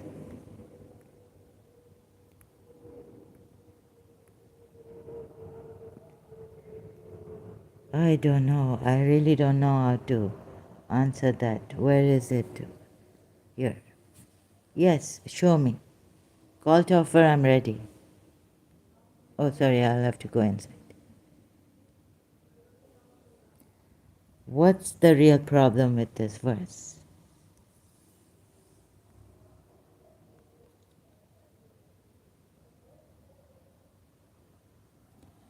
But wouldn't it? Yeah, he is so powerful, and he himself says that man he's made weak. He's made you weak.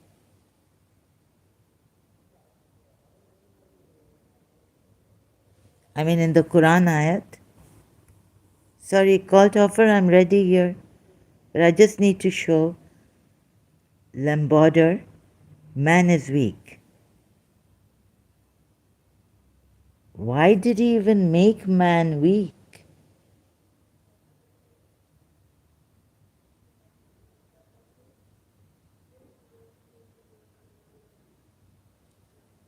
How come I'm allowed to worship Jesus if I pay jizya?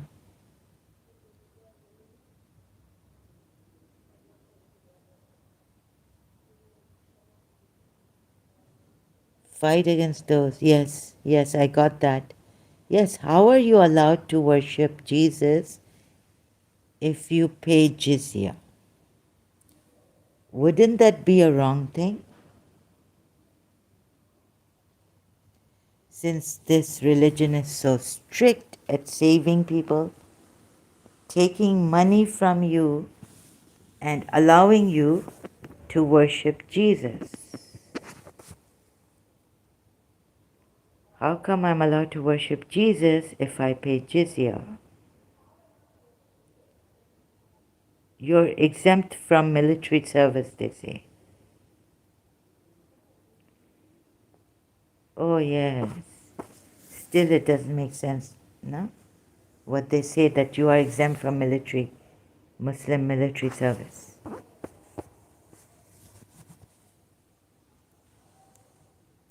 But you're paying a fine and you worship Jesus. Yes, how come you're allowed to worship Jesus? Just by paying jizya.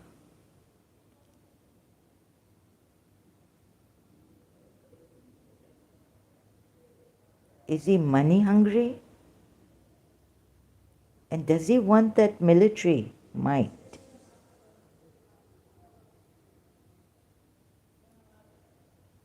Is that it? Call to offer?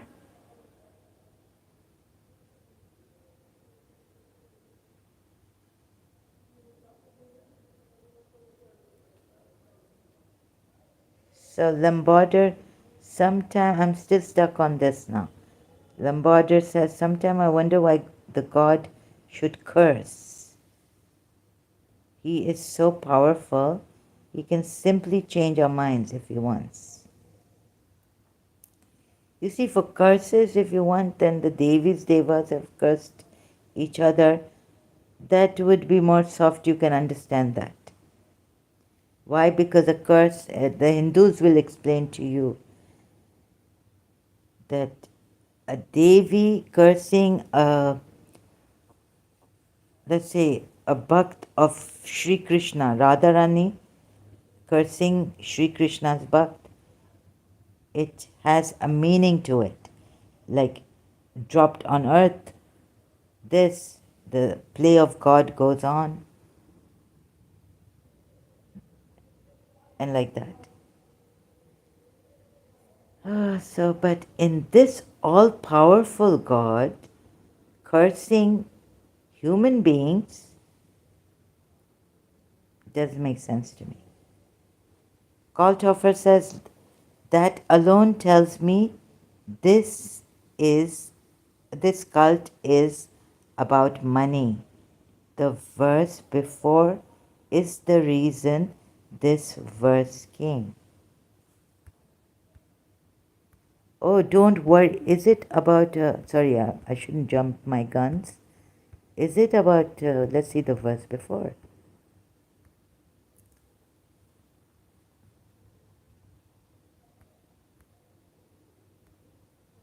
Believers, those who associate others with Allah in His divinity are unclean. So after the expiry of this year, let them not even go near the sacred mosque. And should you fear poverty? Yes, because I think the polytheists were very, like Khadija, they were into this business. They had people coming in for the pilgrim, right? They were exchanging, they were, very rich people, the polytheists. So after the expiry of this year, let them not even go near the sacred mosque. And should you fear poverty? Yes, the polytheists, once you cut off from the polytheists, poverty came in. Allah will enrich you out of His bounty if He wills. Surely Allah is all-knowing, all-wise. Yes, I agree with you, Kalthofer.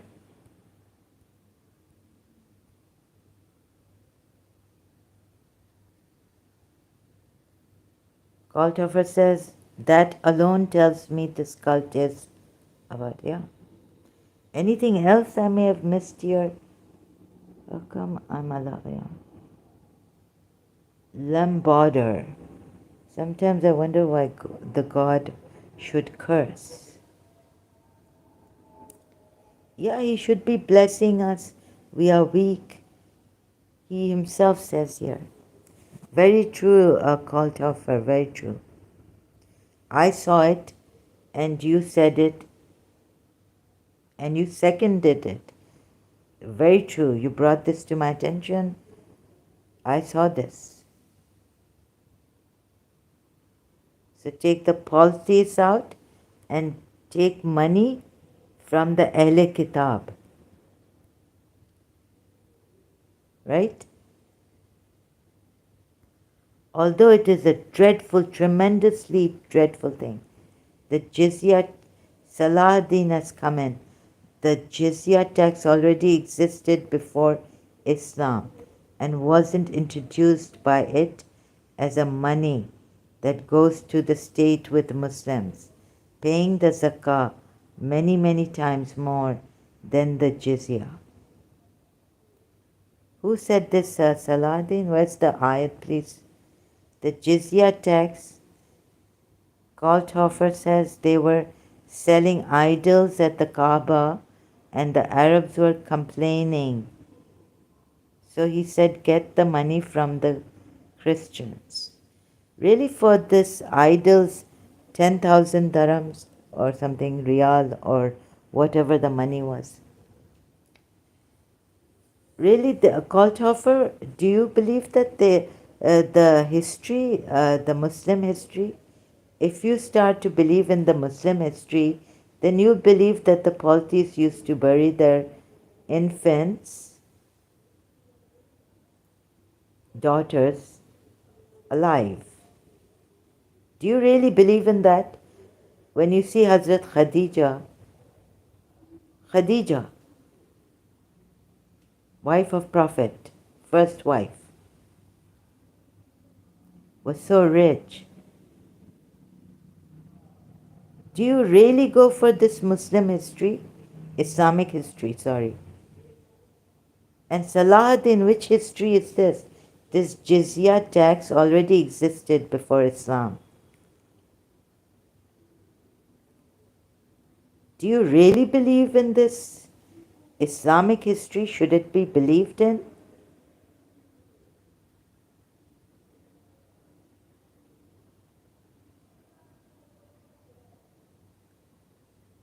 And Kalthofer, were they only making money from the idols, or people from all over the world were coming to this pilgrimage place, bringing spices, perhaps very expensive spices, right?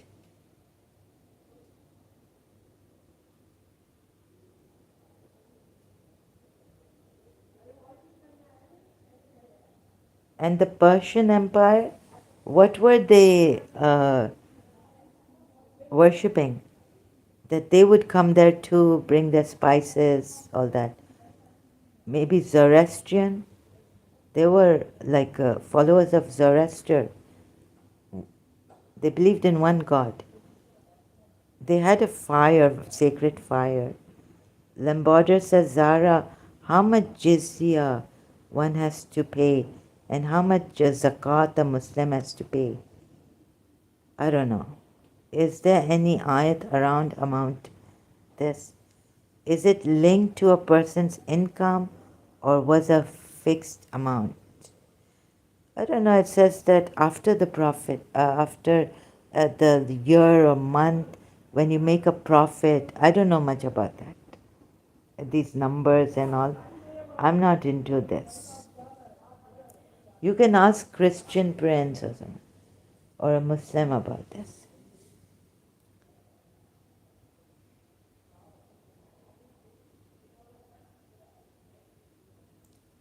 Kalthofer says they were selling idols at the Kaaba. And at the Kaaba, and the Arabs were complaining. So he said, get the money from the Christians. People came from all over. There were 26 Kaabas in that area. Kalthofer says, I don't know about history or Islamic history coming from one side. Salahuddin says, Zakah is many times more jizya, read about it. I don't know how much is jizya, how much is zakat, but even the Muslims were asked to pay alms and they will be forgiven, and Rasulullah will pray for them. Take alms out of their wealth for them and pray for them. Surely your prayer is a source of security and peace for them. Take alms out, it's in Surah Tawbah. And for consultation, also give money, but here you're asked specifically to that Prophet Muhammad or a statesperson, head of state, should take alms out of their wealth for them.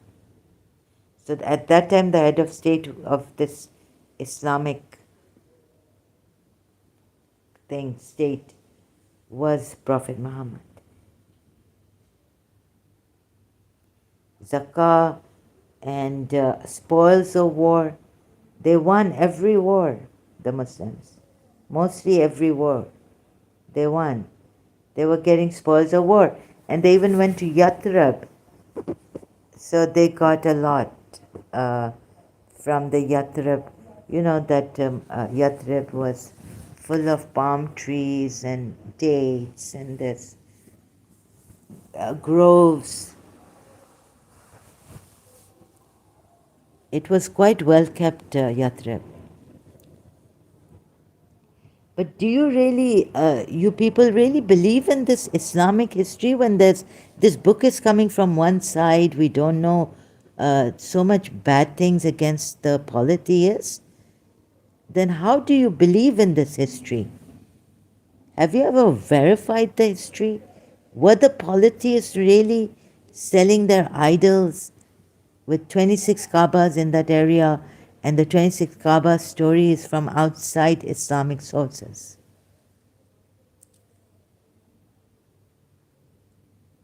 I don't know. I really don't know. I don't want to comment on that. I can't say. I don't go on history when I don't know. I can't say. Because you see, outside Islamic sources, which sources?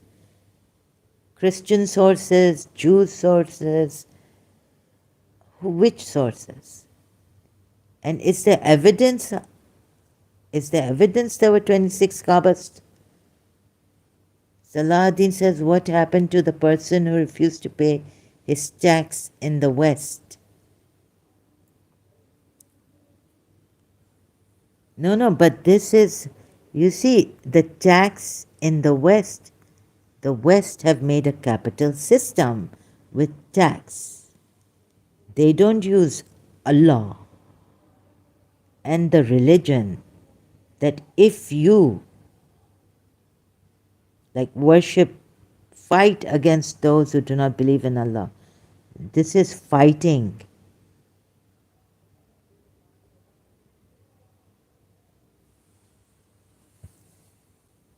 A call to offer says, Salahuddin, they don't get forced to convert or die.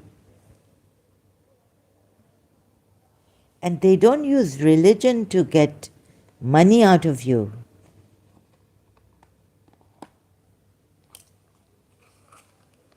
You see, it's better not to bring religion into politics and rulership, leadership. No, religion should be a personal matter, like we were told. And politics, not to talk about politics. Religion should be a personal matter for everyone. But in humanity, we are all one, and that oneness is there. When you understand that, and then we can make a system, economic system, and all that, which would. So some Muslim would say, oh, well, Islam, interest is so bad and this and that. They loan you and they put interest on it. That's even worse. Islam gave us a social system. Islam gave us such a great banking without loaning giving loans without. What if they took it from the Jews?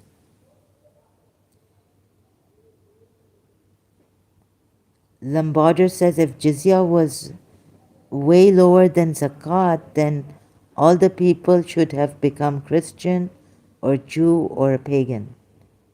Why would one become a Muslim and pay more money?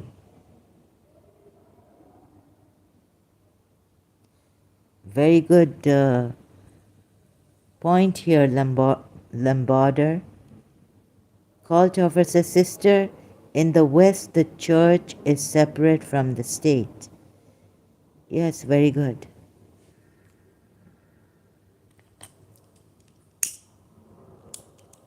Yes, we can make donations on our own.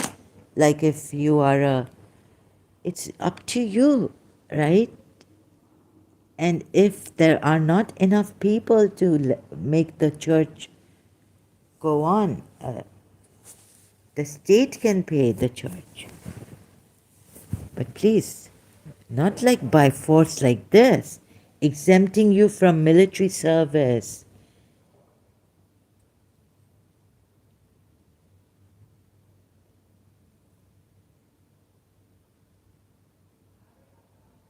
Salahuddin says Israel was godly state ruled by Allah, prophets, and Jesus the Messiah confirmed that the religion of Allah is all encompassing, is a way of life.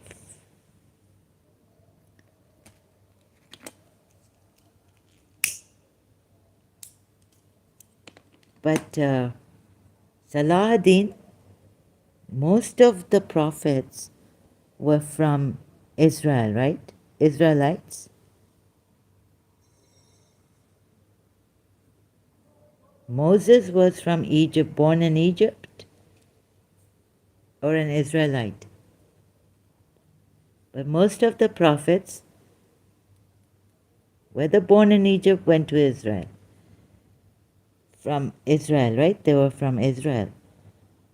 Huh? Then did God make a mistake? That finally, like in the beginning, what did he do? Abraham in Israel.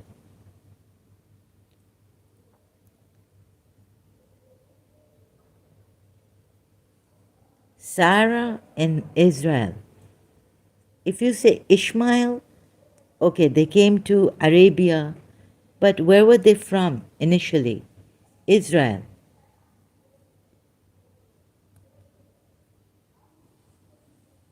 So now you have an Arab prophet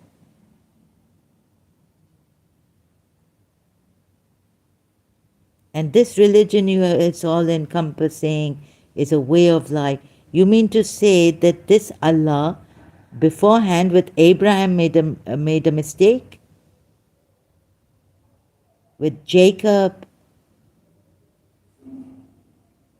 with Moses, with Aaron.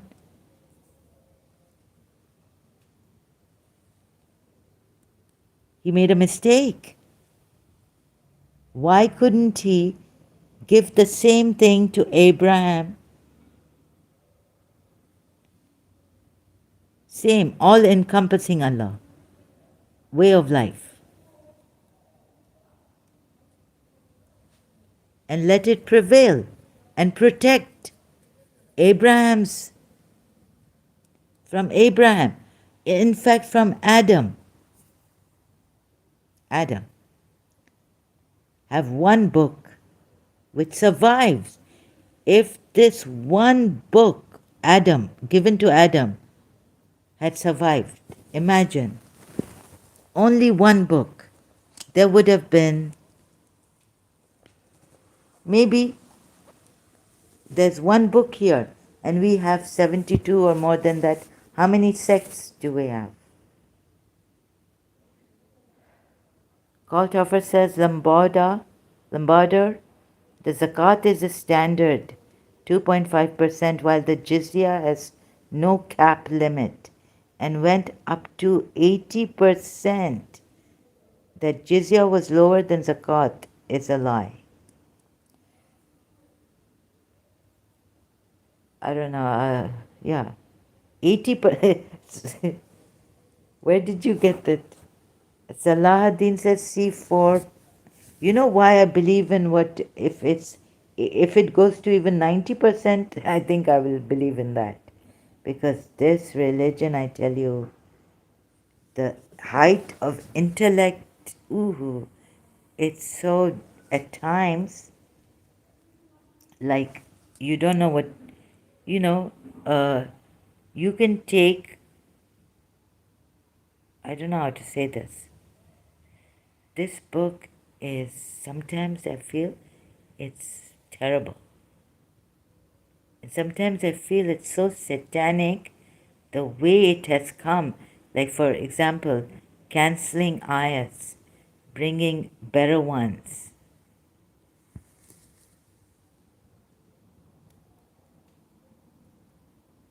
with the change of time.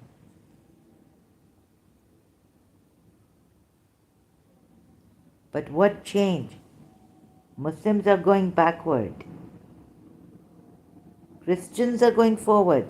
Jews have come forward.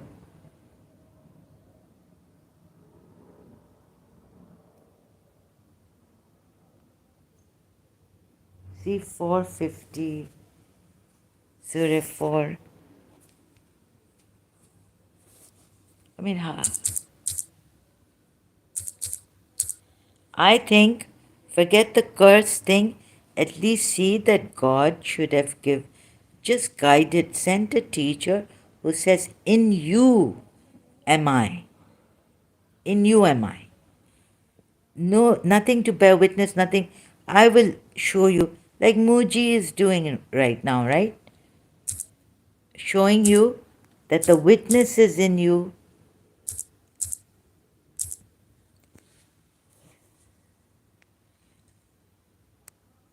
So where it says in Surah, where Insan, Zukhan, sorry, that we don't want thanks from you.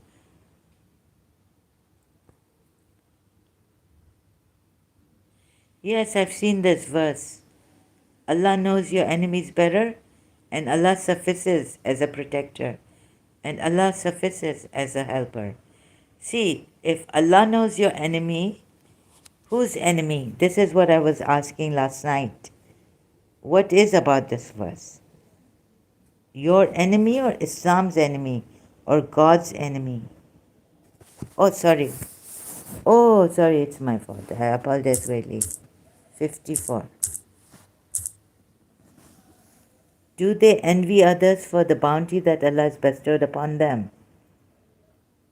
Let them bear in mind that we bestowed upon the house of Abraham the book and wisdom, and we bestowed upon them a mighty dominion. Yes, so yes, Allah bestowed, right? So why are you blaming Israel?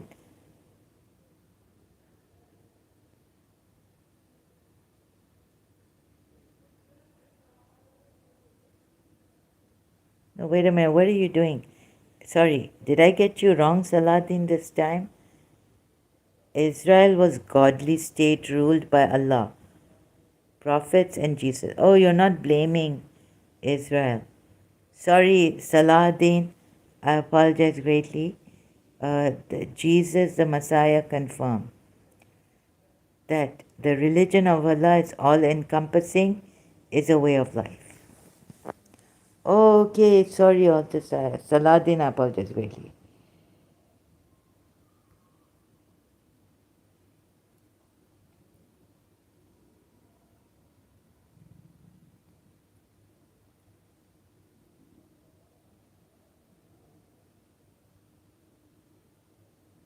But who is envying people for Allah's bounties bestowed on Israel?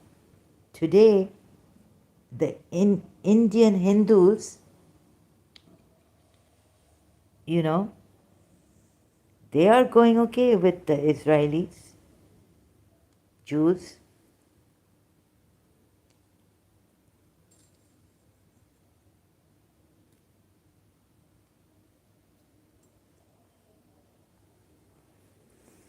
You know, this envy and all, you can, I don't, it's so easy. It's so easy. Like Shakti Goen said in her creative visualization book, God, you have abundance in you. God has given you abundance, divinity. What if I tell you, look, you want divinity, it's inside of you. I show you. Like Muji Baba. Salahuddin says, see the verse before and after, make it a habit. Why should I make it a habit?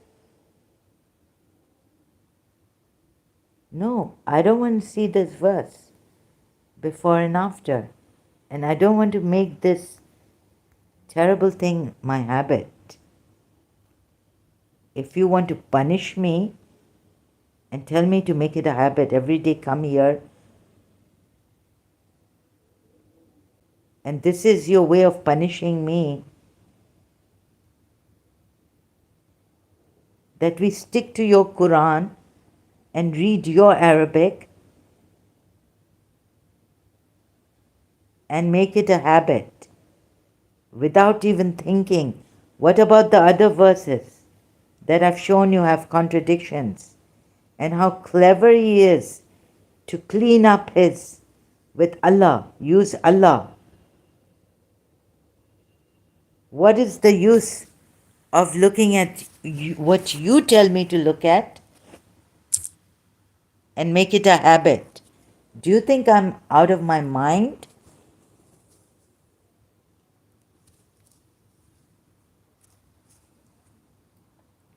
I do not agree to this.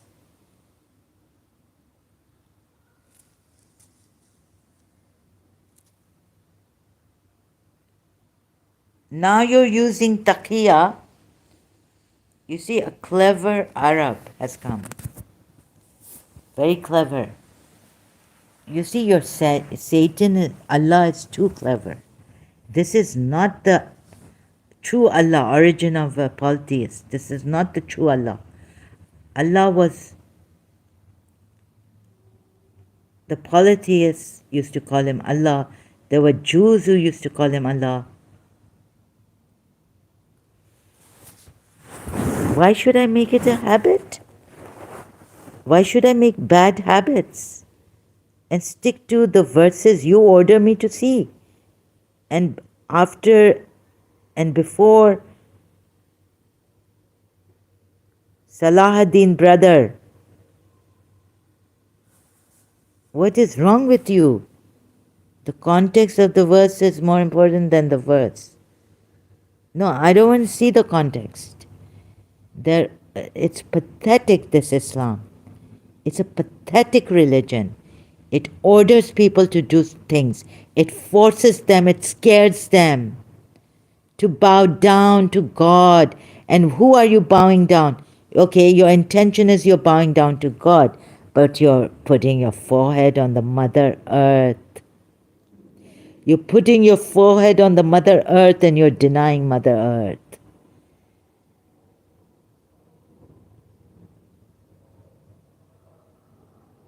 And no, I will not worship the sun. But it is a creation of God. It is, worship it. If you don't agree, you don't have to agree with me. I don't have to agree with you. But your prophet forced people to worship his one God. He exploited in the oneness. And it's not the best. It just isn't the best. It's makari. Makar. It's force. He puts reason, but then those verses can be abrogated like some Muslims say. Because in the end, it's forceful. It's violence.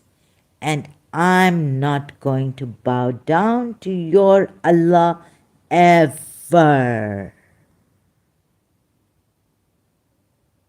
You can punish me here, send your jinns. Keep me disturbed. Execute me. But I'm not going to worship this filthy false Allah and your false Prophet Muhammad who broke houses. He's a terrorizer, Ya Allah. Your Muslims are killers of its time. He did not. Shirk karte karte karte. Arey, aftar ban jao phir. Become aftars. You did not kill. It was Allah who killed them through you. Shirk, shirk, shirk. It's everywhere in the Quran. Your Allah. False Allah, terrorist. Called offers a sister, Ahad means one of many, and Tawheed means a collection of many.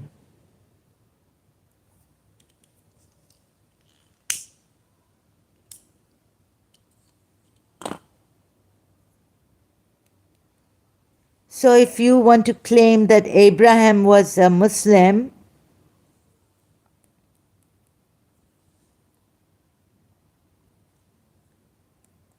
Muslims, believers are better than Muslims.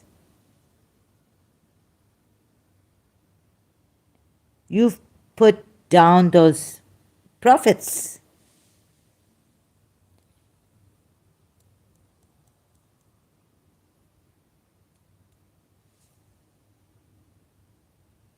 Just because the Bedouins didn't help Prophet Muhammad,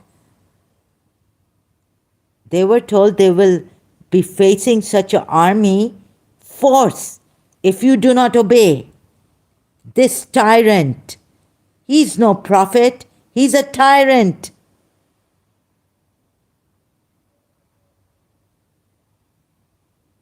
And a terrorist. You understand that?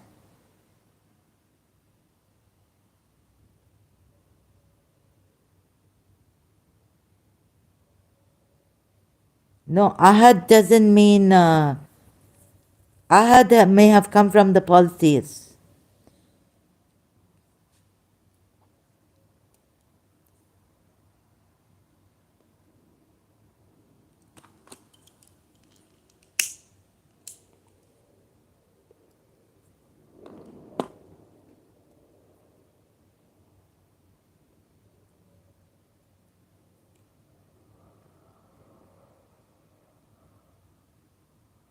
Bedouins who didn't want to help, who were busy with their properties, they said, and their families,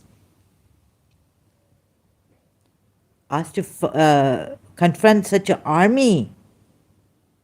And if they obeyed, this is to the Jews, Bedouins, he says, jizya no. Why does he make them confront a mighty army? So that they would learn the lesson like this through warfare against them. Since they didn't help Prophet Muhammad in some war or something, Surah Fatah. And I see that it's not going anywhere, and they're just, this Arab man, Salah ad-Din, is just here to punish me. He comes back to his rubbish ayats and rubbish Allah. Rubbish Allah, rubbish ayat, and rubbish prophet, who should be burning in the abyss forever.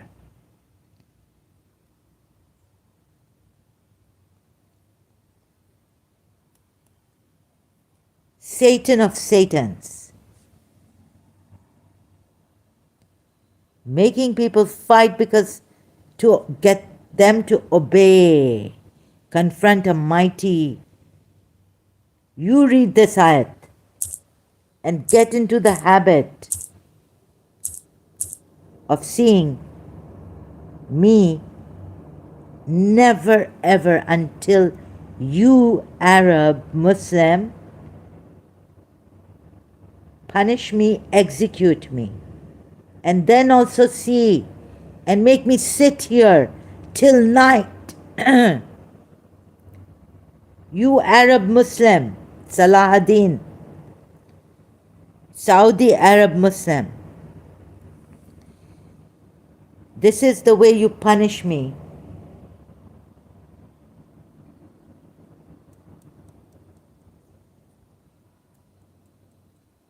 Called off her sister. He is not Arab, he's Pakistani.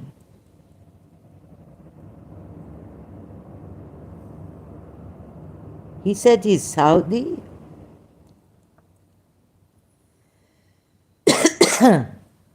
Liar. He said, Kaltoffer, he told me in the beginning some time ago that he's Saudi Arabian. How do you know he's a Pakistani?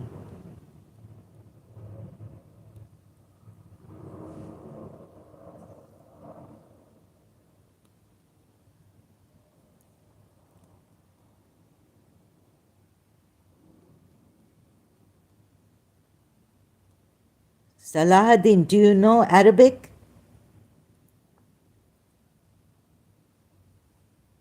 Kaltoffer, how do you know he's a Pakistani?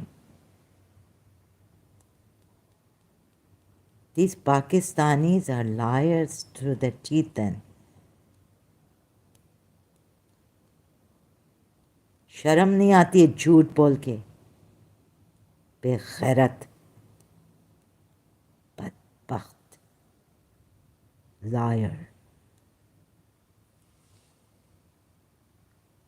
Oh, he used Saudi Arabia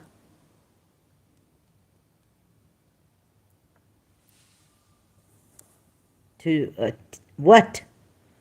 Salahuddin.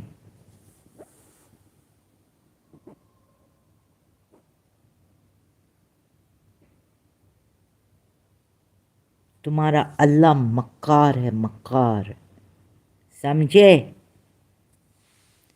तुम्हारा अल्लाह terrorist है, जालिम, एक number शैतान है.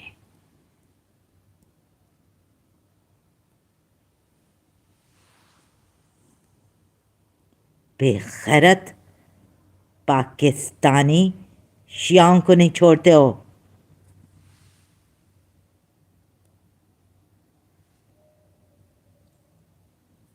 अभी आए हो क्या औरत के साथ? शर्म नहीं आती है? Is he a male or is he a female?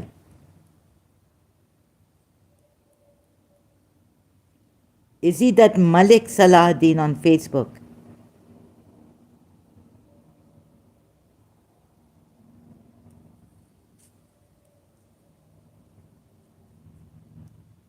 Skolthofer, how do you know he's a Pakistani?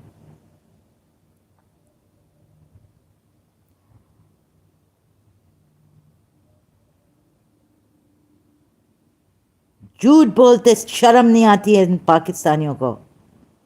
अपनी मनमानी करके अपना दीन मनाना चाहते हैं, जैसे प्रॉफिट मोहम्मद ने किया. लोगों को मारना चाहते हैं, डिफेट करना चाहते हैं.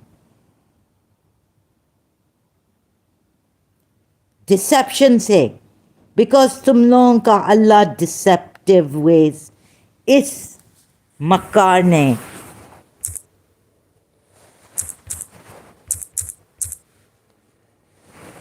फूल किया. Try to fool Allah.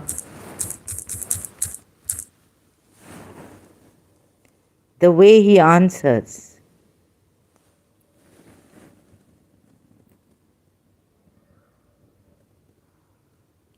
Those who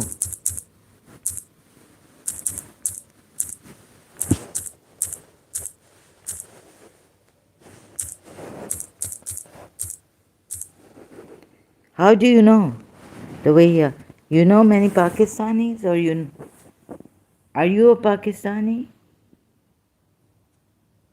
बहुत हाँ he's अरब्स अभी इतना वो उसमें नहीं है ना पनिश करें और तकिया यूज़ करें या Arabs are not like this anymore ये पाकिस्तानी पता नहीं एक तो अरेबिया का अरब है पाकिस्तानियों को पता नहीं क्या खुजली है पता नहीं क्या वर्म है क्या है हाँ he's not अरब ये बहुत मक्कार इंसान है ये आया है ये ऐसे यार these Pakistanis some of them हाँ ये वो उसकी तरह है ना his style of comments are the way all Pakistanis answer yeah this is what gets to me was getting to me yeah he can't be a Arabs don't come after they don't have the time now they're thinking of prospering going to the moon these people are stuck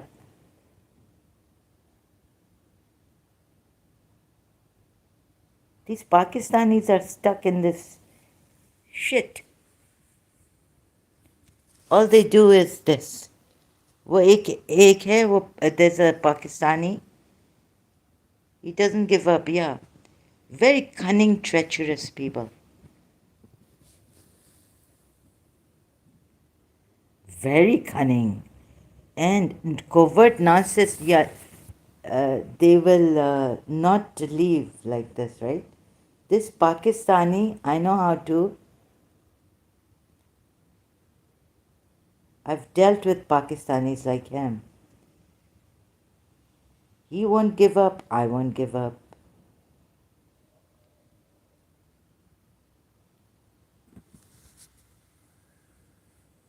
your prophet Muhammad is a great liar or maybe he's someone married women mata slave girls prostitution is allowed in Islam prostitution if they say no read in context read in context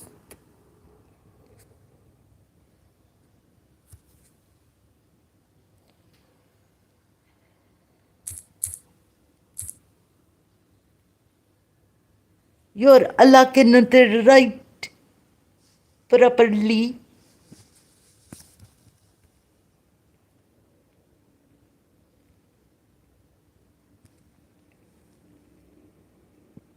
and do not compel your slave girls to prostitution if they desire chastity to seek the temporary interests of worldly life ऐसे खामा खाम बेखैरत Allah be ऐसा look at this it's Allah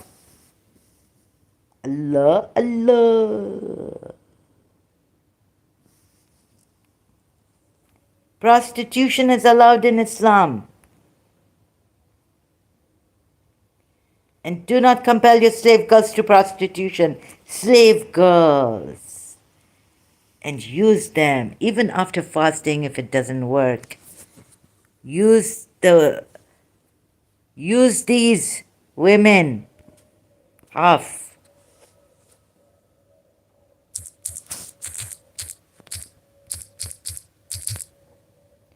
use them you fear your ding ding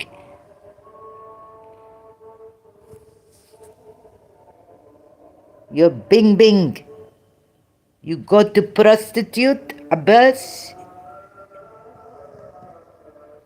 you call Arab come I have women in Pakistan this happened Pakistan is prostituting women to Arabs you see what they are doing with this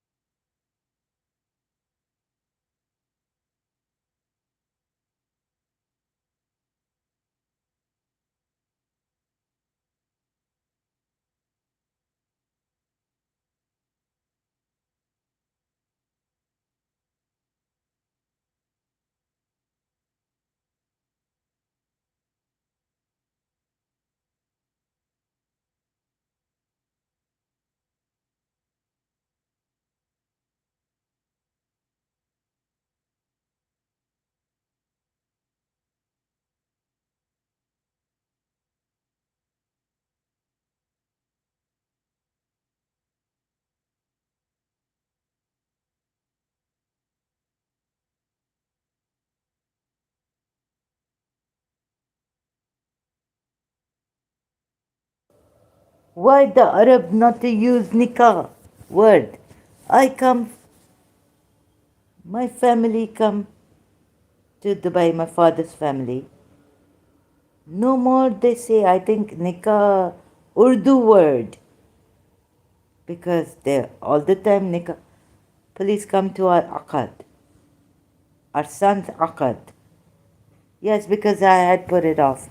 I had muted myself from border for some time. Sorry. Thank you for telling me.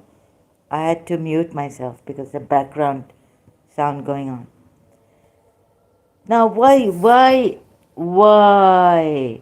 Oh my God, this slave girls, you have fear of zina. Zina meaning fornication. You are unmarried. This for what? And whoever among you cannot find means. Nikah does not mean marry. Yes, Kaltoffer, why don't Arabs use nikah? Because since my father's family shifted from Pakistan, they were Arabs, right? They came back to Arabia. They stopped using the word nikah. Why? Why?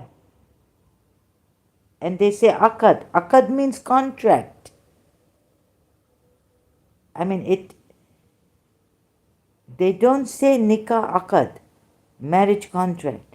They say contract akad. What it mean? Akad mean contract, but not marriage contract. Akad can be in contract with business contract. Akad can be financial contract. Why they don't use nikah? It's like, okay, the Pakistani use nikah. Pakistani cousin come, she's using nikah. Oh, nikah. Akad, akad. Why?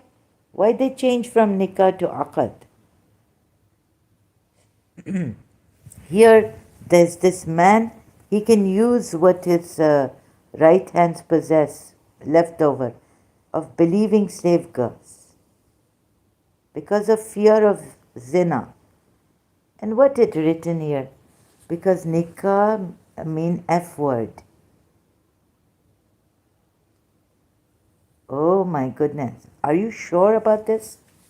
I tried to search. I heard this from Christian Prince and all this, but I tried to search for the meaning of nikah.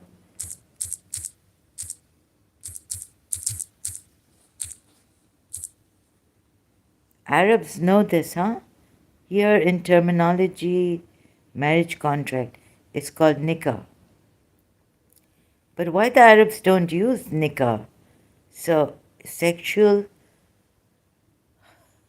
nikah.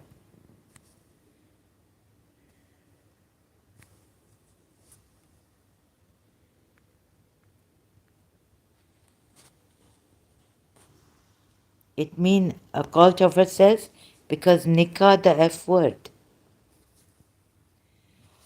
My God, meaning nikah means this as it mean this.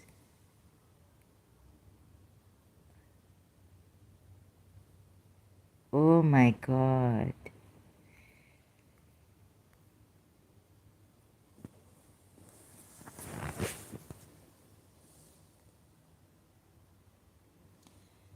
Goldhofer says zawaj is the word for marriage. Oh my goodness.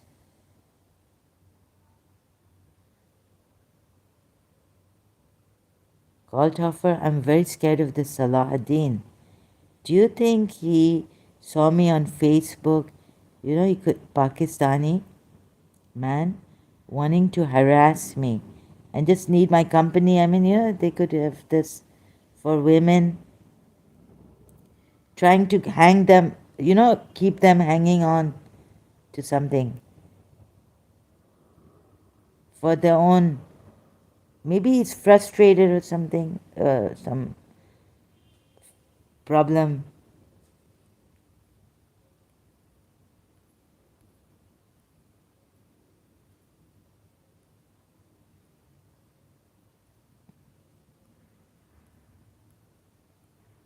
something really weird about this guy, Salahuddin.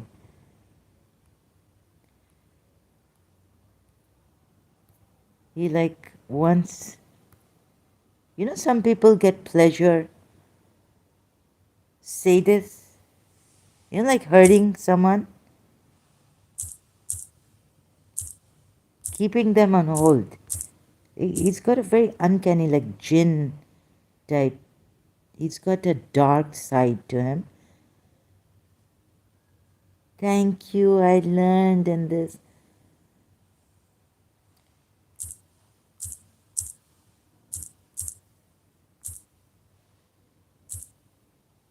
Do you think he gets some pleasure, derive some pleasure, inflicting pain or humiliation on others? Sadist. Yeah, I get the feeling that Salahuddin is a sadist from Pakistan. They find pleasure, if they can't get the sexual gratification, they'll do it in some other way. That's part of the plan, is harassing and threats. This is how the Prophet did it. Definitely. By marrying the son, adopted son's wife, someone else's wife, giving Zainab here and there, and then finally taking her, breaking her and taking her. Finally breaking Zainab bin Josh. He's a one of a kind shaitan, this Prophet Muhammad. False prophet. Obvious false prophet. I don't know how much David Wood meant by saying that, but I really mean it when I say this.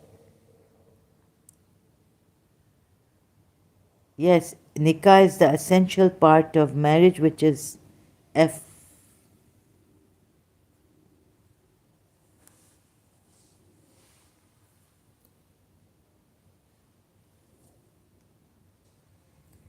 Jamal Baraja. A cult offers a sister. He is a typical Muslim. This is very normal in Pakistan. Yes, yes. Have to be careful. Jamal Baraja has come. Zahra, your knowledge of Islam is always lacking. I think I'm going to time you out.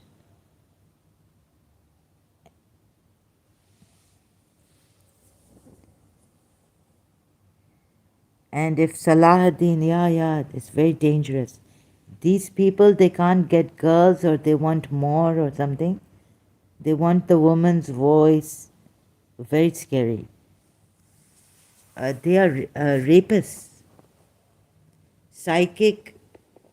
They are parasites, sucking blood out of you.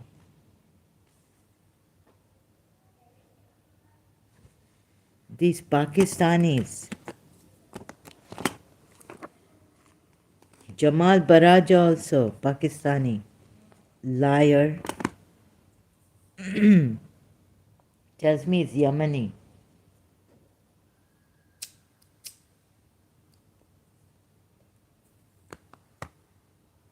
Thank God my knowledge is not like your prophet's satanic knowledge. I make mistakes. I can correct myself. God has given me time.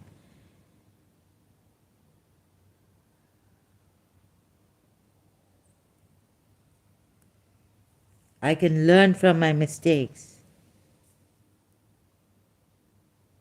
But a fool never learns, and you people never learn.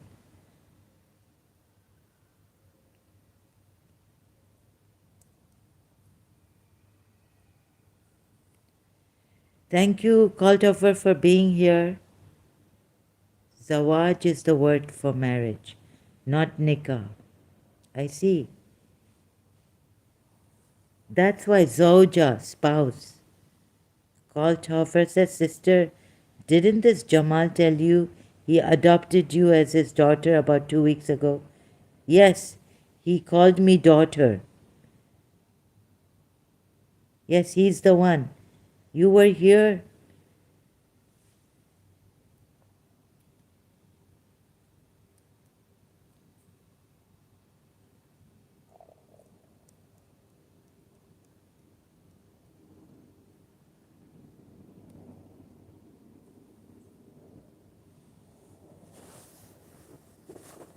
They just lie through their teeth. Do you see this? He came later on after that and he started to say things like, you again repeating, you people don't know, and this and that.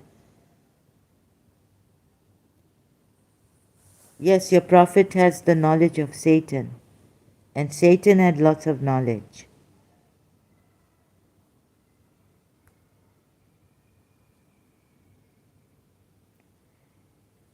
What if an Arab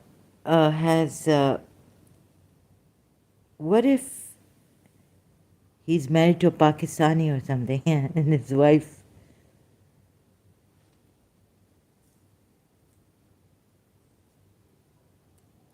or who lived in Pakistan?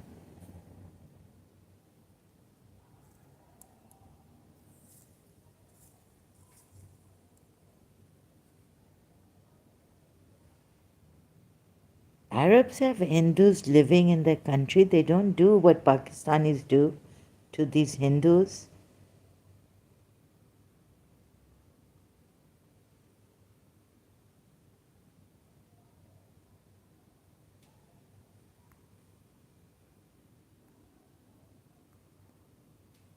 These people are just using religion, to have an argument and to keep people on hold. This prophet, I tell you, he made people suffer like anything, converting them forcefully now, in the end.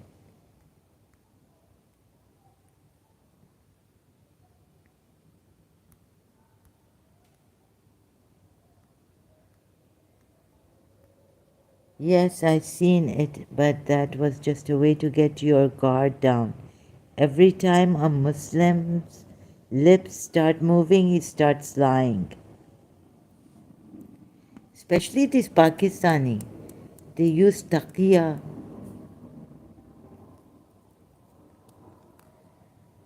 Not all Muslims, I mean, Arab Muslims are quite like you said, it can't be a. You see, how many Arabs on social media? These are all Pakistani liars. Yes, this is the way to get your guard down. That's why he said, I really wish you would reconsider. And this is the way. But then he very quickly changed in the next live stream. He came. These Pakistanis are like, they just don't. Or maybe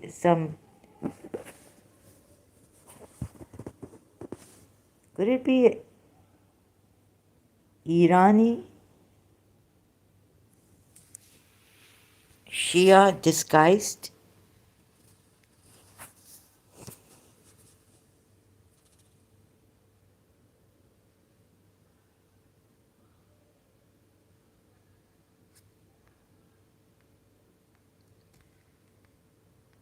What kind of a religion is this?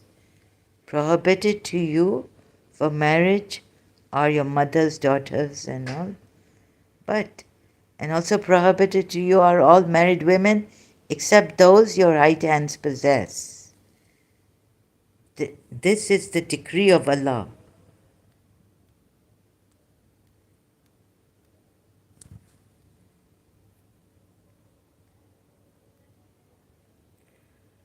War captives, wives of others, you've killed.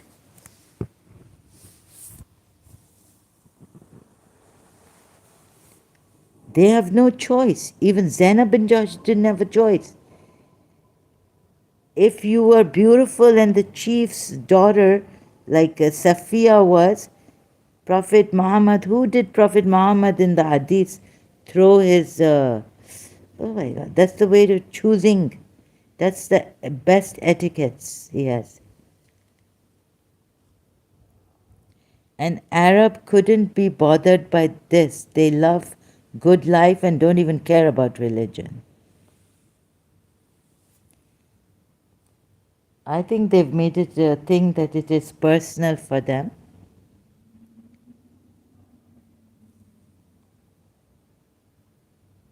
No, I think they are faithful to their religion, but they've gone forward. A cult offer, I don't think they don't care about religion. I think they care about religion and they enjoy life. They have a good life. They love it, and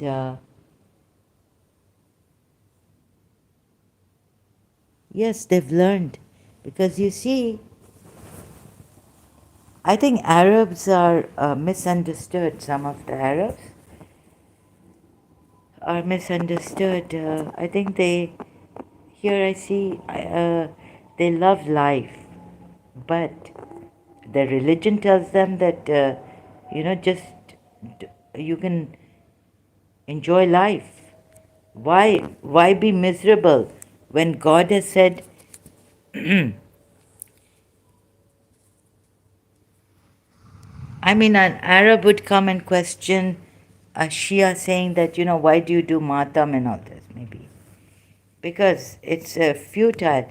Be happy in life. This this thing. But they have faith in them. But I think they keep their religion personal and they keep life forward moving. Lamborder says, Zara, what does it mean to possess something in right hand? I do not see it being used anywhere else than in Islamic texts. It means, what it means is a slave, captive, slave woman, girl, slave maid. I don't know what it means, but slave girl, it means slave girl. Captives, war captives.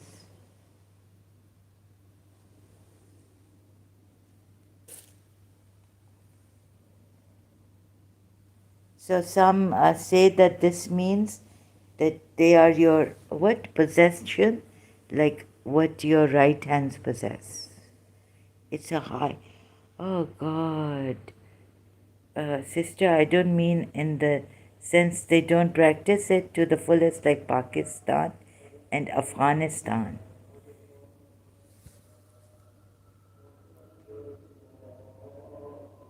Yeah, I get you called off for thanks. Thanks for calling me sister, and you're so nice. Where? I mean, I wonder where you're from.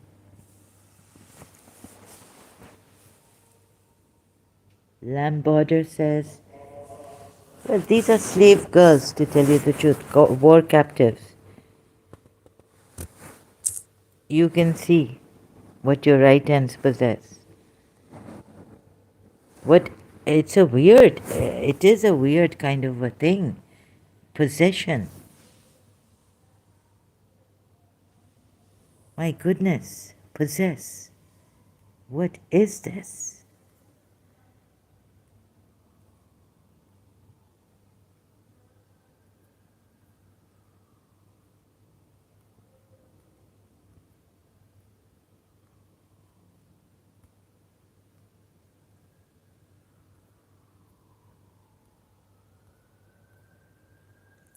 Right hand possesses means you own that slave. As a result of war. Do you see this? And also forbidden to you are all married women, mahsanat, except those women whom your right hands have come to possess. Kalthofer says, right hand possesses means you own that person's slaves.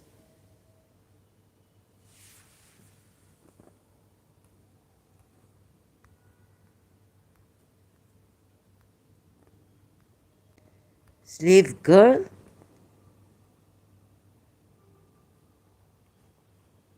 Women who come as captives of war, leaving their husbands behind in Dar al Harb, domain of war, are not prohibited, for their marriage is nullified by virtue of their entry into Dar al-Islam, domain of Islam. A man may marry such women, and if they happen to be his slave girls, he may have with them. There is disagreement, however, among jurists as to what should be done if both husband and wife have been taken captive together. Abu Hanifa and the jurists of his school are of the opinion that their marriage should remain intact. Malik and Shafi, on the other hand, argue that their matrimonial contract should be rendered void. Many misunderstandings seem to persist about the right to have with one's slave girls. Oh my goodness. It is pertinent to call attention to the following regulations of Islam. Number one, Islam does not permit soldiers of the Islamic army to have sexual with women they capture in war. Islamic law requires that such women should first be handed over to the government, which then has the right to decide what should be done with them.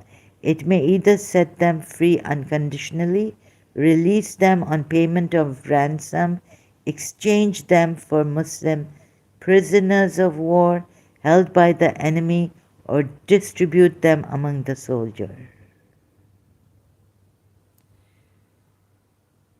A soldier may have only with that woman who has been entrusted to him by the government. Oh my God. Even then, he may not have with her until at least has expired.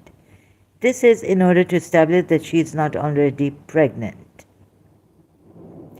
If the woman concerned is pregnant, one may not have with her until after the birth of her child. It is not necessary for female captives of war to be people of the book in order that with them be permitted. The man to whom such a woman is entrusted has the right to have with her regardless of her religious affiliations. Oh my God. Only that person to whom a female captive has been entrusted has the right to have SR with her. Any child born to her will be regarded as the legitimate child of her master and will be entitled to all rights laid down by the law for one's issue. All this goes on. Although the law has fixed the maximum number of wives at 4, it has set no limit with regard to slave girls. This is a man's religion. No choice do they have. In the same way as other rights of property are transferable, so are the proprietary rights regarding the captives of war that have been legally entrusted to a man by the state. Number 8. Okay, so you can read this.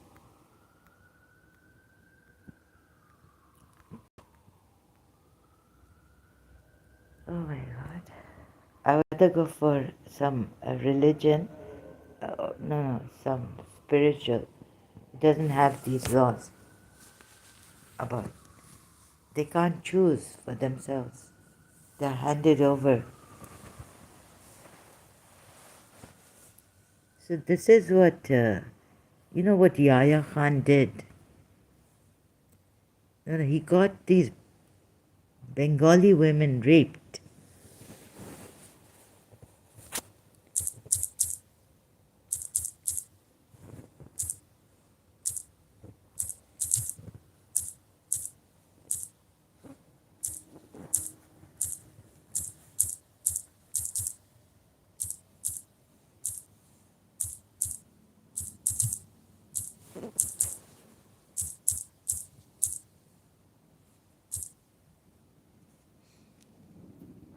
raped during the Bangladesh Liberation War.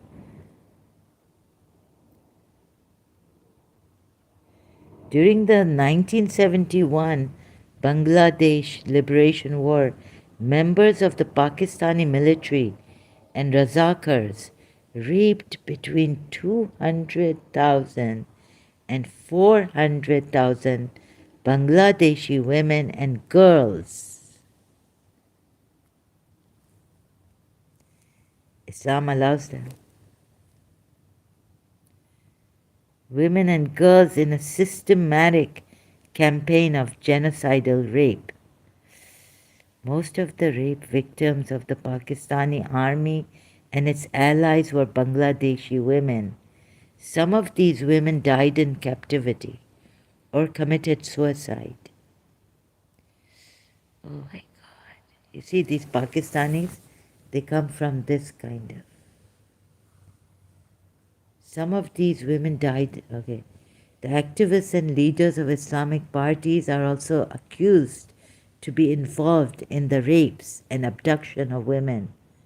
Islam ke naam pe sab chalta hai. Everything goes in the name of Islam, in the name of Allah. The activists, their God didn't come to save them. Your Allah, the one and only, no shirk.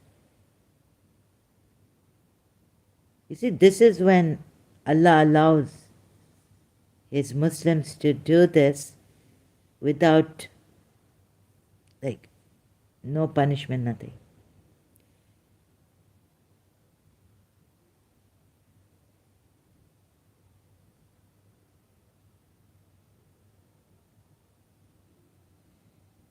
Oh, the activists, oh my God. And leaders of Islamic parties are also accused to be involved in the rapes and the abduction of women. So you see where these Pakistanis are coming from. From Kaltoffer, you are right. You gauged it properly. Him, Salahuddin. They feel that if they say La ilaha illallah, they have the right to rape other people and everything in the name of Allah and Muhammad. The activists and leaders accused to be involved in the rapes and abduction of women. Many Bihari women and single girls were abducted and raped and sexually assaulted as they faced vengeance from Bengali mobs and militias. The Pakistani elite believed that Hindus were behind the revolt and that as soon as there was a solution to the Hindu problem, the conflict would resolve. For Pakistanis, the violence against Hindus was a strategic policy. Anecdotal evidence suggests that imams and mullahs supported. This is shuddering. Salahuddin must be from there. He must be an ex-army officer of Pakistan. And Jamal Baraja also. These are rapists. Where is God in all this?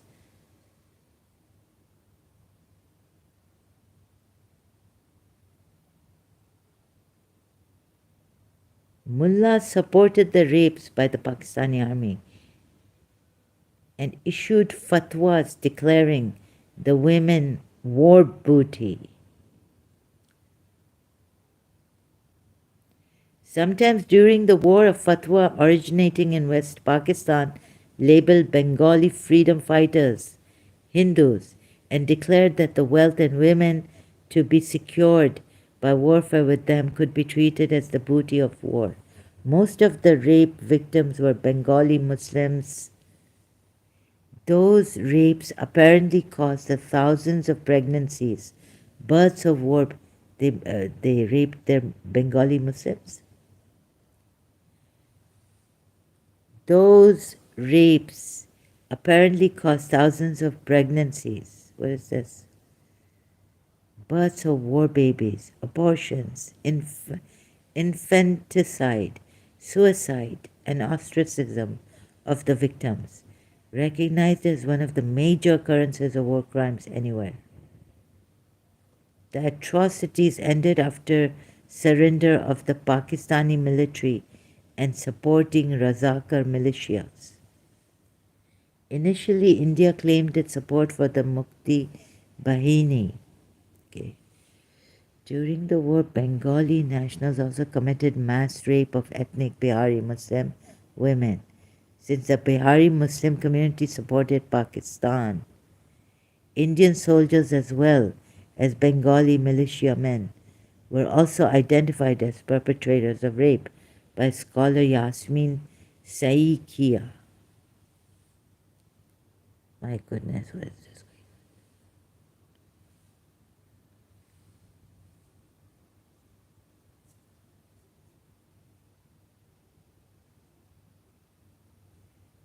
Yasmin Saikia was informed repeatedly in Bangladesh that Pakistani, Bengali, and Bihari men raped women during the war. Large number of Bengali Muslim women were raped. God knows what. By the Pakistani army as Bengali Muslim women were deemed as Hindus and not Muslim enough. Oh my God. Do you see this?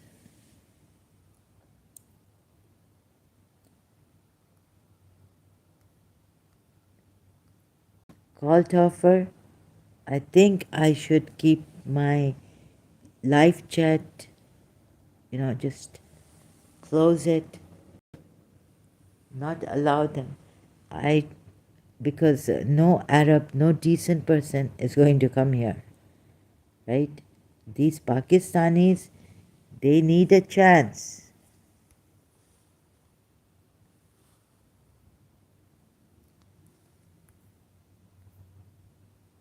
They're crazy, wicked.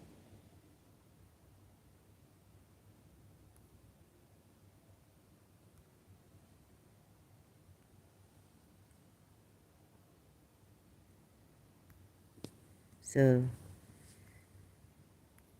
okay, call Taufer. I must go now. Oh my God, this is crazy, crazy religion. Please leave Islam. I don't know. Anyways, if you don't want to, don't rape women, but you will possess women, right hands. Or else, what would you Muslims do? Because you can't stop yourselves. You are weak, men. Even God has called you weak in the ayat. Lately I found this ayat where it says, when there's some conflict between a husband and wife, man is greedy, weak. Kaltafer says, yes, sister, God bless you, thank you. Kaltafer, any questions? Better go, I think. So, I think I'm going to keep my chat, close it. Sorry. I thought to give Muslims a chance since I'm saying things against Islam, but unfortunately, brought up in that terrible, sick country, very, very sick Muslims, very sick Muslims. Something must be done. Very sick Pakistani Muslims, very sick.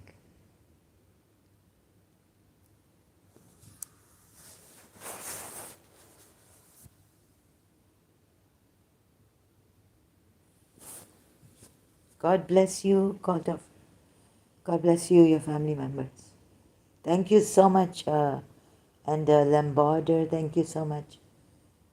Call Toffer, I need to thank you a lot. You've been a great help to me. Thank you so much. Have a wonderful day with your loved ones.